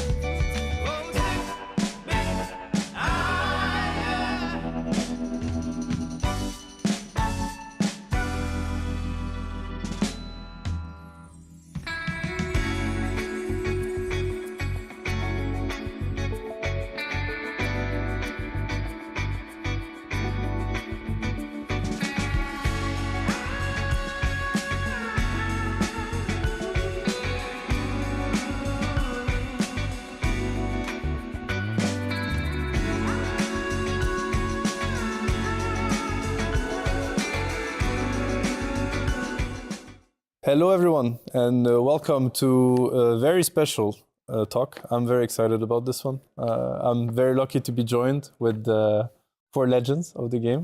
We've reunited a team that used to exist. So we have Toronto Tokyo with us, Miposhka, Phillips, and Mira. You guys are on Team Aurora now, of course, and you guys are still on Team Spirit. So happy to have you here. Yeah. Actually, they're still playing for Team Spirit. They just cannot show it. Agents. Yeah, for example, when they play against us, they know what they need to do. Okay, okay, good. I want to ask first, like, have you guys have the opportunity before to sit down like this and just chat, or? Sometimes, yeah, like maybe just after the tournaments we can speak about like some stuff, but like not like four of us like sitting and talking just like randomly, like one by one. Okay, so not for the podcast. Yeah, not for the podcast for sure. Yeah, you don't do podcast with each others when you have time. Do you miss playing with each others? It's a yes or no question, you know. But like, as in, when you think back of the time you spent together, is this something that's like that brings nostalgia? I mean, like sometimes yes, like for sure, because like it was like so much fun, like back in times, but. Like if you speak about like GI10 and Riyadh, but like last year, I think no. Just like first two like good years, yeah. Like later, like not that much. Okay. I'm usually missing not about to play with, but just about people. Yeah. How was the team created initially? How did you guys come together? Like the first time you played together on Team Spirit? You remember? Yeah, the team was without him. Yeah. At the very beginning. Yeah. And then you joined. I wasn't in team, yeah. Like they had just gathered at the autumn or like late like summer, and I joined in the spring. So okay, like in 3 months. When you guys were on that team that won TI, were you already aware that you had something special together? I wasn't aware actually, because like it was like my first team, like first like serious team on tier 1, but I was having fun and I was not aware like at all. But like my CEO just told me that like your team like is special, and I haven't seen like anything similar before, so you should evaluate. And like later on, I like realized that yeah, it was something special. But at the moment, no, I was just having fun. Maybe the main point is like for like most of us, it was first team, for except Yarik. So maybe we was thinking like, yeah, it's like normal team. I mean, we are still in good teams. Like that's how it usually should work. Yeah, that's how you usually have a good team. It's normal. Yeah.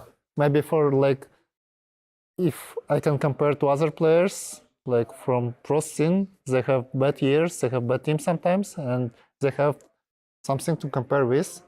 Maybe they would put more value for them, for this team. Yeah, maybe Yari can say, maybe he experienced guy. After Team Empire and like other Team Empire, teams, Hellraisers. Yeah, maybe the difference between Spirit and before teams. Actually, Team Spirit I guess is a much more serious team, because I mean, I had some also serious periods when I played Team Empire. There was a lot of discipline. We talked a lot, like how we want to play. No, like a lot. We did a lot of work. But my next teams, that there was not really good. Maybe because of some players or some our approach. But I guess. We still trying as much as we can, but I guess in Team Spirit it's a different level, like different level of discipline of your play, like your mindset. Yeah, like your mindset. So like in Team Spirit, I understand that here is another level of organization or mindset, and I didn't think about players, but I'm usually just was thinking about myself and what I'm doing. And my role. And you knew the value of that while you were on the team? Like you realized the value of that when you were on the team? You were like thinking, oh, I'm lucky that we have this group and that we work this way? I guess I understand this after our first win. After the win, yeah. Yeah. Like before we win TI, I didn't really believe that we can win something or we will become a very good team. I think I understand this after we win TI, that every player I playing with is really good, and like I understand that I have no choice. I cannot. I can't.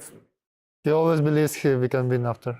That's nice. Yeah, something So like that. before that, he didn't have this feeling even with other teams. I see. So I'm gonna ask you if you had to name. Okay. I just thought of a good question. You will like it. If you had to name the biggest strength of this team, what it used to be, what would you say? Maybe connection. The connection? Sounds good. Yeah, I think so. Maybe connection was the main strength. The internet connection. Strength. Internet connection also. The connection was the main. The connection was the main thing between each other because we were like friends, because it was our first team except Yarek. So we were just enjoying each other and just playing the game. So yeah, the connection.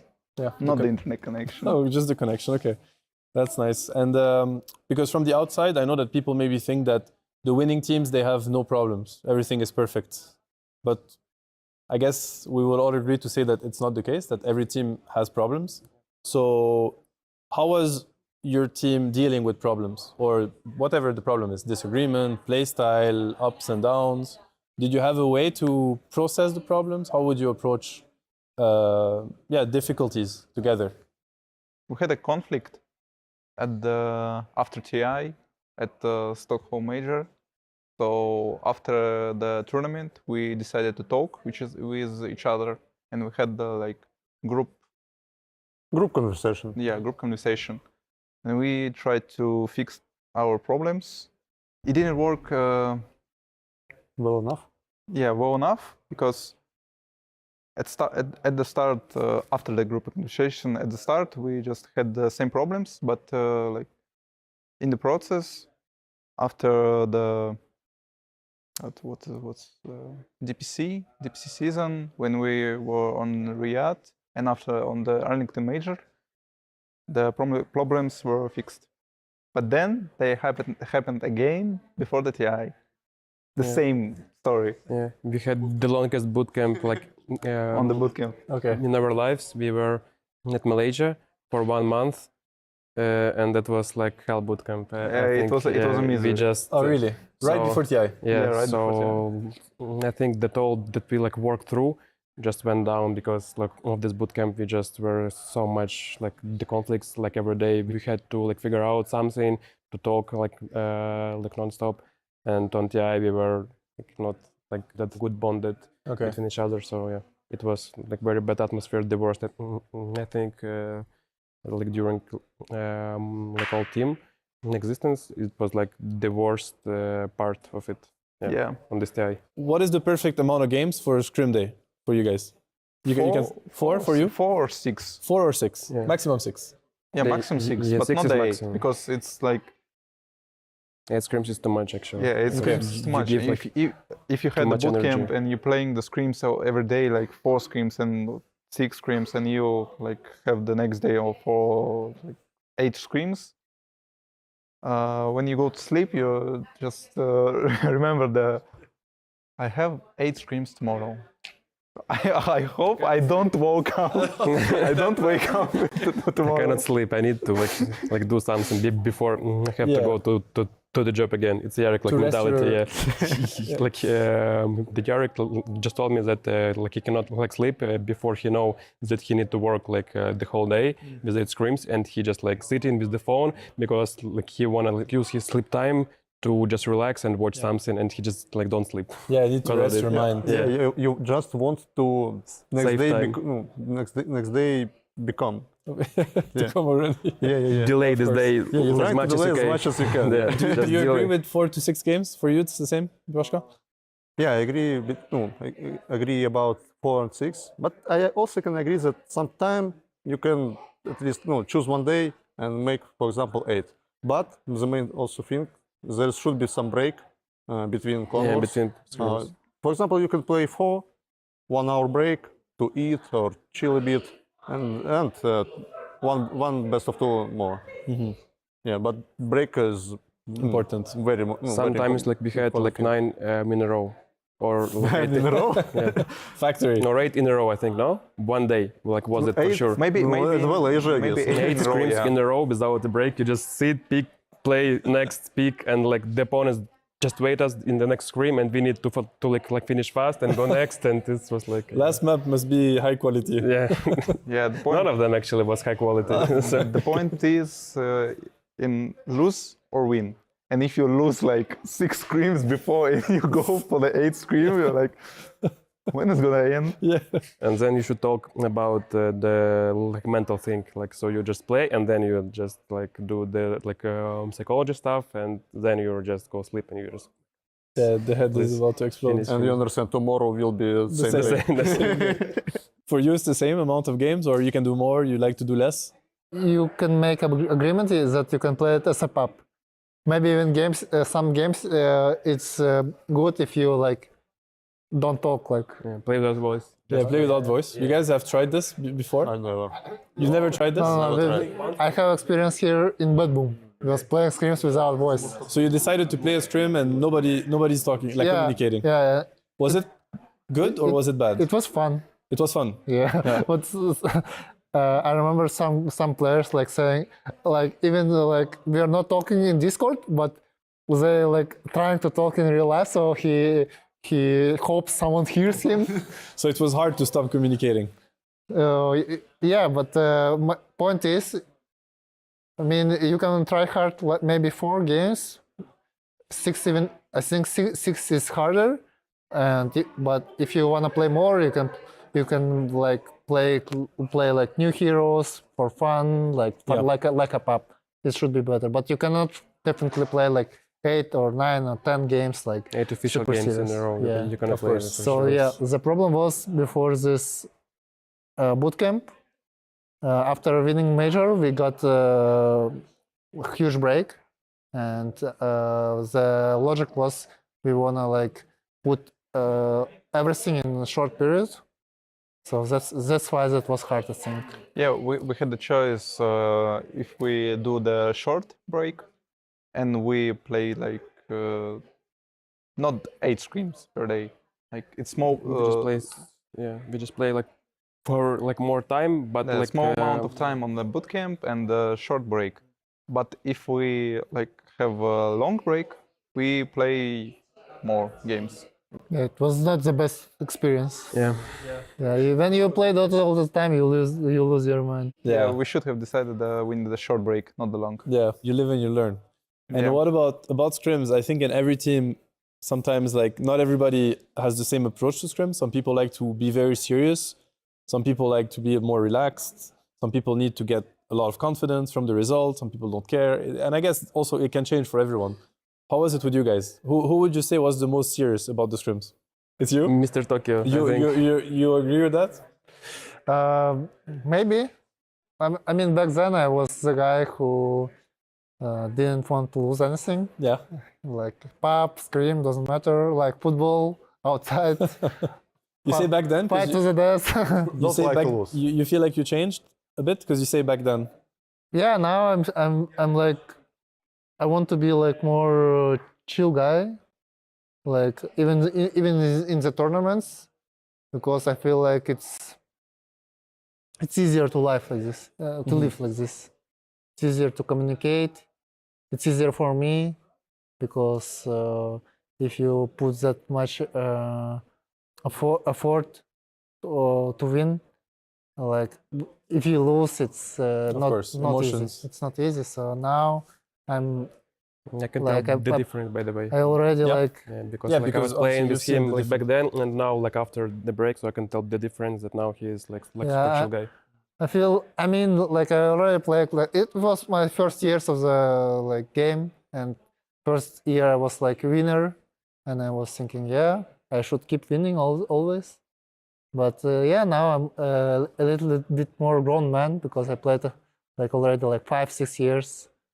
I think with all that experience, like I can think how to live better, to be a professional, and yeah. Nice. And who was on the opposite? Who was the most relaxed? I don't want to say don't care. But you can say don't care also. I know some players don't care. I didn't care actually at all about scrims. You didn't care about scrims at all. I cannot like take it serious. And I remember the one part with Miposhka, we were playing scrims and I was playing like Tiny 4 and I was having like so much fun and we were like winning and like at some point I was just like tossing him to the fountain and he was dying and he was like, what the we're gonna lose, no, what are you doing? And I was like, chill, we're just playing Scream, and he was like super mad about me. And on the other side, Toronto trying its hardest to like not lose this. I remember he just was super mad at me. Also, I think I can say because the guys they was playing one team, and Mira like joined to our team like half of the year, and I have already 3 teams in my experience. So compare to other teams, I think in Spirit, I cannot say someone was like not trying his hard. Everyone was trying, everyone was disciplined, and with my experience, I can say not many teams can do that. Yeah. Did you adapt to each other's, or did you? So, for instance, when somebody was very serious, do you accept it and you adapt to him, or did you try to change him? And same for the one that was more relaxed. We just try to be serious, I think. We just confirmed that we need to play like Scream, like the not too serious, but not the don't care mode. So we just play like to keep balance. Yeah, the balance. We're trying to find the balance. Yeah, I would say it was like no problem with that in Spirit because everyone was like trying to win. Yeah, in the first 2 years it was like that. Yeah, everyone was on the same wave today. Yeah, but and later. But then the point is maybe after I leave, the guys was like, "Oh, now we can. Okay, Now everybody can chill. No more. Everybody can buy Midas. Yeah. Now we can do whatever we want. Finally, the freedom.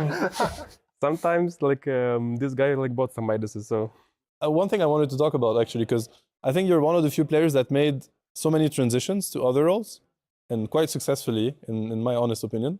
You played 5, right? After you played mid, then 5, then 3. So I wanted to ask, did you get, like, I wanted you to rate his position 5 and you to rate his position 3. I'm getting you in troubles now, guys. I knew it was gonna happen. I can rate like a position 4 actually, because like. Have you played position 4?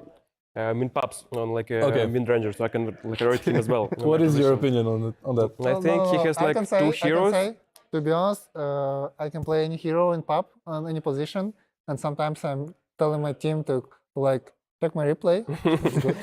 You know, on your position. Check my replay. Like a 5 games. Maga checked my Beastmaster replay. What he's doing on every row when we were in the same team, he was like talking.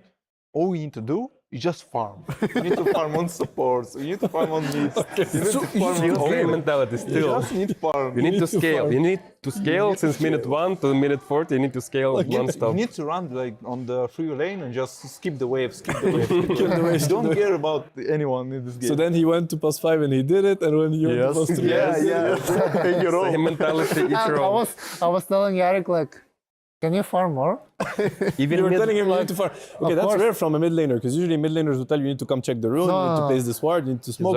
He's always forcing supports to farm. I mean, I still need to do this, but can you still try to farm more? As well? Yeah, but also do your job. That's because I was watching LGD replays, and I watched these guys playing. They're like supports running around the map, and they're farming camps like. Yeah, on the way. When I see Yarek, he was running like.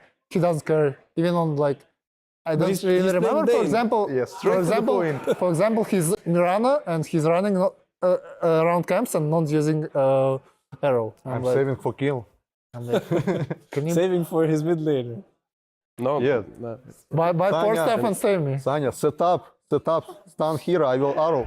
no, stop farm creeps. Okay, so now I'm in team spirit. Now I understand. And you know, when you play against each other, because now it happens.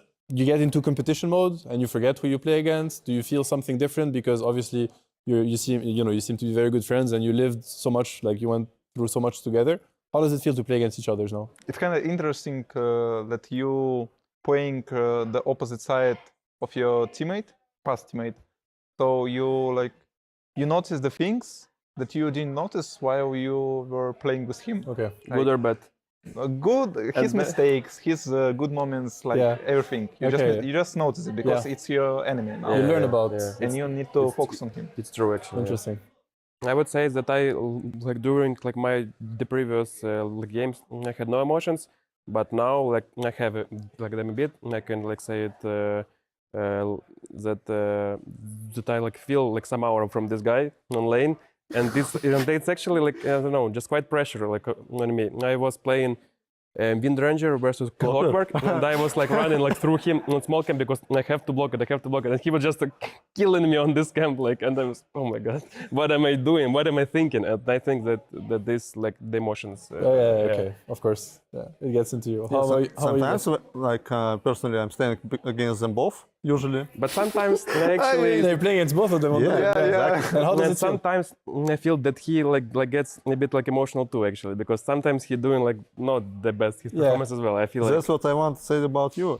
Usually I'm watching, I'm staying clean, and I'm watching like, guys, what are you doing?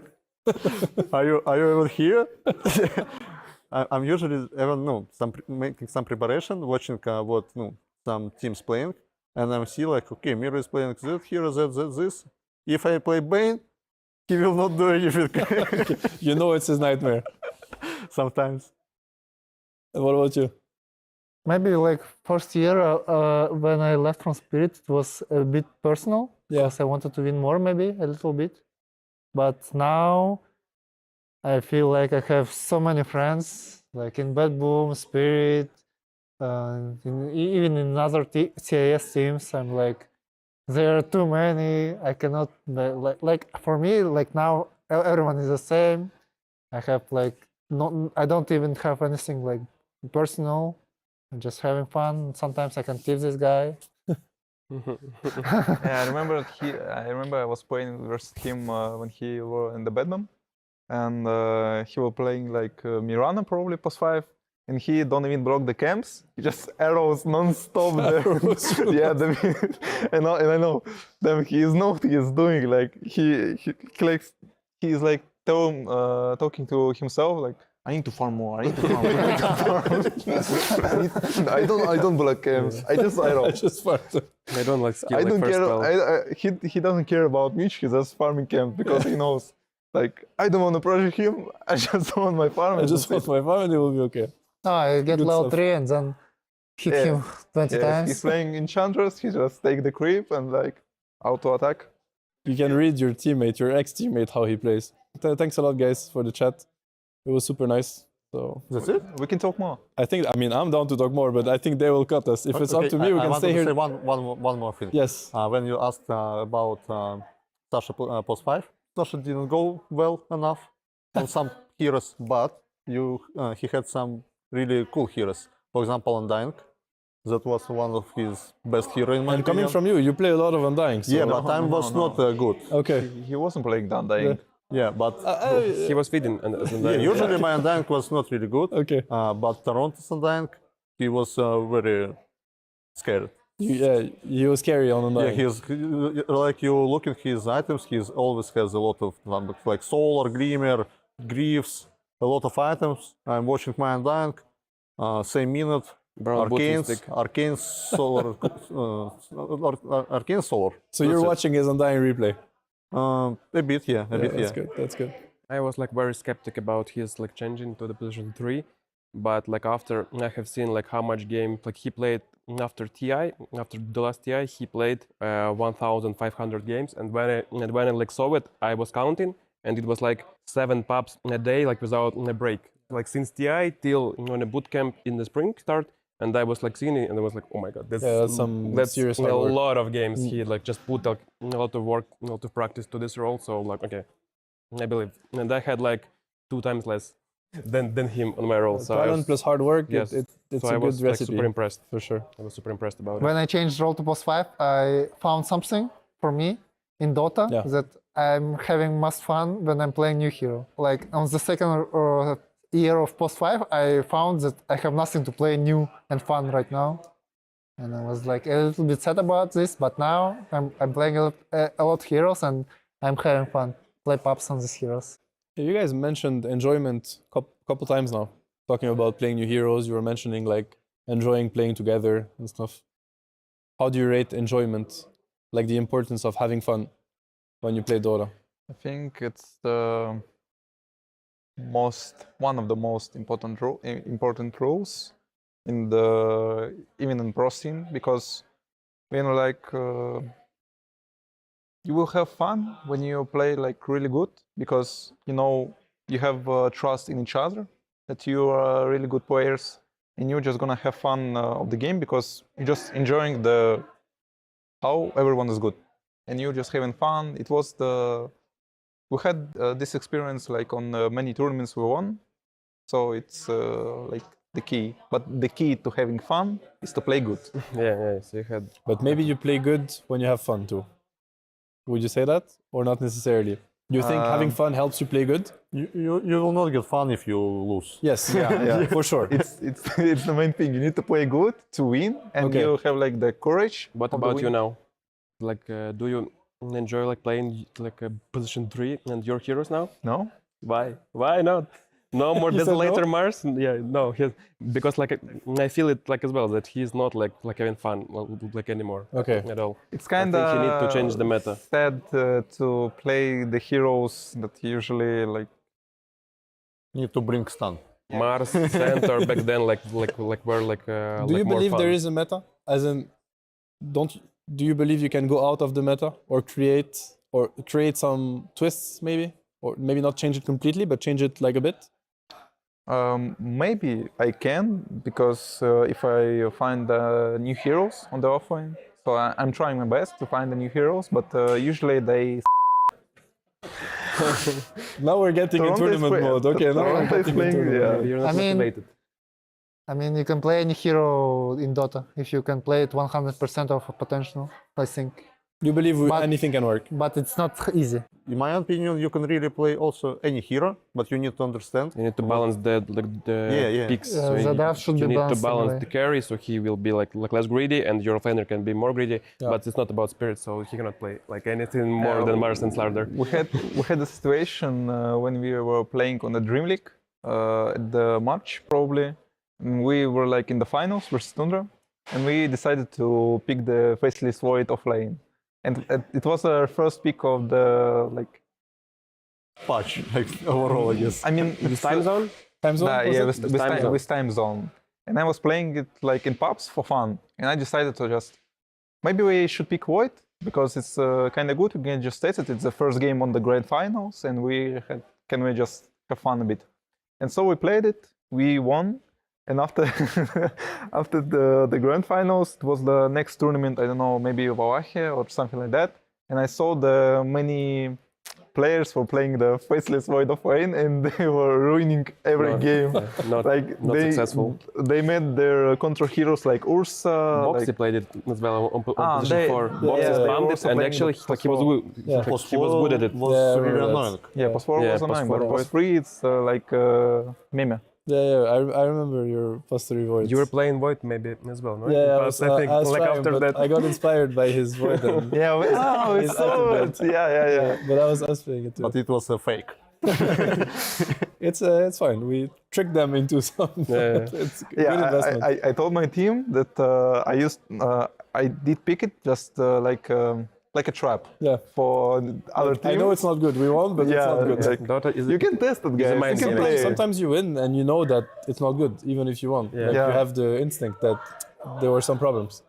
As someone said, the Dota is a mental game actually. Yeah. Dota is super mental game actually. I hate the guy that said that sentence. Yeah, me too. I hate him. All right, I think we need to wrap it up. It was great, guys, to talk to you. Thank you for talking to me. Thank you for switching to English for me. At some point, I got scared. I saw you guys talk. I didn't understand anything. I'm like, I will leave and go. Thank you so much. And good luck. Thank you. Thank you.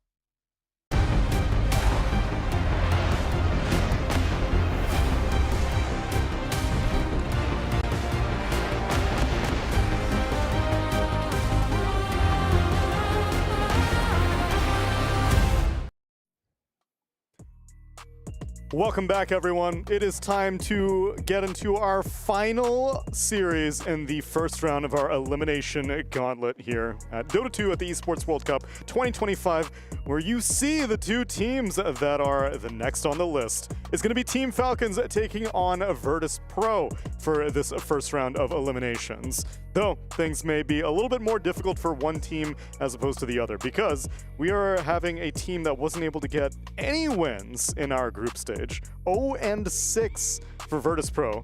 But it isn't that lopsided, because actually Falcons only managed to get 2. So despite seeing these teams and seeing these names, you may think that it's like, oh my god, this is like a juggernaut against, well, like the figurative juggernaut, not like a literal juggernaut, because Ame's not in this series. Yeah, exactly. That would be a bad idea. But a literal juggernaut of Team Falcons against the Meswa representatives. It's a Meswa head-to-head, actually, now that I think about it. Totally. VP and Falcons. But VP, they have been kind of outclassed for the majority of this event so far. Yeah, I was politely saying earlier today that I think VP is the weakest team in the tournament. So I would be quite surprised if they take a game off of Falcons. You know, it is strange, I would say, historically, especially if we go back like more than a year to last year's season to see Falcons on the chopping block this early on in the tournament. However, they were in a group that had BB Team as well as Game and Gladiators.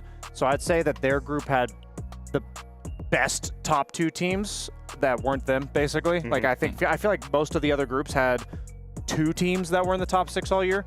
or top 8, I'd say. Right. So this group particularly that they came from was unforgiving, but they also have been not too convincing themselves. Just even outside of this event. Yeah. So I think Falcons is definitely going to take this one. I don't think that's a bold prediction in and of itself, but I think we need to see a clean victory to feel good about them moving forward. Yeah, I think that's fair because as I'm also not a big believer, I will say, of VP, as no one is, but I don't want to count them out quite yet because we did see Execration surprise Falcons earlier on. I think VP still has that potential that they can do something crazy and maybe take a game. And yeah, Falcons, they've definitely been a team that have very high expectations, but very little results this year, to be honest. And I think this is a squad that when they do figure it out, it's going to look amazing. But how long is it going to take for them to really figure it out? That's my question, because if you just look at these players, it's a star-studded roster. It's just unfortunately patch over patch, they have not been able to figure out the winning formula for them.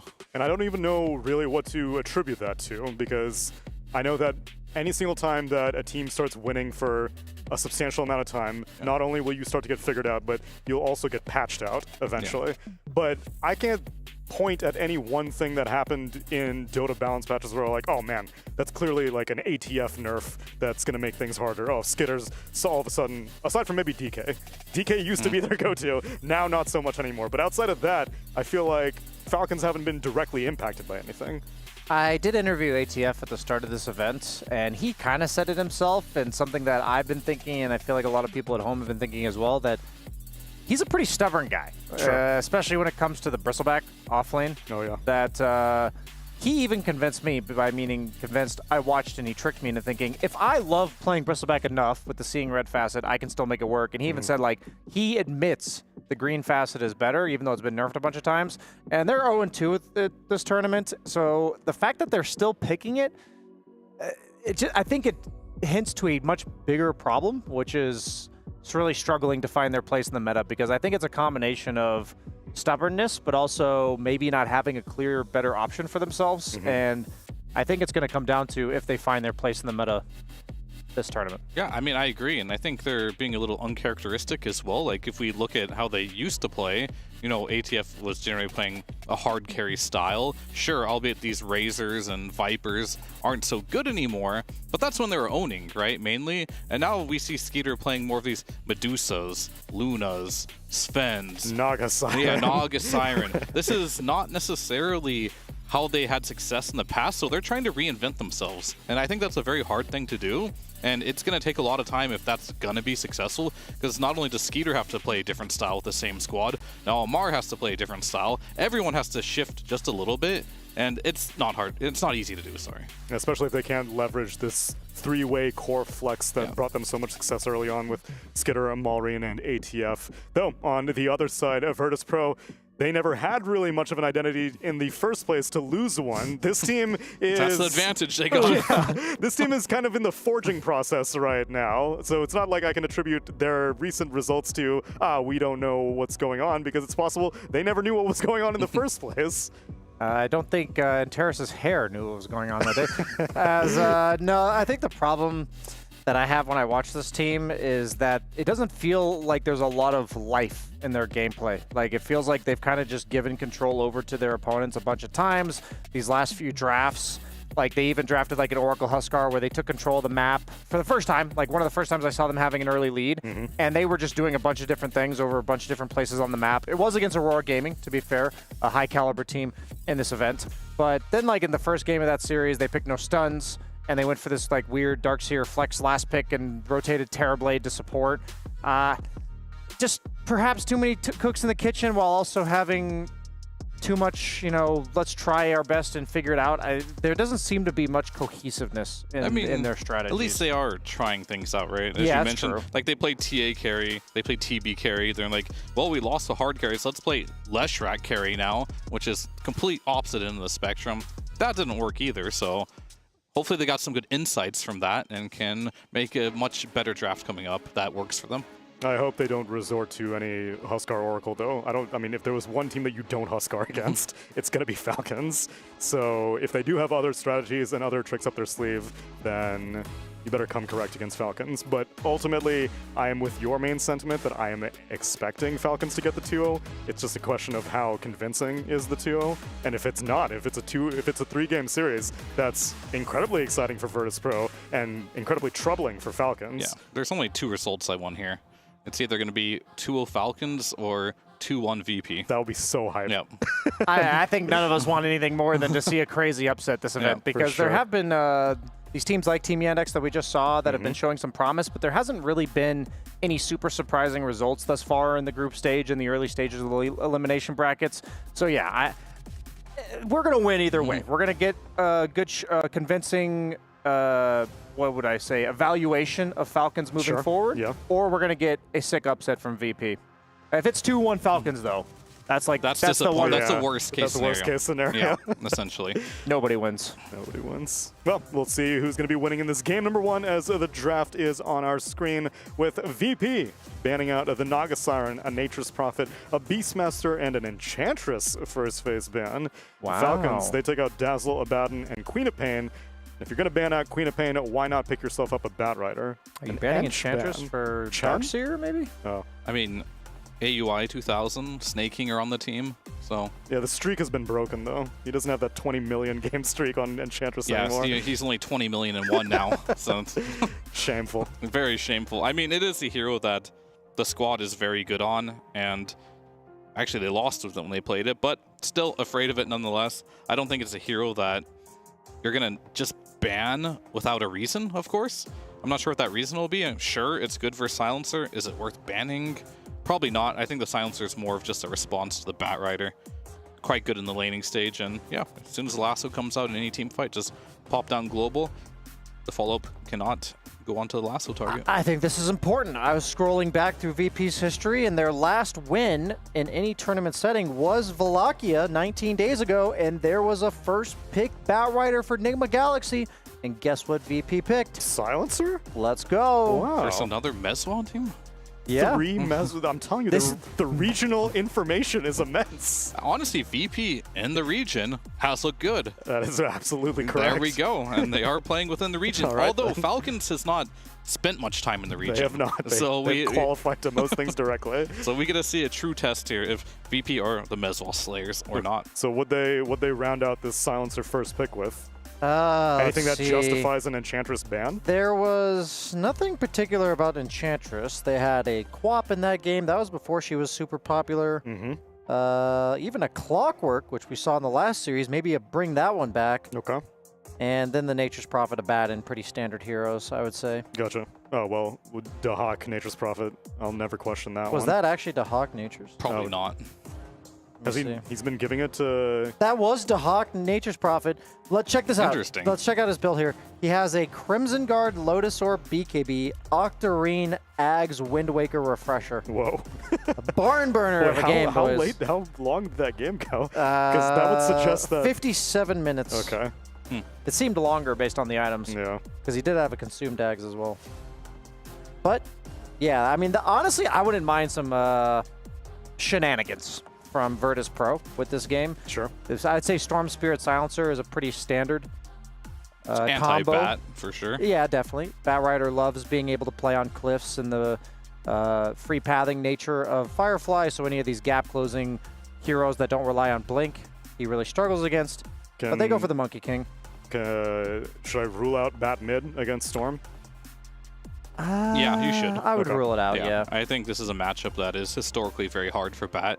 You have a very small timing window to kill him, but with the amount of sticky charges you have, and the matchup's just over at 6. Yeah. I think it is now Storm favored at that point, so you'll have a great 4 minutes or 5 minutes, but after that, it's all downhill. And this is a matchup which likely will be the mid matchup, the Monkey King versus Storm.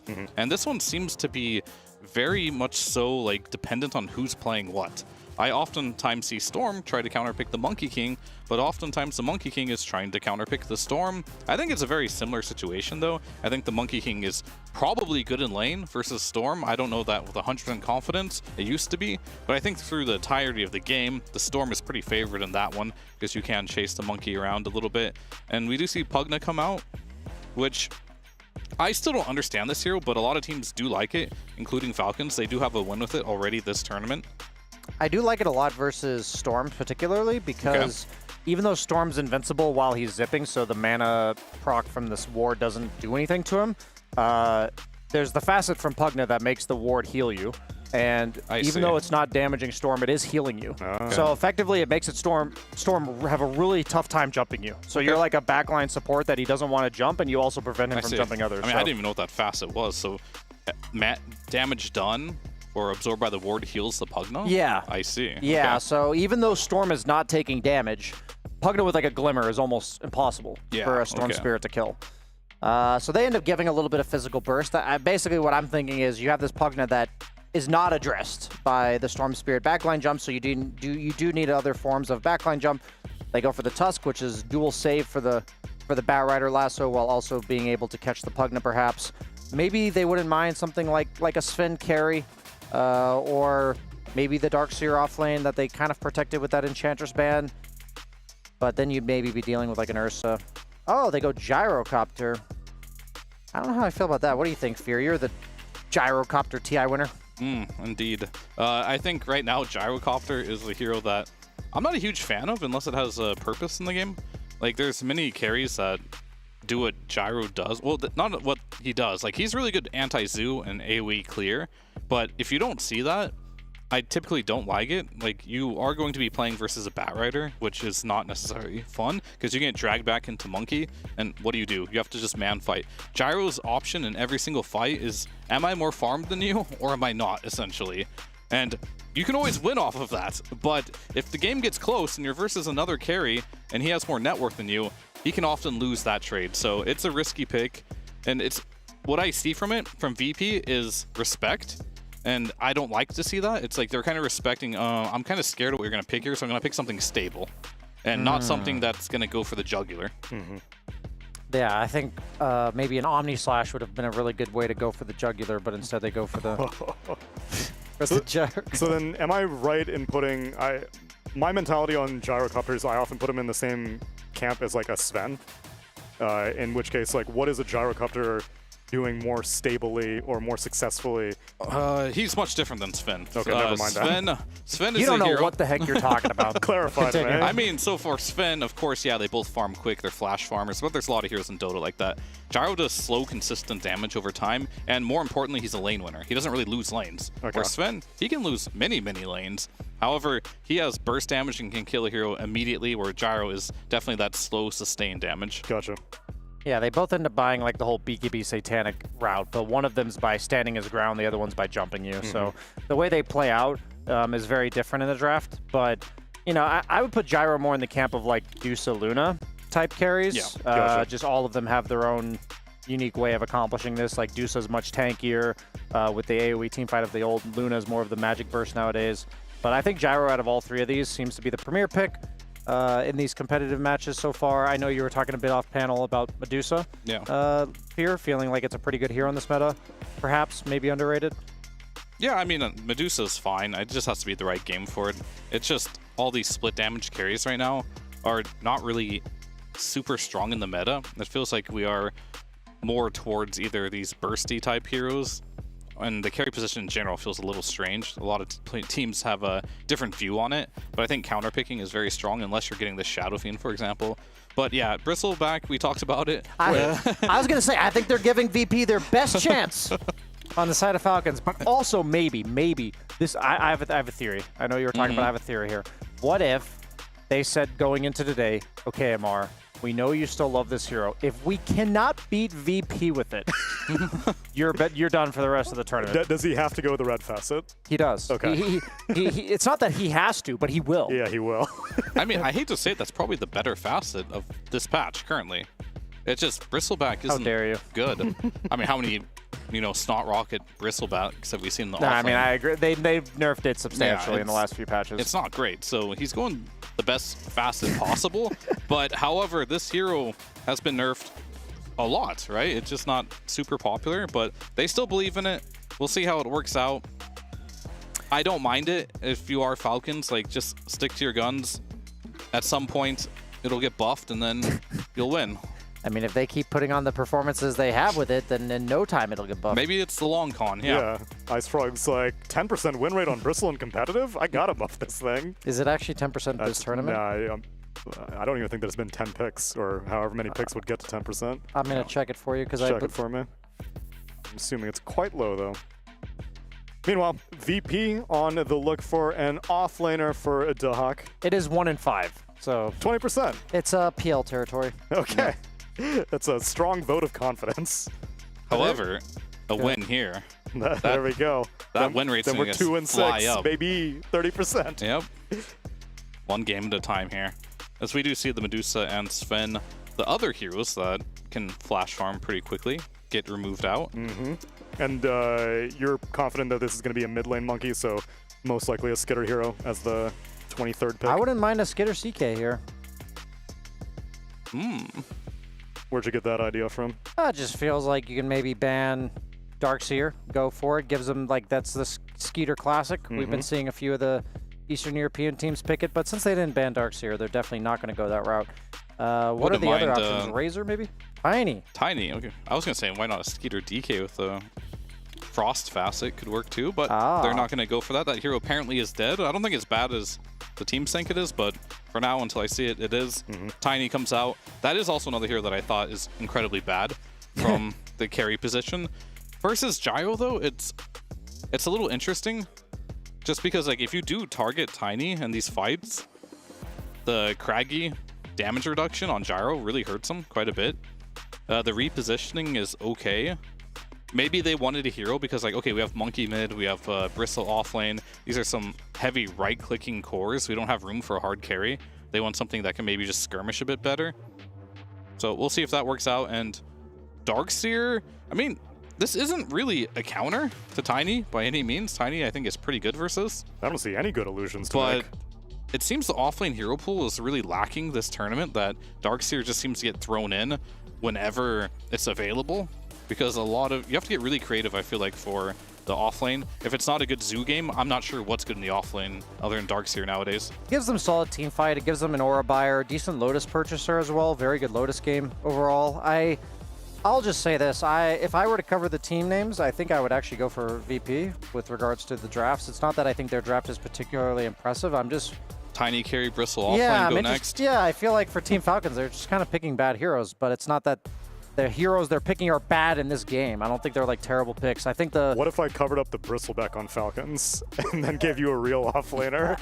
That might change my mind a bit. What I will say, and I'm looking forward to seeing if that's the case, is I do love playing Bat 4 position myself with an offlaner that takes stacks. So if they can get some 6 stacks up from crit, take like a super early 5-6 stack of Ancients from Bristleback, gets this insane like treads blade mail timing and just runs at you. I mean, I think that's what Falcons is going to do, and I think they'll be successful just given the teams. Yeah, I like the fact that Skeeter is going back towards some more active carry. I think he's been trying the hard carry route for a little while now. It's not been working. They're going back to Amar playing his carry style. You have Malrine on one of his favorite heroes as well. They're going back to comfort, and I think that's how Falcons have always looked good. So regardless of analyzing what draft is better, Falcons got what they want, and I think that's very important. I think it's the same for both sides. Even Dahak, he picks up the Darkseer. He's looked very comfortable on this hero, even though they haven't won a game yet. But this lineup does mesh well, and it can definitely win. It's going to come down to gameplay, really. And one last point, Brian. At the beginning of the draft, we talked about that the Silencer was the idea that they had against Batrider. Are you comfortable with how it's slotted in with the other 4 heroes as the draft rounded out? I think they're lacking a bit of burst on the side of VP, so I'm not too convinced they'll be able to win the fight in the first 5 seconds. But if they do manage to like block the lasso after he blinks in or something, that could be there's serious turn potential here. And we'll get to do some evaluation of our own. How good is the Seeing Red Facet? How good are Falcons? And how good are VP? Let's get into game number 1 with our Cryptic and Seb. Thank you very much, Tsunami. And yeah, I think this is going to be a fun one. We get to see some cool heroes we don't see all that often. You and I haven't been graced with a Bristleback or a Silencer yet here.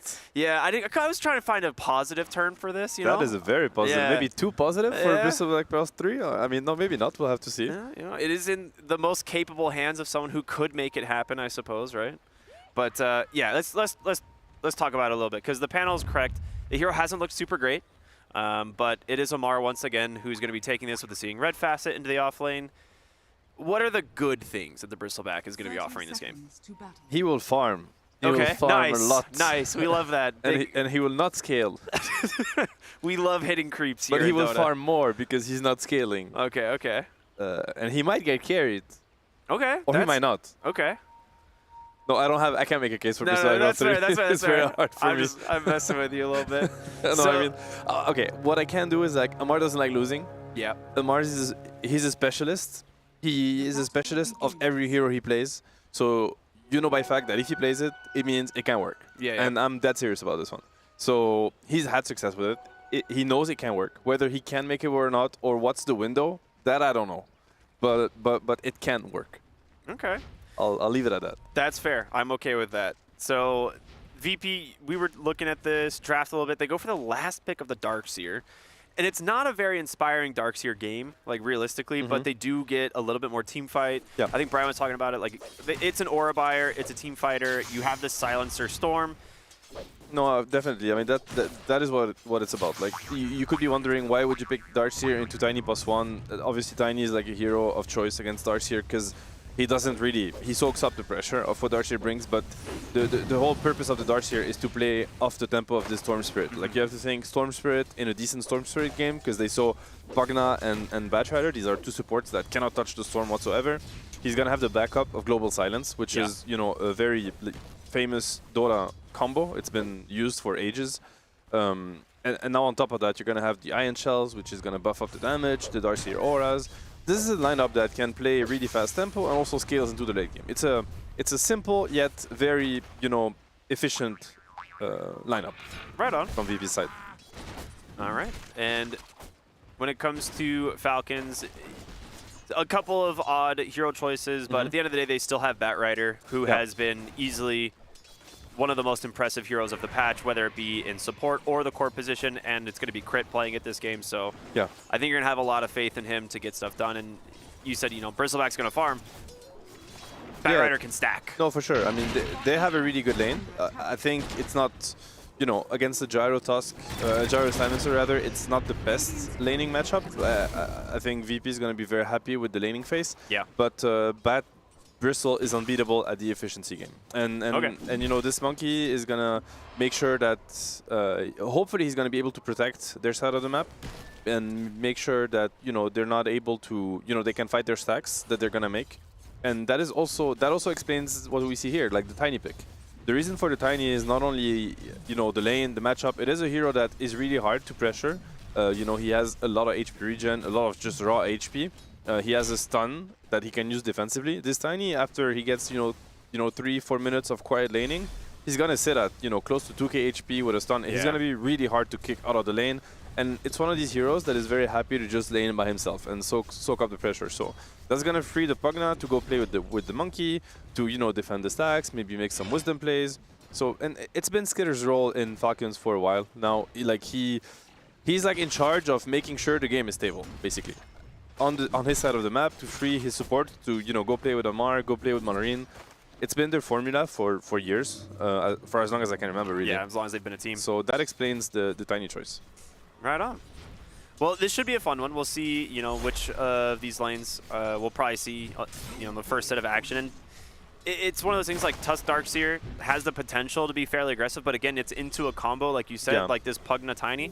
Not really worried about it. No, definitely not. And Pugna is saving a skill point, as you see. Yeah. So he's ready to skill the Crapify if his Tiny ever finds himself in a situation where he's attacked by a tag team. So this is a really hard lane, I think, for Dire to pressure. They should be playing for farm. Yeah. So is Reno. I would say that both safe lanes in this game are like just very, very good, and it's going to be hard to pressure either of those. All right, well, we're going to actually see a TP to the mid lane. Tusk wants to try and punish Malrine for being in very deep. Lorna. No mana on Storm, actually. Yeah, he actually doesn't have a lot of mana. He'll down the strike into the snowball. He's not going to be able to get a Jingu stack here, and this might be our first blood. It is. Amazing rotation. That's by a great Terrace. punish, yeah. And again, like we've seen a lot of these Storms and the Pucks, like we've seen a lot of Spirits, and there's one thing about the Spirits is that they play for their level 6. So every time you give them an advantage like this... Wow. V-Tune as well as Rain able to just run down Amar in the top lane. Crit. Yeah. I think he was stacking right before this, but... Oh, that is the strength of Silencer in this lane. Is you can't play off sticky. It's also really hard for Bristle to lane against this, because Bristle obviously lanes with this Quill Spray spam, and against the Arcane Curse, it's just awful. You just have to sit there and wait for that curse to go away. You do, and that usually means you're just dying basically, because you can't fight back. So yeah, very good lane setup for VP right now, and the only kind of question mark was the mid, how it was going to go. Mallory is a very, very good monkey player, but with this rotation from Antares, for now VP is happy with 3 lanes, which we haven't seen so much from them. Yeah, it's really true actually. So Storm still is struggling a little bit CS-wise, but of course the first blood gold that like more than makes up for it. Yeah. The lane is definitely monkey favored for the most part. Is why we see them pick this. And like you said, Malreen's just also exceptionally good at this hero. So he's actually struggling more than he should in a way. Yeah. Like it looks like he's gonna be under pressure despite the task rotation from before, because he's naked level 5 and monkey's 5.5, close to level 6. Wow. With the siege creep. So this Storm has to give up. There's gonna be too much pressure on the mid lane. And you see on the minimap how like both Falcon supports are ready to connect to their monkey, which is the right play. Like they're happy. That's like a Dota concept that is always, you can always fall back to that Dota concept. Play with your strong heroes. Yeah. As simple as that. So if you're not sure how to fix the safe lane, how to fix the off lane, you're looking at this monkey, you're like, I'm coming. It's very simple. Yeah. And whatever happens around this monkey is going to go in Falcon's favor. And they're going to scout an Invis bottom. It's not the most powerful rune here early on, but top lane, again, Crit's going to be forced, you know, to try and bail out Amar. Not going to be able to make it in time. Malreen with a Boundless Strike, though. There's going to be a nice pushback from the Flame Break, and they do get a trade. So big kill.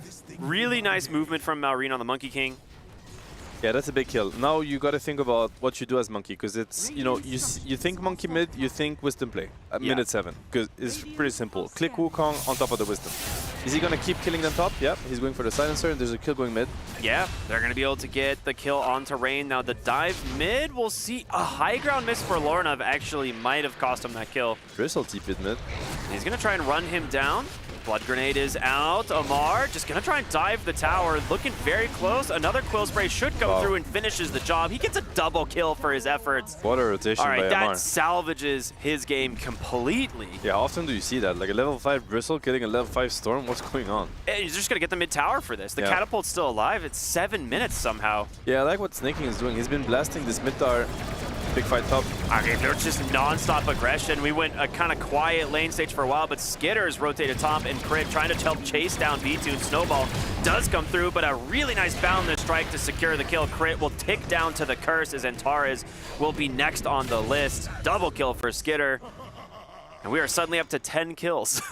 Yeah, I mean, Falcons is playing extremely fast, actually. Like, I love how they're putting their heroes to use. Like, the Pugna's coming mid, you know, playing with the monkey, blasting the mid tower, which is the strength of Pugna at this point. Like, he killed stars absurdly fast. The Tiny gated top, so they, like, connected the monkey and the Tiny to the top lane. It's kind of hard to read, but I think this is a Skitter classic. I think he was one of the first carries to, like, abuse gates as much as that, and he's still doing it. I think everybody caught up to his style. But, you know, you think Skitter, you have to think about the gate. Yeah, I remember seeing that a lot because it's like Falcons love to play these like aggressive off lanes for Amar, and it was always just Skitter coming through the gate. Yeah, Skitter Weaver, you know, like we didn't see him do it even with Sven, he looks at the gate sometimes, you know, which is a little bit, you know, unconventional considering, you know, that Sven is like heavy on the farm, but great movement by Falcons. Like, they completely salvage whatever happened in the laning phase. Yeah, now they're up currently 2K. They've got plenty of stacks in the triangle to pick up themselves whenever they want. Crit still level 5, but not too bad for being a support. Yeah, Lorenov is in big trouble right now. Like, he's the lowest of the cores, and this Storm is absolutely central to how VP wants to play the game, because if you want to put the global to use, if Gyro's going to connect to something, and same goes for the Darkseer, it's all about the Storm. If Storm is starving, and if he's weak, VP have nothing going for them. And here comes another rotation through the Twin Gate. It is scouted, though. There is a ward up there, and they are going to go ahead and TP in response, bring the Tusk. They're going to try and just cut off Skitter. He's going to try and get punished for this. The damage, though, isn't enough. He's a tanky hero. The Wukong is going to be able to surround the rest of the team. It's a 1-for-1 trade for now. Lornov trying to run away. He has a little bit of mana left, but Malreen's got more than enough. left in the tank. It's a bloodbath. 4 dead from VP. The gyro TP's out. That's it. Yeah, I mean, they're just, you know, suffering the previous sequence basically because they didn't get outnumbered. I think it was a pretty cool reaction from VP. They were actually, you know, like at the initiative, like they were ahead of Falcons for this move, but they're just behind from what happened in the laning phase. They're not strong enough. Their supports are not, you know, they're pretty low levels. The Storm is level 6. He's not even, you know, he's just weak. We're talking Storm level 6, Monkey level 9. Like, you can't really match what Falcons is bringing to the table. They're just too far ahead. Yeah, and it's one of those things too, like, they have the heroes that can dive the tower, right?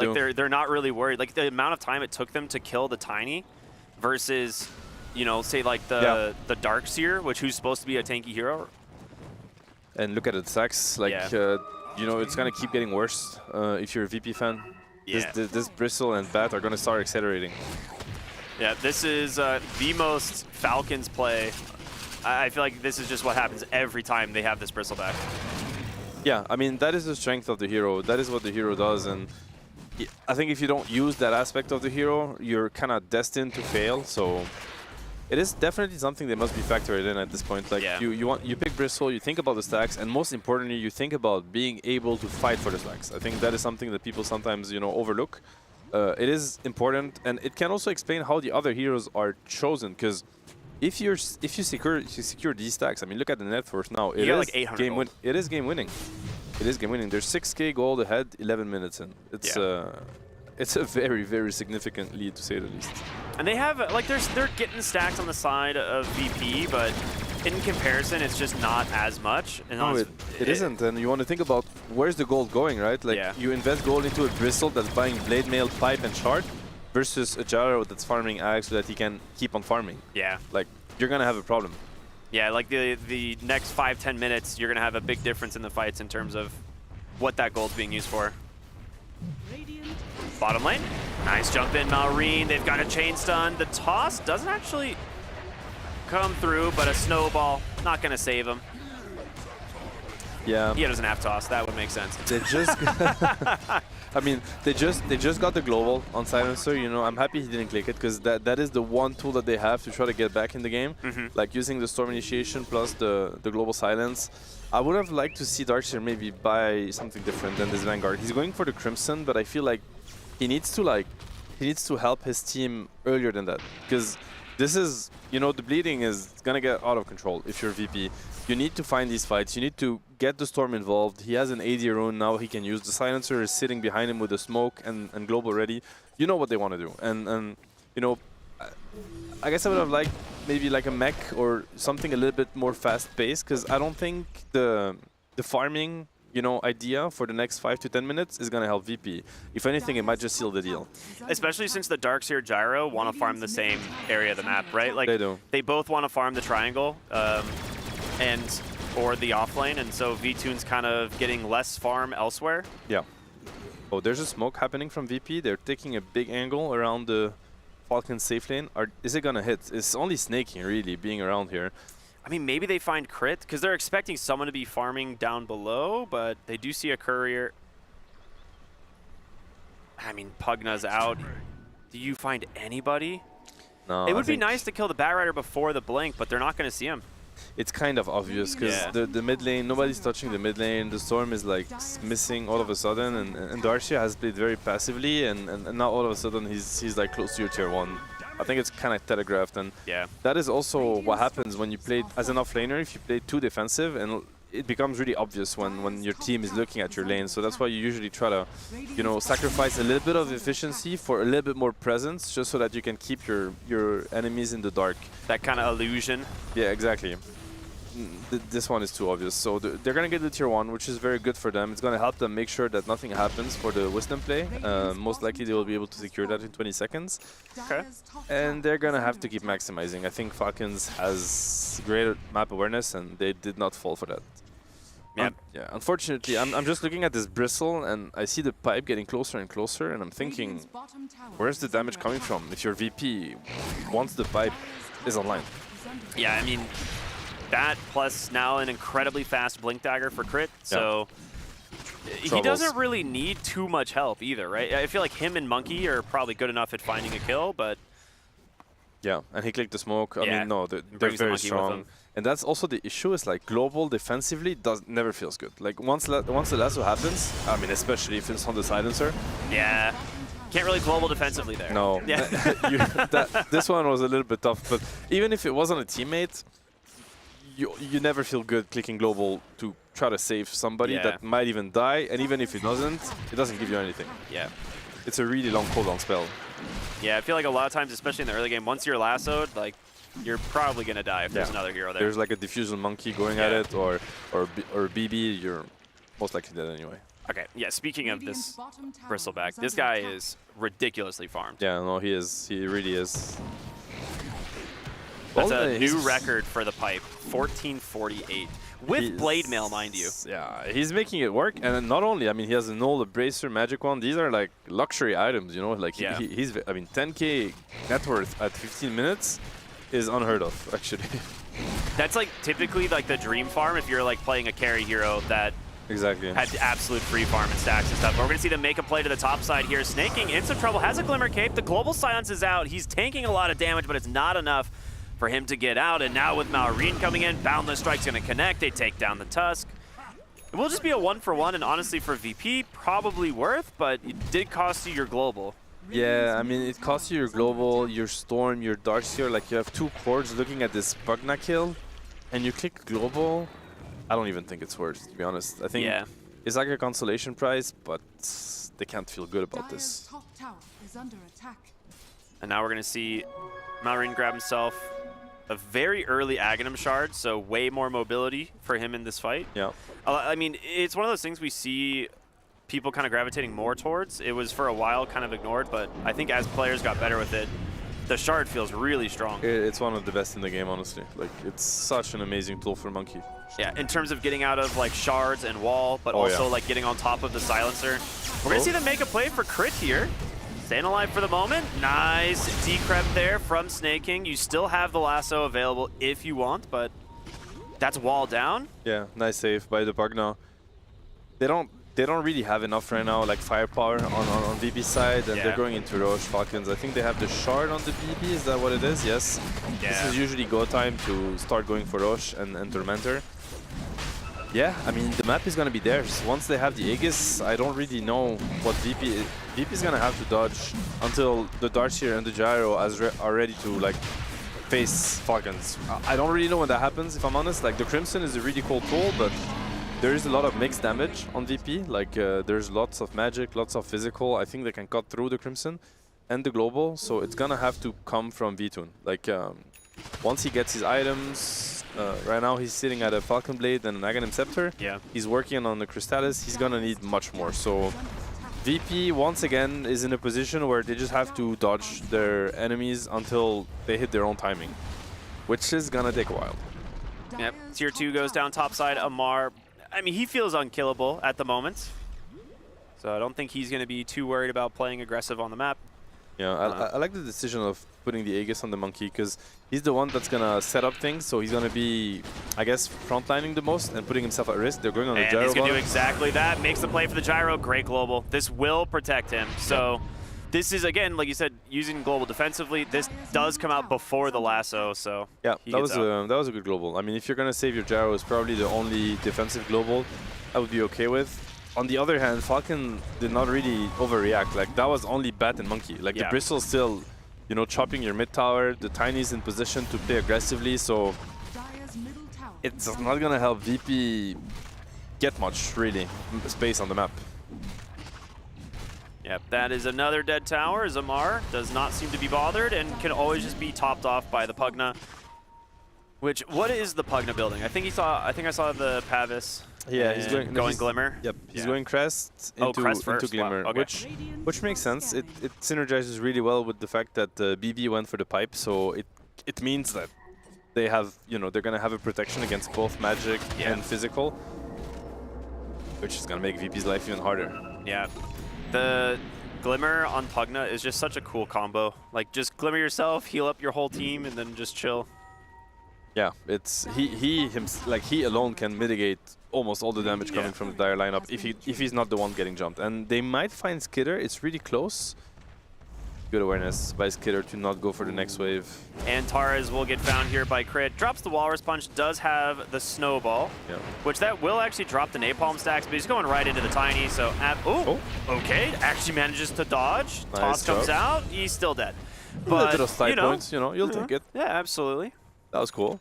Put his movement shoes on. He's actually pinging high ground on Amar. I mean, he's seen the Tusk, he has the Pugna behind him. It's a little bit too much, maybe. Try to force TPs, I guess. Yeah. I mean, you have the Pugna just chip a little bit, right? But he's starting to run a little low on mana. Hey, they want to steal the Tormentor, or what's going on? Why are they lingering? It looks like it, but Falcons... That's a little bit optimistic, I would say, because if Falcons is also looking at it... Yeah, they just had a ward scouting a courier, so they know exactly where they are. Storm Spirit immediately bails, and then the rest of the team TP's home. They know what's going on. Crit is thinking about it. He's seen the sip. Monkey is nearby. Like, if the two of them with Lasso should have the damage. With the Diffu, it might be enough. Oh, he just barely gets his smoke popped. All right, nice reaction by hurts. Lornov. We'll save his life for this time around. So, Crits gets the shard, so... Yeah. It's not the best, but no, it's not the worst, I guess. Yeah, I mean... This game, it's the worst, but... It becomes really good with items, but at this stage, Bat is most likely not gonna right-click. Yeah. Bottom lane, V-Tune gets found. Amar's going to try and just chase him down, and with all of the slows coming through, it's not looking very good for them. They're going to pop the goal, but he does get the stun off, and Skitter with the Lotus will have the toss as well. Meanwhile, Crit in the jungle here. They're going to try and make a play. Has the lasso. He's going to be able to pop so much health back the other way. The Boundless Strike plus the burn damage. Can Lornov escape? He should be able to. He will TP back to the fountain. Yeah, Global has been used and Gyrotized. Yeah. This one hurts. This one hurts a lot. Aegis is online for an extra 40 seconds. I don't think Falcons can break high ground with this. I mean, they might think about, poking a little bit. I mean, they do have Pugna, they have a Bristle that's very strong, especially with the amount of saves that they have. They could start poking, to be honest. It's not going to be like a full commitment on the high ground push, but, Slow and steady. Slow and steady. Very annoying for VP to, constantly have to be looking. I feel like for any of the cores to die on Falcons, you're going to need a 5-hero rotation. Yeah. And Skitter, you can see right here, just going toe-to-toe with Lornov the Hawk, just doesn't even care. He actually doesn't care. Honestly, I don't even know what wins you the fight on VP. I don't even think a 5-man vacuum into all your spells will cut it at this point. I'm not even kidding. Like, you just need an Aghanim Scepter for Storm all of a sudden. Sure, yeah. I mean, if you're going to drop a couple rapiers on them, then maybe. But with what they have right now, like the perfect team fight, like literally perfect spell usage on 5 heroes with all the AoE, I don't think it cuts it. That's how bad it is right now for VP. Yeah, you have way too good of... Yeah, I was like, you have way too much tank on the side of Falcons. And yeah, Amar, he's just been playing his own game, taking tower after tower. Now Rax fully down, and mid lane Skitter just going to get to work on the tower. He's got a Blink SNY, Echo Saber, just 3,300 health. You're not going to get through this guy. No. With the help of the pipe, the Lotus Sword from the Bristle, the Pugna Sword. Yeah, it's like so Pugna has full crest. Like they have so much. They have so much. They do get a Wisdom Shrine though, so good. Silver linings. That's what they were waiting for. They're gonna TP back and maybe look for an opening. I mean, Gyro's still farming topside. Fortification +1 level, comes out. -2 size. I mean, do the math. No, I don't think it's worth it. I mean, barely worth it. Almost worth, yeah. They're wrapping around. They're gonna go for it. Global Science comes out. Snake King protected by the Lotus, so the Storm's just gonna stun himself instead, and the turnaround, he gets away for now. Wukong's command doesn't really connect, but there is a snowball, and Terrace gets the blink away. Dahak will surge away. So far, VP not dying, but the question is, can they get out completely? V2 with a BKB. Boundless Strike's gonna catch Rain as well as Dahak, and the lasso will hold him down. Crit sacrificing himself for this. Honestly, VP, it's looking pretty good. Malreen's in pretty deep, but the heals from the Pugna, no way. Malreen barely survives. Boundless Strike on the money. It's an ultra kill as Lornov comes back in. It might be an a rampage, but no. Storm gets out at the last second, and with that, rampage, please. No buyback, says VTune. Unlucky. Silencer had buyback, but he seemed not on board. Yeah, they're going to go on to Snake King, and once again, just decreps himself. He should be okay. He's got Amar. They're doing some multiplication in chat here for some reason, but they're going to get a nice Walrus Punch here onto Maureen. Can you kill this Monkey King? They tried before. He was so tanky, reflecting the snowball. It's going to send him into a little bit of a weird spot. Actually saved him. He gets away now. Oh, Lorinov is out of mana. Amar's just going to chase him. Gets a little bit of help there. The Blade Mail going to stop VTune in his tracks. Crit's back. Of course, why not? This fight's been going on for several minutes, and another Lotus Reflect here. Maureen finally getting low. Is it enough? It is. He's gone a little bit too far, but the turnaround here onto VTune. Skitter has rejoined the fight. Well, Falcons the fight that never ends. Oh, they're feeding themselves now. Yeah. This is for sure. Is Lorinov trying to get more? I don't think he can. Okay, he's just poking. I mean, Falcons. Honestly, I'm even surprised that VP were able to take down the Tiny. I guess I'm maybe underestimating a little bit the damage that this Gyro was able to dish out, because as we said, you know, he had to cut through almost 3.5k HP on Tiny. How much was that? 6,900 damage on Amar in that I mean, fight. they're just ignoring him, and rightly so. They can't touch him. So, like, we're just talking about the Monkey, the Gyro, the Tiny, the supports, and Amar and all of that is just running around with Bristle, right-clicking whoever shows close to him. That's when Bristle feels really strong. It's like, you know he's doing a lot of damage, but you also know you can't deal with him. So you just have to pretend he's not there, but it hurts, you know? Yeah. It hurts a lot. His build is very good, obviously. I like his build. He's enabling his team. He's frontlining for them, making sure that, you know, because the way you deal with Bristle when you can't deal with him directly is you kill his team and then you look at him. Yeah. In this case, you can't kill his team. He's just buffing them up too much. Oh, this is the Hail Mary smoke here from VP. Amar is just going to, again, continue to charge up onto the high ground. A Boundless Strike's going to be able to catch the Tusk. There's a Nullifier out, but a Global Silence will stop this fight for the moment. Nice. Snowball will be reflected, so this will end the Wukongs. And Tara is here, will try and trap Maureen. A Vacuum pulls them back, though, into the wall, making some space, and with that, Maureen will get out. Nice toss back. Amazing. Yeah, very, very good toss back. And VTune tries to fight Amar, but regrets it instantly, as Snake King will heal up his whole team. And with this, the GG comes out. They know this one is over. Falcons, a very, very steady win here. I think we can even label this game as a stomp, because that's kind of what it was. I think, you know, VP, they had a couple of decent rotations in the laning phase, but after that, it was all Falcons. They had control over this game from beginning to end. It started, you know, with the gate plays pretty early in the game, like, you know, I'm talking like 5-6 minutes into the game, and they've never really let off the gas pedal. They completely outclassed VP, so it's a little bit worrisome for VP, like how do you bounce back, because I don't think their draft was really the issue. I think they had a pretty solid one, and they executed the laning phase well enough to get a game. Maybe it's just the rotations. I think they just can't match the pace at which Falcons is playing right now. They need to try to play together a little bit more, maybe VP, from the beginning of the game. Yeah, I think that was when it was very noticeable, right? Because like you said, the lanes kind of even for a little while. Your Storm was struggling, but it was really those first set of rotations to the top side of the map where things just started crumbling. Like you're losing hero after hero after hero, and you know, eventually this Bristleback just retreats into his jungle after winning several fights, getting a tower, and he's like, I'm gonna go grab 1,000 gold from these stacks, and suddenly we have to deal with a pipe Bristle. And how surprising can you get by gate plays when you play versus Falcons? I feel like they are maybe the team that popularized that the most. We talked about how, you know, they are no shy to bring Skitter and Snake King through the gate every time they need to come connect to Amar, play with them. Marlene's also gonna come there. So maybe a lack of preparation on VP's side, but the good news is that they now know what they have to face for map 2, and you know, they have time to regroup.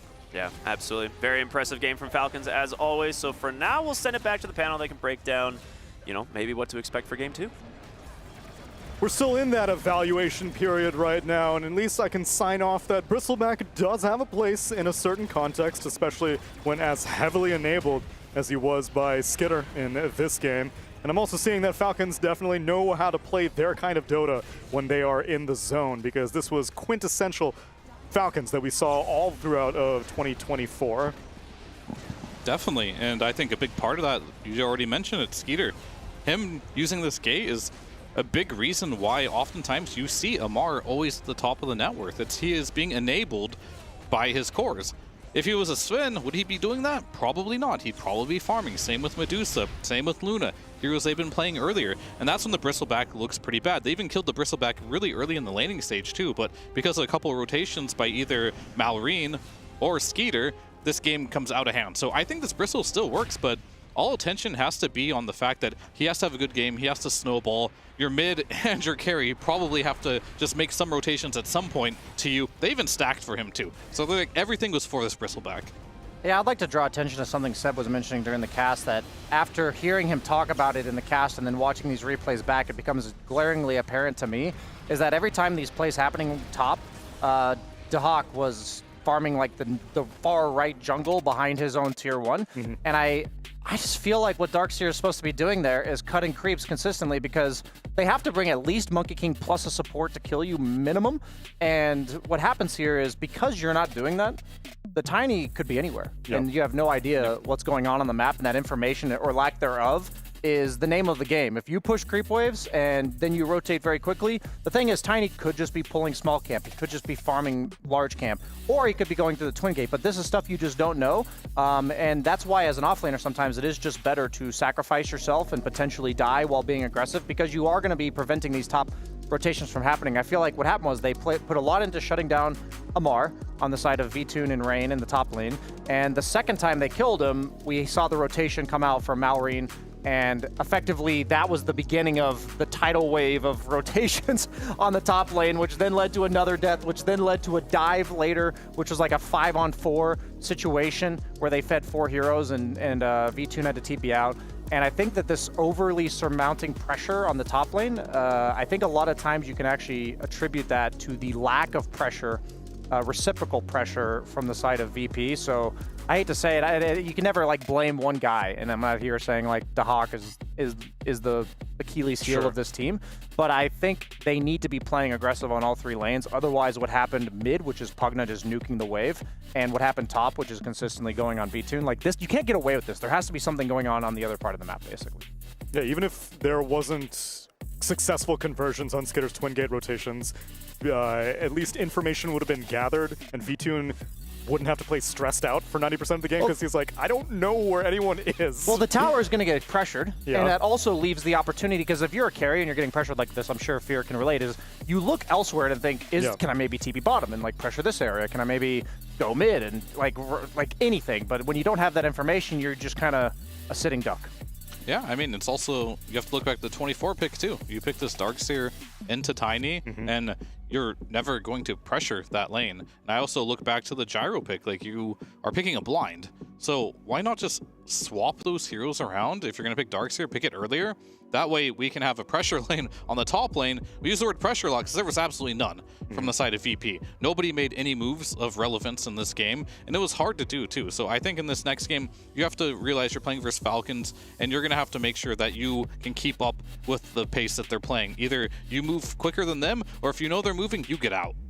And at the most, I imagine that they were hoping that if I do last pick a Darkseer, we have a gyrocopter to take advantage of the team fight situation that I've created with a vacuum and a wall, and obviously a Storm Spirit will be able to help with that as well. But there were not very many team fights that started on VP's terms, and we can take a look at some of the highlights from this game number 1 to see that Falcons were initiating and dictating the pace of pretty much every single engagement.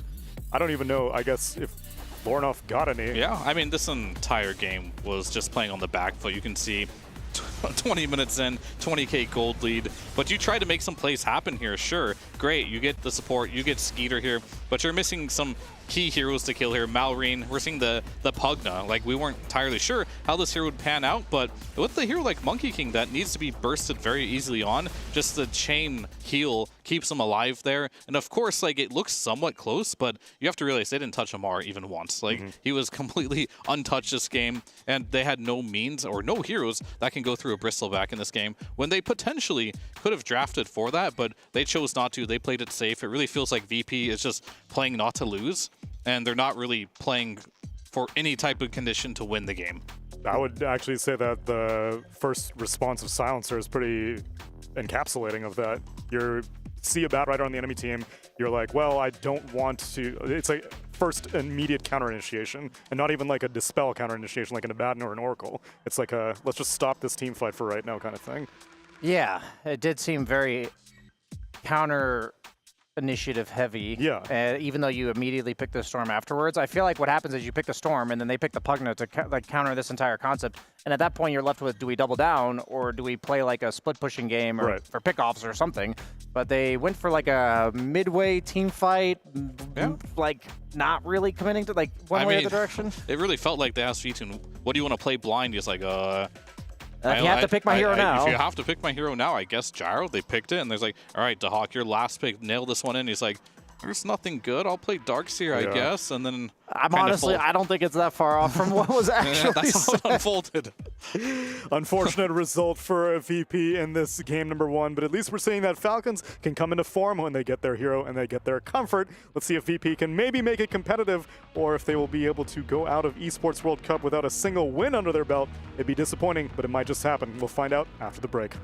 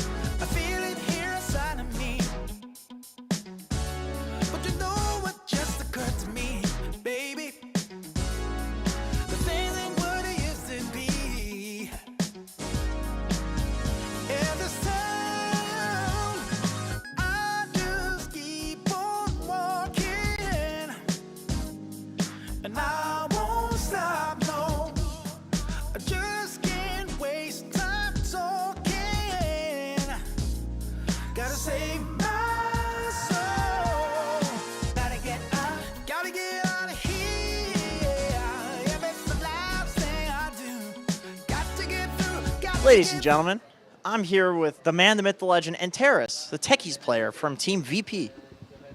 Hi guys. Do you still play Techies after all these years? Not often, but I hope I will pick this hero in this tournament so I can show it on maximum. What's the facet that you go? Do you go for the blast off facet? It depends on lane stage because white facet better on lane stage against range post 5 players, heroes. But if you need damage for when you play with mid, you take red facet. And what about Skywrath Mage? You're also the legendary Skywrath player. This hero, in my opinion, feels really garbage. Is there some way of building it that it works? Last Riyadh, it was garbage as well, and nothing changed since that time. So it's still garbage hero, yes. Is there a more frustrating feeling than being in a game, you pick Skywrath Mage, and then the enemy guy picks Lycan? Actually, I learned how to play against this hero, so it's not a big frustrate for me. What do I do? Is it Ghost Scepter Rush? Ghost Scepter, I just don't show myself in fights and etc. Was Pudge actually a good hero, or is it just 9 class being 9 class? I think 9 class being 9 class, but it's super strong hero on lane. Super long hero on lane, and because of facet. Who's this guy? No makeup, no photo. It's not natural. You don't need makeup, dude. Is that naturally curly hair, or do you use something? No. I think it's genetics. That's a genetic curl you've got going right there. This is not genetic girl. Who's the best 4 position you've ever played with?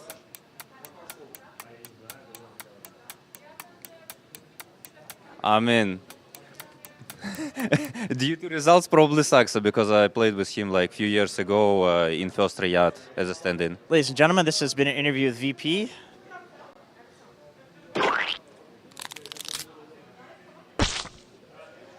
And thanks for watching.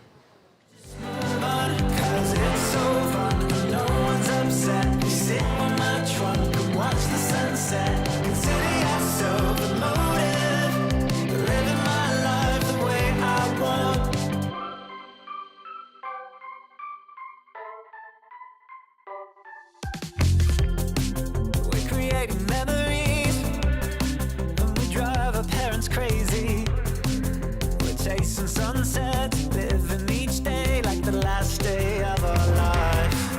And I know this is what we want, 'cause this is just what we do.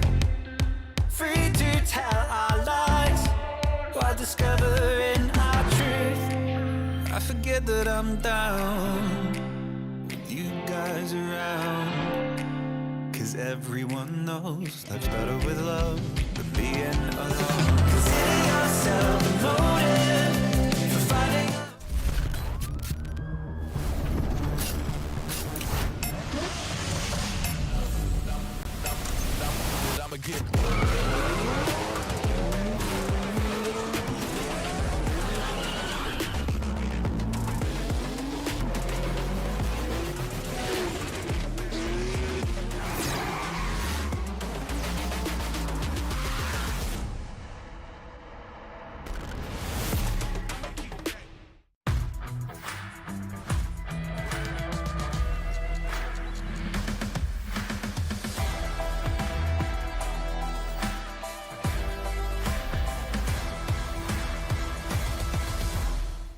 I stepped into a realm of wonders where the sun kisses the sea. Two worlds inspired by each other. Two worlds making one. This land is calling, Saudi Red Sea.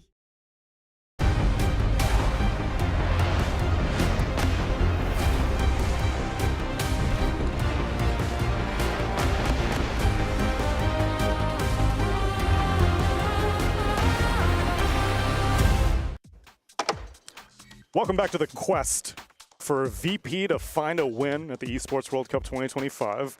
They are now 0-7. Ooh. 007. James They Bond. call me 007. You don't want to be an agent. 0 wins, 0 what's the Ties. second? 0 ties. That's true. 7 losses. Yeah. It's looking pretty grim for VP. I think we've kind of bashed them enough. I'll just say, looking at Falcons, that we weren't too big of a fan of the heroes that they picked, but I am very happy to see what their playstyle was. Yeah. And that did look reminiscent of when they were at their peak success. Yeah, I mean, it's promising, as mentioned. Like, this is a team we expected them to come out and steamroll. And if that didn't happen, we would have some question marks around Falcons. And Falcons is a long-standing team and organization where VP relatively new, right? And they haven't found success, so Falcons, they need to continue down this trajectory because it reminds me of watching them draft before when they were winning everything. I didn't necessarily agree with all their drafting, but their play kind of showed everything you needed to see, and that's just always been their style. That is also, I think, why teams struggled so much to beat Falcons during that 2024 season, is because there was no specifics that you could take from their team and be like, oh, that's a really good strategy or approach to the game. I'm going to incorporate that into my own style. Instead, Falcons were very unique in their own way to win and how they would pick and how they would draft and how they would move around the map. And so when it doesn't work, it looks really bad because we're like, oh, you're not doing anything that other Dota players do, and you're not making it look good. So what's the problem here? Yeah, there's a really small, thin line between genius and insanity when it comes to Dota drafting. And I also think it's important that all these teams moving forward do find their identity in this meta. And I'm perfectly fine if a team like Falcons, who hasn't been having the most success for the last few months or even full year potentially, kind of just does their own thing and just says it's either going to be good enough or it ain't, and going out trails blazing, you know? Trails blazing? Or fires, guns blazing? Guns blazing, thank you. They were blazing trails. I mean, he was playing Batrider. That's true. There you go. See, that's why I thought it. That's what happened there. Thank you, guys. No, we got you. I do. I've been enjoying these past few months in Dota because I do think that teams are. It's not as much the regional identities that I used to see in like the first decade of Dota esports, where it's like China Dota's like this, Southeast Asia's Dota like this, South America's like this. Now I feel like each team is quite individualistic in either the way that they draft or the way that they play.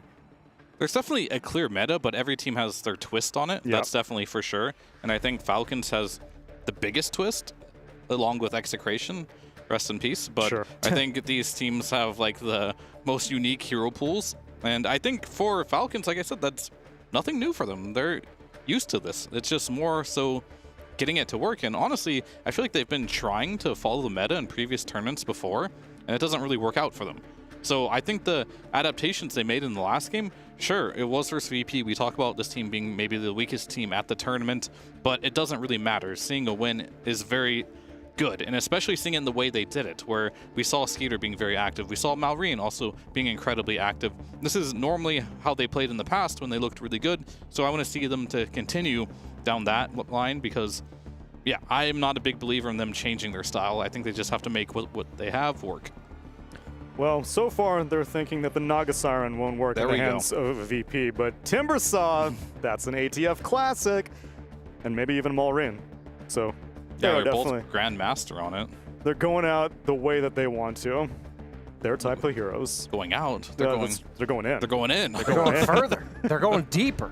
Instead, Pugna gets promoted up to a first phase ban by a VP as well as the Bristleback as well. So a lot of respect to that game one. Oh wait, all three. Yeah. Wow. Okay, they were just like, yo, you got to come up with something new. That was too much for us. This might be the biggest. I guess he banned it himself. I was gonna say the biggest shade thrown at. Oh, if they banned all five. Crit. No, I'm saying a crit because they didn't ban his hero, but they banned it themselves. So never mind. I was just like, dang, looking at this draft, you just have Batrider, Monkey, Pugna, Bristle, and they ban everything but the bad. Okay, so then really it's the shade at Skitter because they don't ban out the Tiny at all. Ah, that's true. If they leave Tiny in here, that's funny. They left Enchantress too. They did. I mean, honestly, VP, it really feels like they're just throwing everything at the wall right now, and we'll see if any of it sticks. So far, it's all just there it goes. off. There goes the Enchantress. But if there was one hero that we've said is like the most egregious to leave in the pool, it has been Naga Siren. So this is their best chance to make something happen. Okay, well, a lot of people have that opinion. My opinion's slightly different. What's your opinion? I feel like Naga Siren is, if your top team is playing it, you can't give it away. Okay. I feel like the weaker teams, they don't have as good of an understanding, especially the laning stage with this hero. And it is a very technical hero. If you use Song incorrectly, you can grief. If you don't know how to play the lane, or more importantly, what it lanes well with, and you're like, get scared, you get spooked, like, oh, I don't want to pick Shadow Fiend with this just because like it's not a good matchup. I'm going to pick an Ursa, and all of a sudden the lane is kind of ruined, and now Naga doesn't have a place in the game. Then this hero can not look good. So I think you actually have to be a team that fully understands every aspect of this hero for it to look good. Otherwise, it's not the best hero. Yeah, I think a cool stat from Naga Siren is that she's started the tournament 0-2, and now she's 5-2 because she's not let through the draft very often. And the 5 games that she won were by 5 different teams. So and one of those losses are Skitter playing her as a carry as well. So technically as a support, she is 5-1, with the only loss coming out from Yandex against Aurora, so they're relatively outclassed. In the first group stage, it's not always super indicative because sometimes it just purely comes down to what teams are picking the hero. What did they lane it with again? With the Naga? I think that was the game I saw where I was like, ooh. For Falcons, when they played carry? Or? No, the Yandex Oh, loss. Because that's the one that has yeah, fear. they had it with Ursa. Yeah, that was the game I saw. It was first like some Dawn or whatever it might be, Axe. Yeah, they're giving them the Naga SF if they want it. That's the duo that I'm most enthusiastic about. It's very good versus Timbersaw too. Yeah. I feel like you take it. Yeah, one of the few carries that can threaten him, right? Yeah, you take those. And Disruptor comes out. This is also a Naga counter. Like, you can potentially start your Rec Room all you want, but maybe a cheeky little glimpse from outside of the song can cancel their TPs or What is the potentially radius combo. on song? It's far less than Glimpse. That's all I know. Glimpse is 1600. Yeah. The early levels of song are bad. Like, yeah. Even at max song, I think Glimpse still outranges it. Interesting. Depending on where you're at in the song, of course. But the Naga herself can always be glimpsed. Is there like a chorus to the song? Like, what do you mean where you're at in the song? Well, like someone could be slept like behind the Naga, right? Which would mean you need more range. Like the glimpse. physical location. I thought you were talking about maybe the chorus or like the intro. At 3 seconds into the song, she hits the refrain and the AoE doubles. That'd be complicated. Unfortunately, the song doesn't change too much. Falcons opt to not ban out the Shadow Fiend. Instead, they take out TA and Beastmaster, and VP pick up a Muerta and Quap. Okay, Quap's another carry potentially that can lane quite well against Timber, but also on top of this is she's a mid that also lanes pretty well against Timber. So I think that the reason they may have gone for this, even though Shadow Fiend is also a flex, maybe it's just a preference at this point. I'm personally confused why you wouldn't go for Shadow Fiend. Yeah, I mean, especially against Disruptor, right? This is one of the better heroes versus Queen of Pain to lock her down and control her, so it's a stylistic thing. But so far, unfortunately, VP's style has not been so impressive. But, you know, they still have a chance. This is they have 1 or 2 more games to really, well, they have to get together this game and then the next game. You're really So biting you your really tongue on have this one, Fear. I know what's on your mind, and I appreciate your professionalism. Yeah. They have not picked. They can have not still pick picked Quap. SF. They can still pick SF. It's in there. Yeah. Yeah, I mean, Quap has not been picked by them just yet, so this is a new style, trying it out on the side of VP. If this is the safe lane duo, Naga, Quap, what's the verdict? I mean, it's definitely fine. favored against Timbersaw, Yeah, I'd say. that's good. Okay. But then I also think that this is potentially a 4-position Nature's Prophet. Could just be carry, but I think giving just a lot of sustain to this offlane would be very powerful against this duo. You already have the offlaner to clear the illusions, so you don't need a 4 that does that. Have I seen this lane? 4 Nature's Prophet and 3 Timbersaw. I mean, it's pretty potent in the sense that your Q does more damage based on how many trees you cut, and you also get mana back. You give a chain that he can chain to? I think it's largely for the, I mean, that's not going to be it anymore. This is going to be a most likely Disruptor 4 for crit with a Tusk Nature's Prophet safe lane. I like this. Very scary safe lane. I mean, I really want to see Skeeter go down the path of like a Mickey, right? Where you kind of tailor your hero pool to being very aggressive, or at least just narrow it down a lot, right? And that's what Mickey does really well. He plays heroes that are strong in lane, can play very early on, very tempo favored, and Nature's Prophet does that. Tiny does that for Skeeter. Maybe Skeeter's not going to play TA, but he has his own hero pool that can do it. And I think in this series, they're recognizing that, and they're giving him heroes that he can play very fast on. And I think him playing fast really much so does enable the rest of his star players like Amar and like Maureen too. Yeah, perhaps less twin gate plays, but Don't need one. he doesn't need the help, and Nature's Prophet can just teleport down there anyway. And VP, they respect the Maureen Huskar. They take it out of the pool after picking up an Ember Spirit. What do you take out next? You gotta take out the Puck? Monkey. Monkey? Monkey's already banned. They set this up. There you go. The seemingly spiteful bans from game 1 are actually all a ruse in order to set up this 18-pick Ember. I mean, they could take Shadow Fiend themselves on Falcons if they want. That's true. We'll see what the ban is, but I mean, Puck is an interesting suggestion, because I think that hero, often people will be like, no, Ember's good versus Puck, but from what we've seen, the Puck has been owning the Ember, so I'm curious on what their take on it is. If they don't ban it out, then I would assume that VP are quite confident going into it. And Lornoff says, don't worry, I'll handle that matchup easy. I will say the 1 or 2 times I've seen Puck really struggle, it was against Amorta. I think that hero is very annoying for Puck to play against, so might not be the best choice possible, but they may be looking for something with Disable, but it is Falcons. Like, I think everything you say about their drafting that most teams will do that's meta, they don't really care about it for the most part. They'll just pick what they want to. They could put this Timber mid if they want to. This used to dump on Ember. I don't know if it's still the case. That's true. I'd say it's kind of a wash, because Ember used to play mainly 4-4-0, but I think now you just max Flame Guard and trade. Maybe the Timbersaw free farms, but I don't think it shuts down Ember in any capacity. I'm curious if they go for the usually banned out, why am I now spacing on this? Oh, Axe on the side of Virtus.pro, or potentially on the side of Falcons if they want to put the Timber mid. I think both teams would not mind picking this up. The Queen of Pain could be a bit annoying for it, but Falcons banned out 2 offlaners. Should I be confident that this Queen of Pain is going safe lane and VP are looking for an offlaner? Or I don't think you want Queen of Pain against Nature's Prophet. Gotcha. I don't think. Yeah, you don't. Ranged hero with built-in sustain doesn't seem like a good matchup for Quap. And they take Omni. Ooh, little spicy here. I can only see it being good versus 1 hero. And What hero is that? Disruptor, I guess, and potentially Timber with the pure damage. The lane itself doesn't sound like it's that good, you know? No. Yeah, I don't think Nature's Prophet is one of the carries that will get bullied away from you, because you have, like we said, built-in sustain, you get the double tangos from the Sprout, you get the ability to TP base and come back, and Omni Knight usually wins the lane by purely war of attrition.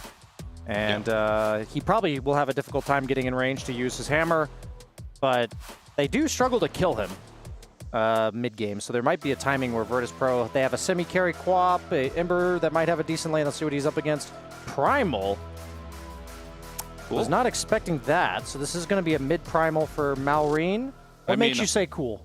I just was thinking just Maureen heroes and Primal came to mind. Not necessarily it's great this game, but against Omni it makes sense, right? This hero's always been good against debuff immunity, so that helps. It's more importantly very fast on the map, and Falcons likes to play that way, like Timber and Primal running across the map. So the reason I said cool is like this is like quintessential Falcons, right? Like you don't really see the cohesion so much as how they're gonna play like the late game and stuff like that. It's how they're gonna run down the lanes and just dominate and just choke you out of the map, and they have the heroes to do so. I'll give a highlight to the fact that Primal's always been one of the best strength tanky guys when you're dealing with a bunch of stuff you just want to dispel, because even though it's later on in the game, level 15 talent that dispel when you use your third spell, it's very good here because it's good against the Quap Dagger, the Naga Net, the Ember Chains, pretty much all forms of control that VP has. So Mallory, he's probably going to go a BKB anyways, but I think he'll be able to hold it for quite some time and wreak some havoc in these fights. So I also think it's pretty cool. Sets up for Skeeter to have plenty of options to rotate to, the pressure in the lanes from Amar, the playmaking from Mallory and Snake King, and Crit actually. Yeah, I think there's going to be a lot of low cooldown action this game, and it's just a matter of, is VP ready for this time? Are they going to bring the numbers appropriately rather than kind of filing in one by one reactionarily? That's the question in my head. Yeah, I'm getting old Falcon vibes here of them just picking all out aggression and then just choking out the map. Whether they're countered or not, they'll itemize their way out of it with a net worth advantage. So we'll see if they can make it happen. I do like the fact that this Primal kind of destroys these two supports. It's very hard to play against them. He is going to destroy the illusions. Morta has no play against them other than the dead shot, so it can do a lot of work here. But I don't know if it shuts down Lornoff in the laning stage, so we'll see if Lornoff can make something happen. I wonder if Primal Beast is experiencing, is it just recency bias? Because we also saw Noticed playing the Primal Beast as also a 24th pick. Is this a hero that people have just forgotten about for too long, that they don't remember that he can be quite difficult to deal with? I mean, I think when Notice picked it, it made a lot of sense where he was laning versus two heroes at 0 stuns, right? Oh, gotcha. And that made it very viable. Here, this is just kind of like Malrine, comfortable with the matchup and just playing a comfort hero, in my opinion. Yeah, and even if he's not that comfortable in the lane, we've seen that Malrine is more than willing to cut between Tier 1, Tier 2. I've seen him done that in many a Huskar matchup. But we'll see if he has to do that in the Ember Spirit matchup as we get into game number 2 with R Cryptic and Seb. Thank you once again, Tsunami. And yes, game 2, let's see what happens. VP coming off a pretty difficult game 1, but I think better draft this time around substantially compared to, you know, what we were looking at the first time around. The Primal Beast, though, is pretty sick in this game. Yeah, no, much better draft. I think all the way to the Primal Beast, I would have been okay to say that Falcons were getting outdrafted. At least that's my read on it. I think, I really liked what VP had. I think they had a big edge, but this Primal Beast, though, I think it's amazing. Yeah. I think it changes everything. You know, my dear friend Thompson is nowhere to be found, so I'll go ahead and say that we're gonna witness the best Primal Beast in the world. It's Malrine, and pay really close attention to how he plays the early game, especially because he is super creative. I've seen this guy cut waves. I've seen him cut offlane waves, where he starts behind towers. Ember is not a good matchup for him, and this is a very competent Ember player on Lornoff. So he's not gonna tank the 1 versus 1. Like you're gonna see him cut waves behind towers, pull them to neutral, stack camps on the enemy side for himself. He's gonna gank really early. It's gonna be full chaos. That's how he plays Primal. Nice. That's how he dodges the heroes that he doesn't wanna click his spells against. Because if you think about it, like this Primal can kill any hero right now besides Ember. Yeah. He's a menace to everybody else. So he's gonna come to the mid lane, take the levels that he wants, and onto roaming I go. Yeah, I'm curious how he handles CS-wise, because Primal Beast, like you said, it's not the best in the Ember lane. It's going to be good the first level or so because you don't have chains to stop the trample. But as soon as chains come out, it becomes a lot easier for the Ember to kind of handle the Beast in the mid lane. I mean, exactly. And this is why as soon as Malrine is going to get level 3, he's auto here. Like, you're going to see him start manipulating waves from the mid lane, which is very creative and unconventional. But this guy has invented it all. I hope it happens, you know, because I'm selling it a lot. But if it happens and you want to learn Primal mid, this is the guy to watch. Yeah.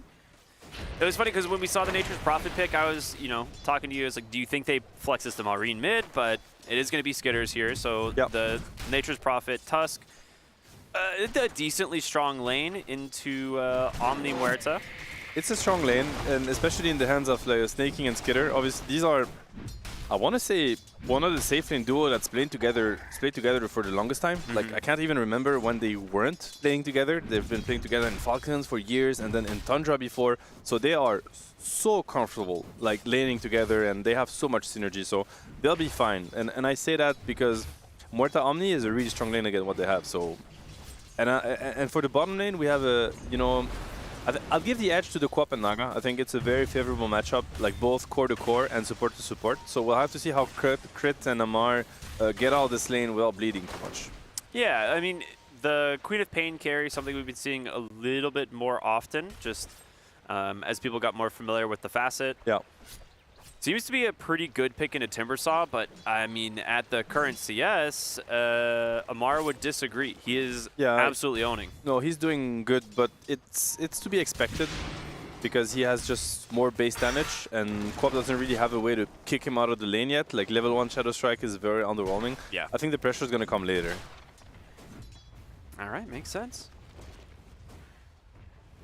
Yeah, we see the pressure coming up top already. It's a really deadly lane. Like, this Muerta plus Omni combo, if they ever get too close to the Prophet, he's just going to die from full HP. The Tusk is going to have to play with Snowball, which is why he's saving a skill point. I really like that from Snaking, just being ready to save his Prophet when the situation, you know, happens, which it might. Yeah, it's so weird seeing Falcons have a Tusk and it's not crit. Yeah. You know, I feel like, obviously, Snaking's very good at the hero, but we're seeing the roles swapped a little bit, right? It's crit on Disruptor. And Snaking on Tusk. Yeah, it is quite right? surprising, actually, yeah. I feel like I never see that. Very true. But fight over the Wisdom, or I'm sorry, over the Lotus Pool here. He does have a lot of wand charges, and now with Skitter coming in, they will be able to secure it. V2's going to get caught inside. The Sprout has no mana, and this will just be first blood into the hand of the Nature's Prophet. Last game, we talked about Skitter using the Twin Gates and playing active. No one does it better than Nature's Prophet. No, amazing presence of mind to realize, you know, there's no mana on Quap. Good communication. You don't expect that to happen. It's a big mistake from V2 and very costly too.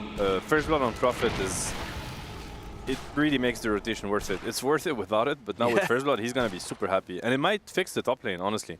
Like, you get an early treads with the tag team from Tusk, like, it's gonna salvage top lane completely. Yeah.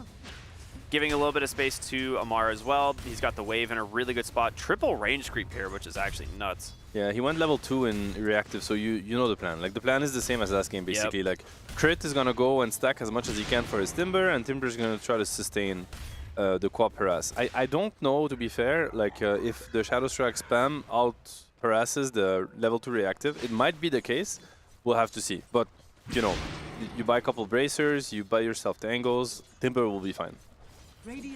Yeah, he'll eventually make his way through the lane. Meanwhile, Malrain is actually dominating the mid matchup, I think. I mean, he's actually doing a little bit of lane pulling already, but the lane is going even better than what I thought. He's got 10 denies. Yeah, he's doing great on the primal. So all the lanes are going super well for Falcons right now. Yeah, very, very small gold advantage, but, you know, it just takes a couple rotations or, you know, potentially that 6-minute rune fight where that will change quite heavily. We barely missed it, but what he did is he took the mid wave and connected it to his own neutral camp to farm it. And then just tramples it, right? Yeah, and look at the levels. Like, he's almost level 6 on primal. It's absurdly fast. Look at the Ember. As opposed to the Ember, he has almost one a full level yeah, line. because he's taking these neutrals and putting them to neutrals. Like, level 6 minute 5 on a mid laner is crazy. it's the equivalent of having solo killed the guy maybe twice. Yeah, and he's quite a bit ahead in net worth as our, you know, observers pointing 40 out. CS, that's a lot of neutral creeps. Like, we might not realize, but people will go back to the replay and watch player perspective what this guy is doing. But trust me, it's very, very inspiring. It might work against any hero. Yeah, it's pretty massive. So we'll see, you know, what they want to do if they want to try and connect on this mid lane before the Ember gets level 6, right? Because you do have Pulverize. There's not a lot of great tools at canceling this outside of the Muerta. The Naganet is a pretty good tool. Yeah. Actually, yeah. If she connects. She doesn't have it skilled yet, which I quite disagree with, if I'm honest. I think they're going to regret that very soon. But they need the Naganet and then the Muerta Fear and obviously the chains from Ember, which... Yeah. Ember players don't really like to max the chains these days. They go for the max passive, which is going to play to Marine's advantage. All right, with this, Power Rune's going to spawn bottom, so ends up going the way of the Ember Spirit and Amplify damage, which is quite nice if he manages to find a rotation with it. But I mean, just looking at the stats here from the mid laners, he gets level 6 a full minute ahead. Last game, I think he had level 6 almost 2 minutes ahead when he was playing the Monkey vs. Storm. Yeah. So, I mean, technically an improvement over last game here for Lorinov, but... It is, but I do have to mention that Ember is supposedly a good matchup against Primal, so how much of an improvement is it? I think Malrine is just outclassing Lorinov in both these games. Amplify damage out, looking for Amar in the bottom lane. They are going to go ahead and just try and TP in some heroes, but a little bit too late. Snake King now needs to be careful, as this is your 7-minute Wisdom Shrine. You do not want to give this up. Nice shards block, but will they be able to actually fight this? Primal Beast is coming through. Crit is here to try and bide some time here, prevent the Wisdom Shrine. Here comes Skitter as well. The rest of the team is ready to go, and Terrace will be trampled down. He is dead. There's a Pulverize, a nice snowball. He doesn't even need the Pulverize. He doesn't have the mana for it. They're all dead. Yeah, very nice reaction from Falcon. They were considering, like, Malrine was in position to actually snatch the enemy Wisdom and to kill the Omni if he contested that, and he decided against it and to TP with a support. I think I like that play a lot. Like, this XP shared on both the Tusk and the Disruptor is going to come in handy. Who ended up getting the Wisdom? I think it was, okay, it was the Disruptor, so... Yeah, they still got it on Falcons. All right, very good play. Yeah, this Primal is... I feel like Primal is one of those heroes, because he's such a fun hero to play, and I think when you're ahead, he is incredibly difficult to deal with. Like, he's a hero that kind of struggles from behind because doesn't really farm super well, but once you're kind of in a commanding position, you can kind of just roam around and find kills. He feels super oppressive. He does. I think in the hands of the right... Well, yeah, I'm trying to think at the same time, what is Amar... Why is Amar chasing Omni on top lane? You know? Like, what is going on? I was kind of watching this too, like, yeah. Well, he did the same, I think, the other game. Like, he was actually very active. I'm not used to see Amar play like this. That's why I'm surprised. Like, last game, he TP'd mid level 5 on Bristle and ran down the Storm Spirit, and now he's just... I mean, honestly, this is the maximum impact he can get, because it's better for him to be here and to bully the Omni away from the lane than to just, you know, tank the Quap spells, which, realistically, how much are you going to pressure a Quap that has a blink on a Timbersaw? So... I like the idea, like I like what he's doing. He's trying to find where he can cause the most issues for Radiant team. It's kind of wild to think that he was an offlane Timber into a Quap and he's top net worth. Yeah. Right? Like the whole point of this Queen of Pain is to try and slow down this Timbersaw. And he got ganked by the enemy mid laner, right? True, like, yeah. So, no, like... V-Tune out of mana bottom lane. Great rotation. A good calling here will silence up the Primal Beast, preventing the old Lorinov coming through. And with Amar getting a little bit low. They have to respect the Primal. Yeah, there's your Pulverize. That's an easy kill for Malrine. Lorinov is like, I'm out of here. Yeah. That's an angry dino. I'm okay to help you with the Timber, but this guy, I don't wanna hear about it. Good luck. Nice shards there from Snake King. The Hawk really wanting to make it in there to find some damage, but won't be able to. It's again it's a different pace from Falcons, honestly. Like, of course, yeah, they are playing versus VP, which is, you know, maybe not the strongest, you know, opponent in this tournament for them. They've played, you know, teams that realistically, you know, had better, you know, performances and showing, but I do feel a complete different pace from Falcons. And again, this is a team that came in this tournament as favorites. Everybody considers them, you know, potentially a contender for the title. That's just, you know, by default. You can't ever exclude them, right? Exactly, you can't count them out. And they can't be happy finding themselves in an elimination series that early in the tournament. So they must have had some self-reflecting. They must have had some, you know, team talks and work on, you know, what's going wrong and what do we improve. And this change of pace might just be the result of that. They will find themselves the Tusk. Nice little setup there, the chains into the Muerta. We saw this yesterday, I want to say. It was Yandex, I believe, who played this, right? Or maybe it was 2 days ago, but the Ember Spirit Muerta combo, incredibly strong. Incredibly strong. Chain setup into the Muerta spells, you basically get disabled / silence for, I don't know, up to 8-9 seconds. It's absurd. Just your whole life, usually. It's, yeah, exactly. You're usually just dead by the time it ends. So it's going to work against any hero, really. It's particularly effective versus, you know, Primal, Timber. These are heroes that, yeah, they love their mobility. They don't like getting chain stunned or silenced. They're looking for Amar bottom. Vtoon is level 7, but you guys, they are kind of baiting this. They did have Malrine nearby. Yeah. And again, this is Falcons in their comfort zone. You know, 3 cores stopping the net worth. This is their bread and butter. Yeah. And they're just going to soak a little bit of XP mid here for Crit. He's going to get his level 6, so Static Storm will be up. And then suddenly your Queen of Pain and your Ember are not going to be super happy. No, I might even dare to say they're going to be very sad. And, you know, he has a smoke in the courier. They're going to start, you know, Disruptor level 6 is go time. It's what they were waiting. There's the connection of the Nature's Prophet ulti. They have a lot of damage. Like this kill squad in the Tusk and the Disruptor is much more deadly than in dubstep. I guess the only thing you have to bail them out would be like the Naga Siren's ult, but she is also only level 5. Malrine's gonna come over, and there it is, the Static Storm. The dead shot actually off the mark, allowing Malrine to get a full pulverize. Now Lornov, he's still alive, but Amar as well as Snaking are nearby. They're gonna look for the jump here onto Lornov. Here comes the Wrath of Nature. A blink out will get them to safety, but Vtoon glimpsed back into this. Snowball up onto the high ground. Amar with the first damage. Is it enough? It is. They cannot keep him alive. The Hawk does not have enough healing, and now Lornov just getting chased out, forced down. Amar just barely surviving. It feels like they're lacking so much damage, and Falcons, if they get out on everything here, is going to feel so rough. A glimpse, making some space here as Antares won't be able to connect, and Snake King still manages to make it out. It's just amazing spell usage by Falcons. Like, it's a lot of little details, but they're playing this so well. They're playing, you know, on the edge. They know exactly their limits on their heroes, and unfortunately for VP, they have really good tools, and we've seen it here. Like, the Naga is not level 6. That's the biggest issue, but I think their spells aren't connecting as smoothly as, you know, Dire side. Well, with this, Malrine's going to use this time to farm up a very large Ancient stack, so he's going to have his Blink Dagger now completed, so the initiation even easier now for Falcons. I like this approach because he's obviously worried about, you know, there are only few spells, as we mentioned, that will stop the Primal from connecting his spells and the damage. Mainly the chains from Ember and the Morta. So now that he has Blink, he can just decide to jump these heroes first. And that's a guarantee of, you know, dealing the damage. He's going to go right into the top lane here. Malrine is caught from the silence from now. Oop. He was actually 1 second away from Pulverize. That's why he held the Blink. So yeah, we might see him go in a second. Oh, he's going to go. 100%. He's going. So looks like the Hawk's out. And Torres, I hate to break it to him. It's probably not going to look good for him in a second. No, it's not looking good for Torres. Yeah, into the Pierce the Veil, but like you've mentioned, very easy for the Primal Beast to handle that. Actually, Amar does manage to run down the Hawk anyway.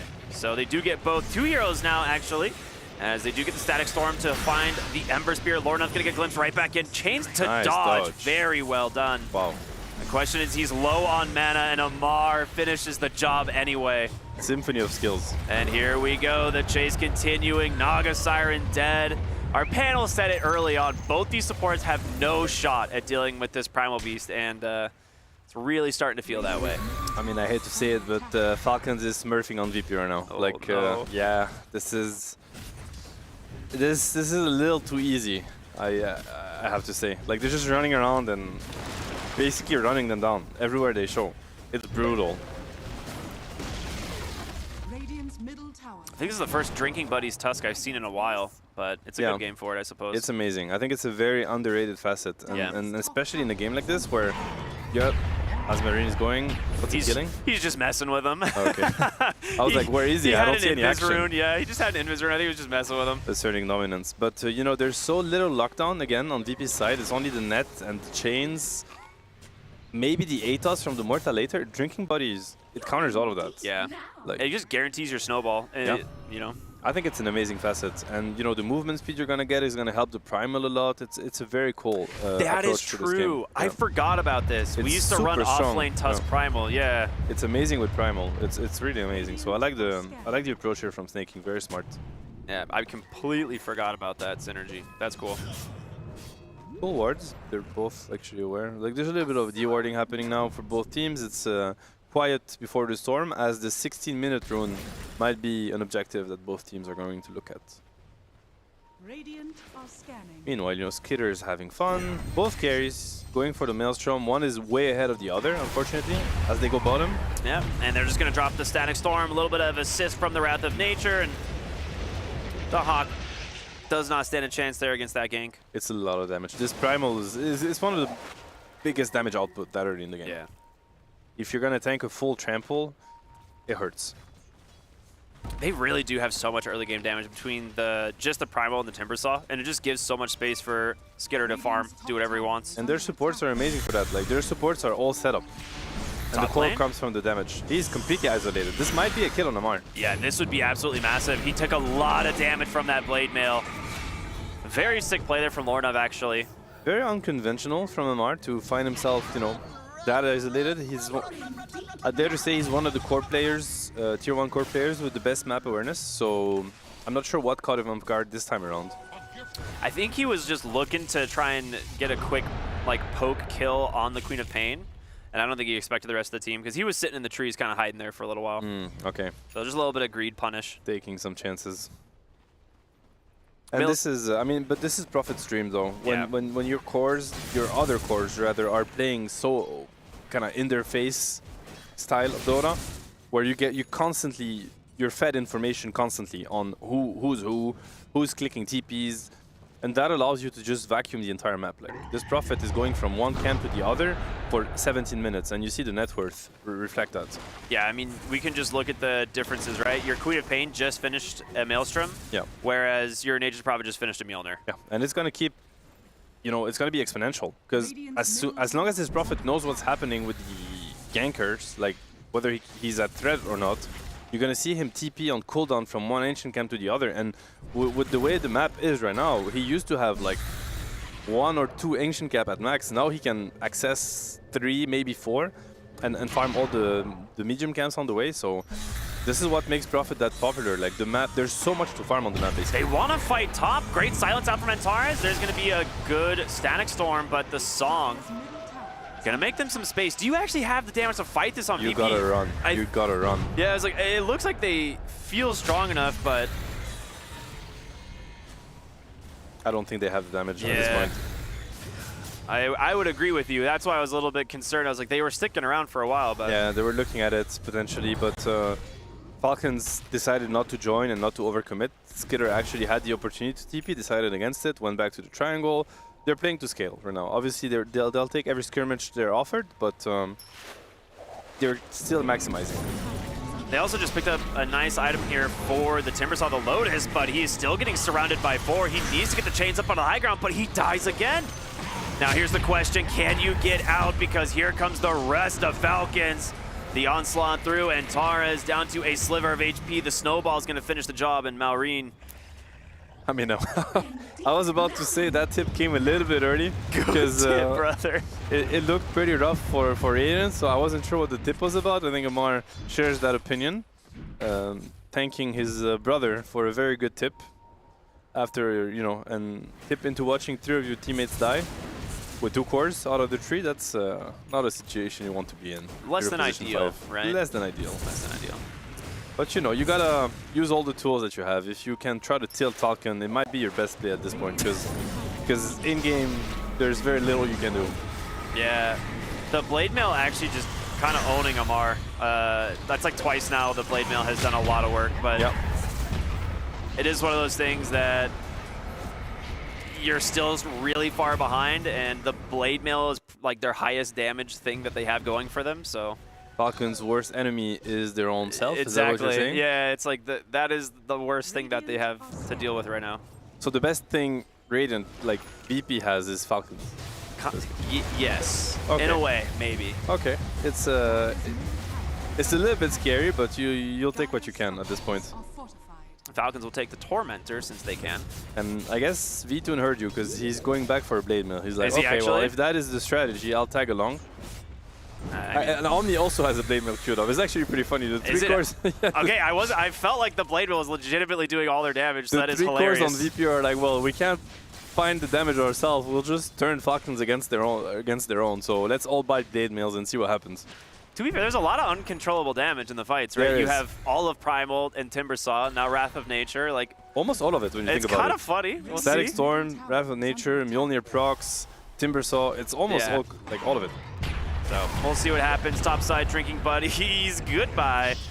Gives So much Malrine damage. all that extra damage he needs. He's got a BKB done. That's kind of nice. It's a really good combo. I'm even surprised we don't see it more, to be honest. I think this Drinking Buddies plus Primal Beast is super inspiring. I mean, I feel like it was so popular for a while. Skitter? That's a really big kill if they can get it. That Fear should set up enough damage here. The Sonic Wave very close there from Crit to get, or from Snow King to get the save, but it will just blink back down to the low ground. Marine to has the no support. TP, so they can't really bring the numbers here. Are they gonna decide to fight anyway? They Song of the Siren. Glimpse will cancel V-Tune's TP. Amar, I don't know if he's gonna be able to chase for more, but Yeah, there was no other way to play this for Crit. Unfortunately, he tried to get the glimpse, but very good timing on the, very good patience on VP. Good timing on the song, good patience from the co-op. Everybody survives. They get a profit kill. They force 2 TPs. That's nice. That's the best move they've gotten so far. So keep it up. Keep it up indeed. What could be next? I mean, Marine is just, you know, having the game of his life. He's just checking every single rune. Just got an 80 rune now. So this is a Blink BKB 80 rune Primal. You definitely do not want to cross his path right now.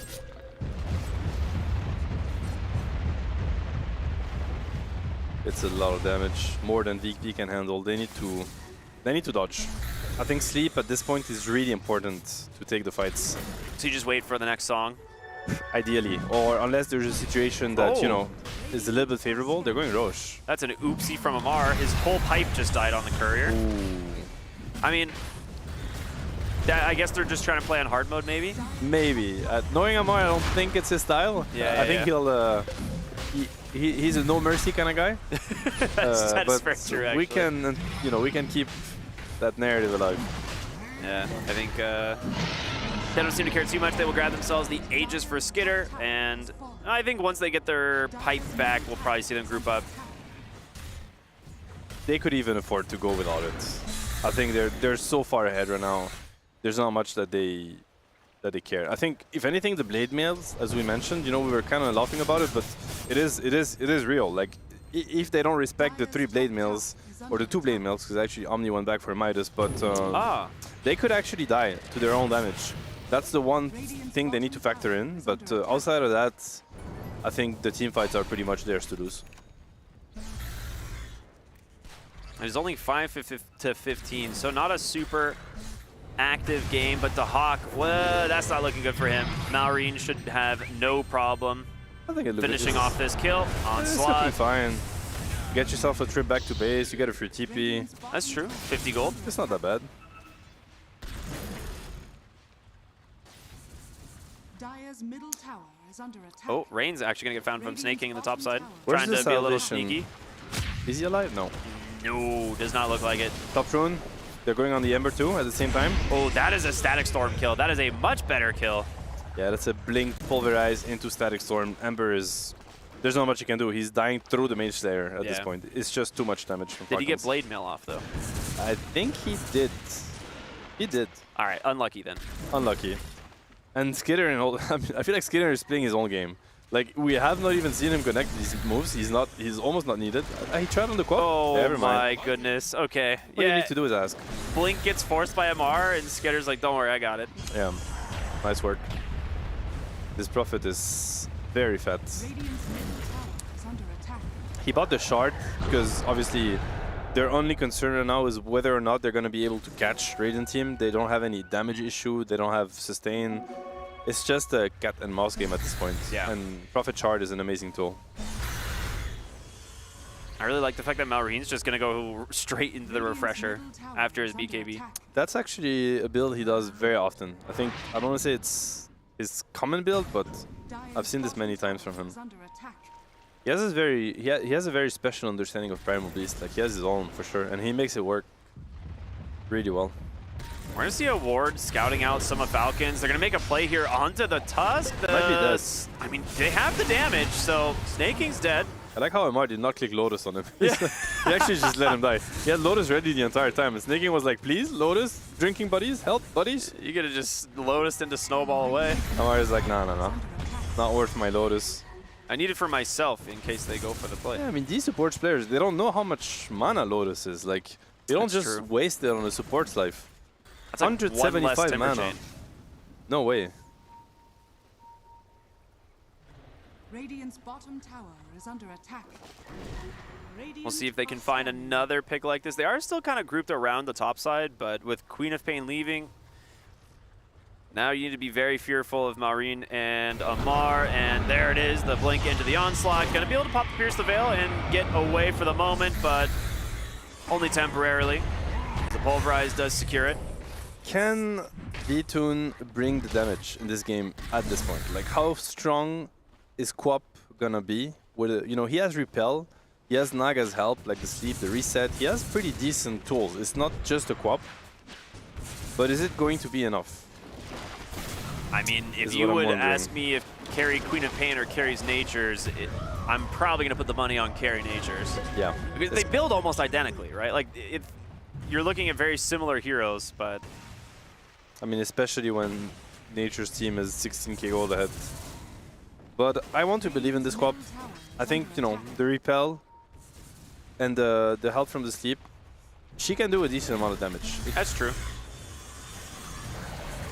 We'll see. Well, they're going to go head-to-head right now, and Skitter actually takes a pretty decent chunk of damage. Amar is looking. Yeah, he's just going to dive. They force the Atos out, and Amar, with this, not going to be able to find the target. Now, this time being said, they do find Snaking once again, and he is falling very low. Needs a save here. There's going to be the Drinking Buddies to go on forward. They get the Ember, though. The Static Storm into the Pulverize. Going to be bailed out with a Song of the Siren Rain. Recently bought that Blink to try and make some space, and now the question is, can they get out? The chase continues. Amar trying to cut them off onto the backside of BKB out from the Primal. He's got the Refresher already, just pounds that Omni into the ground. As another onslaught onto the high ground, Lornov will survive. The Muerta, however, will not killed off the side there. You know, I'm watching Malrine and Amar under tier 3s, like, kind of high-fiving each other's and terrorizing the entire Radiant lineup. This has been the story of the game so far. Yeah. Like, these Both two, games. they've just been destroying VP, honestly. There's no other word. Like, it has been a complete and utter domination from Falcons. And another pick off there onto the Naga Siren. Lornov maybe hoping to find Snaking. Get himself a little bit of a kill, but he's much harder to kill now. He has a He's a Yules. Yules, yeah. Yeah, Yules plus Drinking Buddies and Snowball. He's actually really, really evasive. Okay. They could chase that. They got vision. Glimpse back. He's got a Blade Mill, but 0 remnants. And with this, it should be a very easy kill for the side of Falcons. Maureen beyond godlike, now 10-0-7. You said it early on, man. He's like the best Primal in the world. I think he's making a pretty good case for that right now. No, he's too good on this hero. He's too good. Looking for Dahak here. Onslaught does connect. Snaking comes in as well. Shard's off the mark, but they've got the vision thanks to the Nature's Prophet. And another kill for the Falcons bag. 26-6.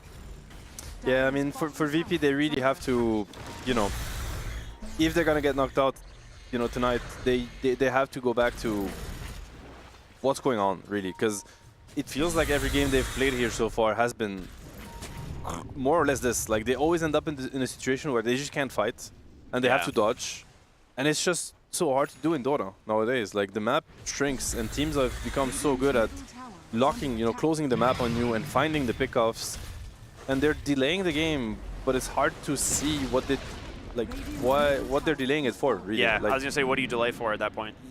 it's hard. It's really hard. Is it a draft issue? Is it, you know, the lack of maybe synergy? I don't know exactly what it is, but something is dysfunctioning.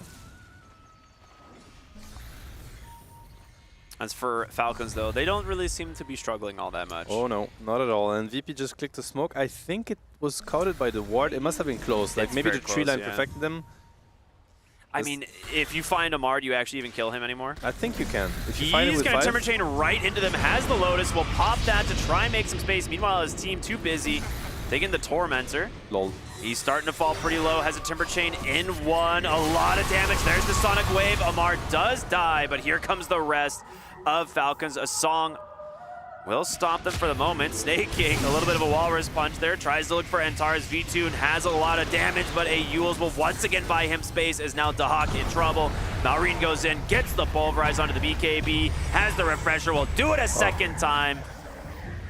Quick fingers. And Snake King is still alive in the mid lane, trying to buy space here against Lorinov. Walrus Punch comes out. He will die to the Sleight of Fist. Malrine can actually get the kill or stop the TP, so... Well, I mean, it ends up being a 2 for 4. Nice TP by Lorinov. You gotta get what you can at this point. I mean, Snake King has been the only affordable target for VP, it feels like. He makes him work for it, though. Yeah, he does. He does. I don't think we've seen any core, like any of the Falcon cores, like get touched. I mean, Amar has died a couple times, but to be fair, he's playing overly aggressive. He knows that the game is very much in control, and he's just trying to get info, basically. He's like, get out of your base kind of thing. So, of course, yeah, he conceded a couple deaths, but always was traded with, you know, a heavy... It's kind of like limit trade. Testing in a way. Kind of, yeah. At this point,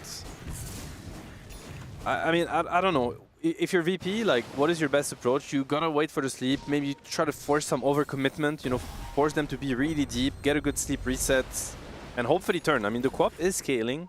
She's getting the items. She's going then for the Brooch, which I like.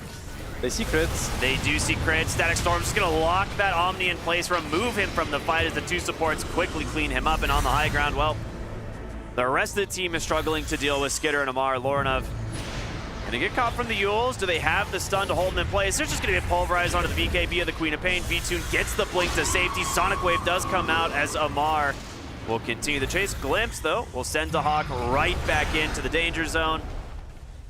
And yeah, Queen of Pain. Oh, he has an axe. Hello, Malrine. And goodbye, VP. There's the GG. And Falcons will handedly knock Virtus.pro out of the tournament. Complete dominance by Falcons, what can you say? I mean, you know, it was mentioned by the panel, this is definitely their comfort. They went for the recipe that everybody knows them for. Signature heroes. You don't really want to think about synergy or team fight. They have their own formula. They know how to play these heroes in and out. They have great lanes, great rotations, perfect itemization. They know their timings. They connect at the right time. They pressure when they have to. They fall back to efficiency, which they're really good at when they have to. And yeah, you just have to be ready for it. It's like you need the same level of execution if you want to be on par with them. And tonight it wasn't the case for VP. Yeah, this is just another day in the office for Falcons. It felt like, you know, showed up, played their series, walking home, you know, no sweats at all. Like this was, both these games felt very quintessentially Falcons in terms of how they play. Yeah, I think VP has a lot of work to do. Definitely after this tournament, they're gonna be knocked out after tonight, and I don't think it comes as a big surprise. Their group stage performance kind of hinted that they were a little bit behind the other teams. Now they face Falcons, which unfortunately for them is probably one of the strongest team here, even though they had a rocky start. Agreed. So yeah, a lot of work to do, self-reflection, so that they can hopefully bounce back from this tournament. Yeah, and I mean Falcons, for all the fans out there, happy to see them make it through to the next round. Obviously, there's still a lot of Dota still to be played, but at least a very dominant showing in a series I think people would expect them to be in. So just like good signs for them going forward for sure. Nice confidence boost. I mean, it was clean. It was very clean. Yeah. It was clean, it was fast, it was well-rounded. Definitely a performance. I mean, you see the smile on their faces. Like, of course it was VP, and no disrespect to VP, but of course they came in as favorite. But the way they executed and the way they won these two games, it was good. It was very good, and it's a good it's a good overview for what might happen next. I don't want to call them back yet, back to the shape that they expected maybe getting in, and that people expect them to have, but they're definitely in that direction. Yeah, I think people look at Falcons and they're like, yeah, it's a top 3 team. Like every event, you can put them in the top 3, and it's pretty likely. And then anytime they're not in top 3, people are like, oh man, what's wrong with Falcons, right? Like that's an incredible pressure to be on, but they look amazing today. So let's go ahead, check it out with Falcons. We got an interview ready and going. Hello, Amar. How you doing? I'm fire, and you? Yeah, doing good, mate. That wasn't very nice what you just did to VP. First game, yeah. Second game is like I'm trying to. I was just bored, you know, like just I want to finish fast, go eat, you know, get back to the hotel, next opponent. Excellent. What's your favorite food of choice around Riyadh? Oof, I mean, the catering is so good, right? Like every day, like they make, I don't know, they like make chicken mandi, they make kapsa, they make kofta, all the Arab food I know, you know. That's great stuff. Yeah. All right. Well, let's talk a little bit about this game because I noticed in game number 2, they kind of like banned out basically like 3 of your heroes from game number 1. What was your reaction to that? I think, I mean, not a single team understands what do we really play because we skipped 2 tournaments, right? We didn't play the last 2 tournaments that was before this. So like nobody actually knows what we're doing. So they just like said, okay, this team so bad, they won their first game, kind of. Just ban what they won with, and let's see if they can win with something else. I see, getting into the mind games there. I mean, if you don't mind me saying, you're a bit of an unhinged individual, so do you actually enjoy the single elimination? I mean, this format is kind of weird in a good way, but I do like the old Riyadh format 1 year ago, because it's like, you know, we had a day where we just went 0-4 on the first day. It was kind of funny, you know. You can't have that anymore. You like that? Yeah. All right, I said you're unhinged. I guess you're approving that. Navi's next on the card. Are you hoping to do the same thing? Yeah, because if they eliminate me, it's karma. It's karma, why? Because I eliminated them before and I told them not good words, you know? No beefs, but like I was just like mad because they eliminated me before, so I didn't want to get eliminated twice. So it's like 1-1 for us now. Who's gonna eliminate? Awesome. Okay, so you're fighting against Navi and you're fighting against Karma as well. All right, Amar. Thank you very much for coming and talking to me. Good luck in the rest of the tournament. And yeah, thanks. Amar using not so nice words. What? This doesn't seem like him. Seems a bit uncharacteristic. Navi must have really wronged him. That's as shocking as the result of this match, Neil. Amar the friendly, I thought. We thought so too. At least he was slightly more friendly in this game number 2, but it still ended up being quite the dominant Falcons victory yet again. I guess maybe the star of this game was a bit more the Primal Beast. Not only because it was a very, very exciting pick to see, but Maureen converted on it. He made it look valuable. This is why you would 24th pick in this matchup. Yeah, I mean, this whole Falcon squad looks like they're going back to the roots of Dota, and they're picking these 2 strength tanky cores for not only Maureen, but also for Amar, and this is how they usually play, so it was nice to see. Yeah, but as a result, the victims of this ends up being Virtus.pro, and Nomad is standing by with Dahak for an exit interview. Hi, Dahak. Not nice words from Amar there. He said you guys weren't very good. How do you feel about that? I mean, today is the truth. Like, I just have no words. Like, I cannot say we did this good or that good. Like, we had better pick, but they could pick 5 random heroes, and with the way we play, it's just no way. It is what it is sometimes, you know. It is what it is, absolutely. So, what's the play? You know, what do you do if you've had a loss like this? Are you hitting the gym? Are you hitting the pubs? You know, what does Dahak do when he's in recovery mode? I don't know. Probably I'm gonna stay in a room like for a day, then gonna do some gym. Like maybe then we will talk with the team, what's gonna be with our future, how it's gonna go, like what happened, etc., etc. We'll try to solve our problems because like we had plenty of them. We weren't able to solve them. We weren't able to like start training, start playing as a team. So I don't know. It feels bad, like, you know, when you know your future, when you know you lost as a team, and I don't know, enemy guys are just better. It is sport. Someone has to be better than someone, right? But when reasons are obvious and you didn't fix them as a team, it just sad. Of course, yeah, it's not a good feeling. But, you know, throughout this tournament, you know, despite the rough path you've been on, I've noticed a lot of smiles, you know, a lot of all chat, a lot of tips, you know, is that hiding the pain? Yeah, it's like hiding the pain. It's like, I don't know how to explain it. It's like passive aggression, like positivity. It's more of negativity, I don't know. Alrighty, Dahak, I won't keep you any longer. Thank you very much for coming to talk to me, and yeah, best of luck in the future, whatever it holds for you. Thank you. Regardless of the result, it does seem like Dahak has his head on straight. He's taking it in stride and understanding that this is just the spirit of competition, and today, and maybe in the future, this Virtus.pro just wasn't meant to be. But always a pleasure to see him and all of the rest of VP show up to the Esports World Cup. This is an exclusive tournament, only 16 teams can make it, so definitely a badge of honor to make it here regardless, but they will be the 4th team that we are eliminating today, but no shame if you're going out against Falcons. Yeah, it's just unfortunate for Dahak that this team and Chimera both seem to have toxicity issues and disbanding. I can only imagine why. Hey, they didn't say they're disbanding yet. That's true. We don't know that yet. He says they're going to have a talk about it. But I think just looking at the players, I was observing how they were reacting to that loss. A lot of them were just kind of smiling. You know, just like, it's kind of like relieved, I want to say, because it's been rough. They lost every single game here. They kind of knew this was no surprise, and yeah, they just need some time to really just let it sink in and see where they're going to go from here.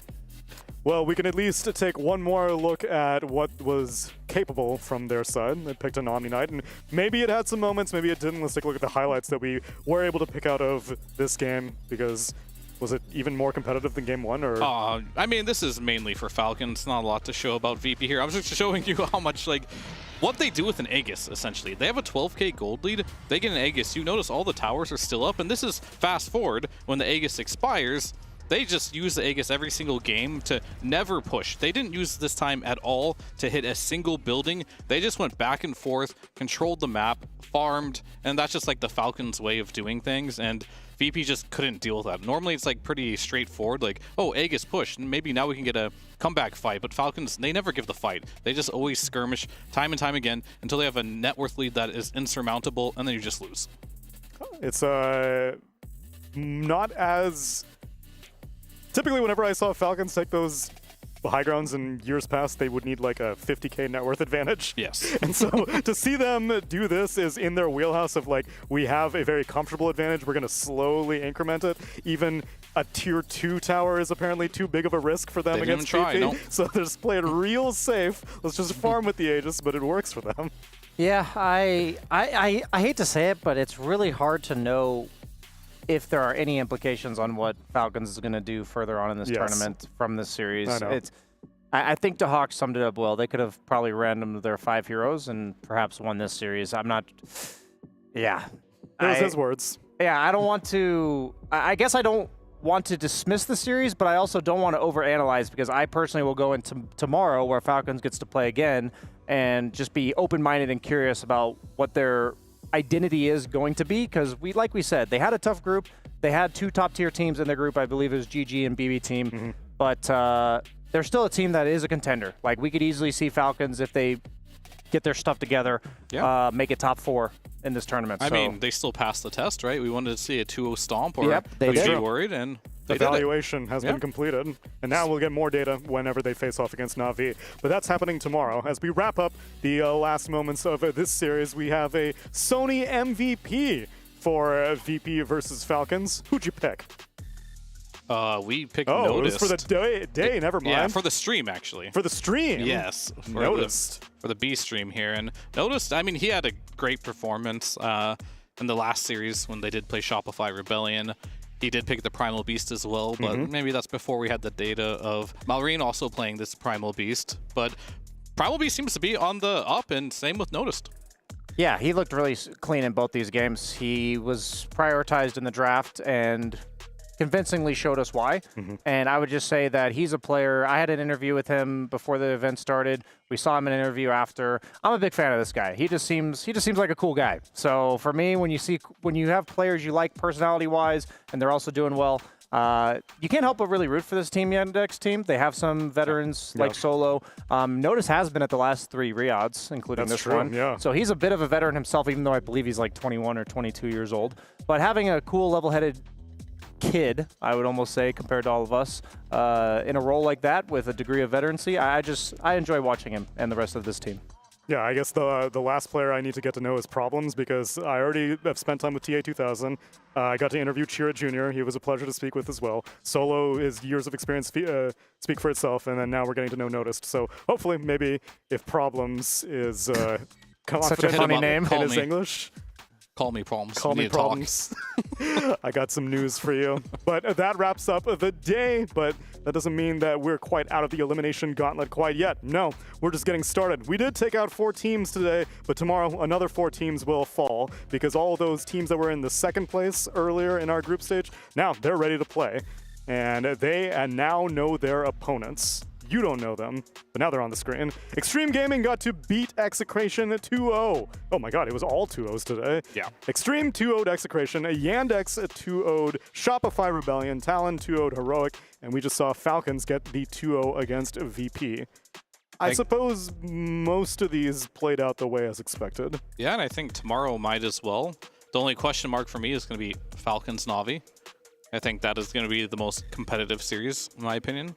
The rest, I wouldn't be surprised if I see some 2-0s up there. Yeah, most likely. I think I'm the most excited about the Talon series, just because we did see a good side of them. Like, their highest highs during Dream League Season 26 were convincingly to the sake of, I think they could take a series off of anybody. Do I think that they would have a longevity, convincing performance across multiple series? Perhaps not, but the fact is, with this format, single elimination. There was Tundra, right? Yeah. So I think that's one of those series that we could see a crazy underdog upset, where Tundra looked a bit shaky after the tiebreakers yesterday, and I'm curious. I think Talon's the biggest question mark for me. Yeah. I mean, I felt that way about Tundra too, but then they just like wiped the floor with Yandex as well. So I'm just curious where the ceiling is for like the tier 1 and tier 2 right now, because it's very confusing to me. I agree. Similar mixed messages. Yeah. We need to figure that out soon. Yeah. Time's ticking as we get deeper into the Esports World Cup. What's happening tomorrow, though, is another 4 series of elimination. Over on the mainstream, the first thing is going to be P-Vision taking on Extreme Gaming. That's going to be the first series of the day. After that, second series is going to be split between A-Stream and B-Stream. Over on the A-Stream, they will be covering Gaming Gladiators versus Team Yandex, and we will be taking a look at Tundra Esports versus Talon on the B-Stream. And then the night will close out here on the B-Stream with Na'Vi taking on Team Falcons. But these are all happening into the future as we have 4 more teams left to eliminate. We had to say goodbye to Execration, Shopify Rebellion, Heroic, and VP today. 4 more teams will fall tomorrow. And eventually, after that, we're going to make our way to the Amazon Esports Arena stage to put all these teams to the test in the playoffs. That's it for us for today, though. Hope you've been enjoying our elimination gauntlet. 1 more day of it remains, and we'll see you for that tomorrow.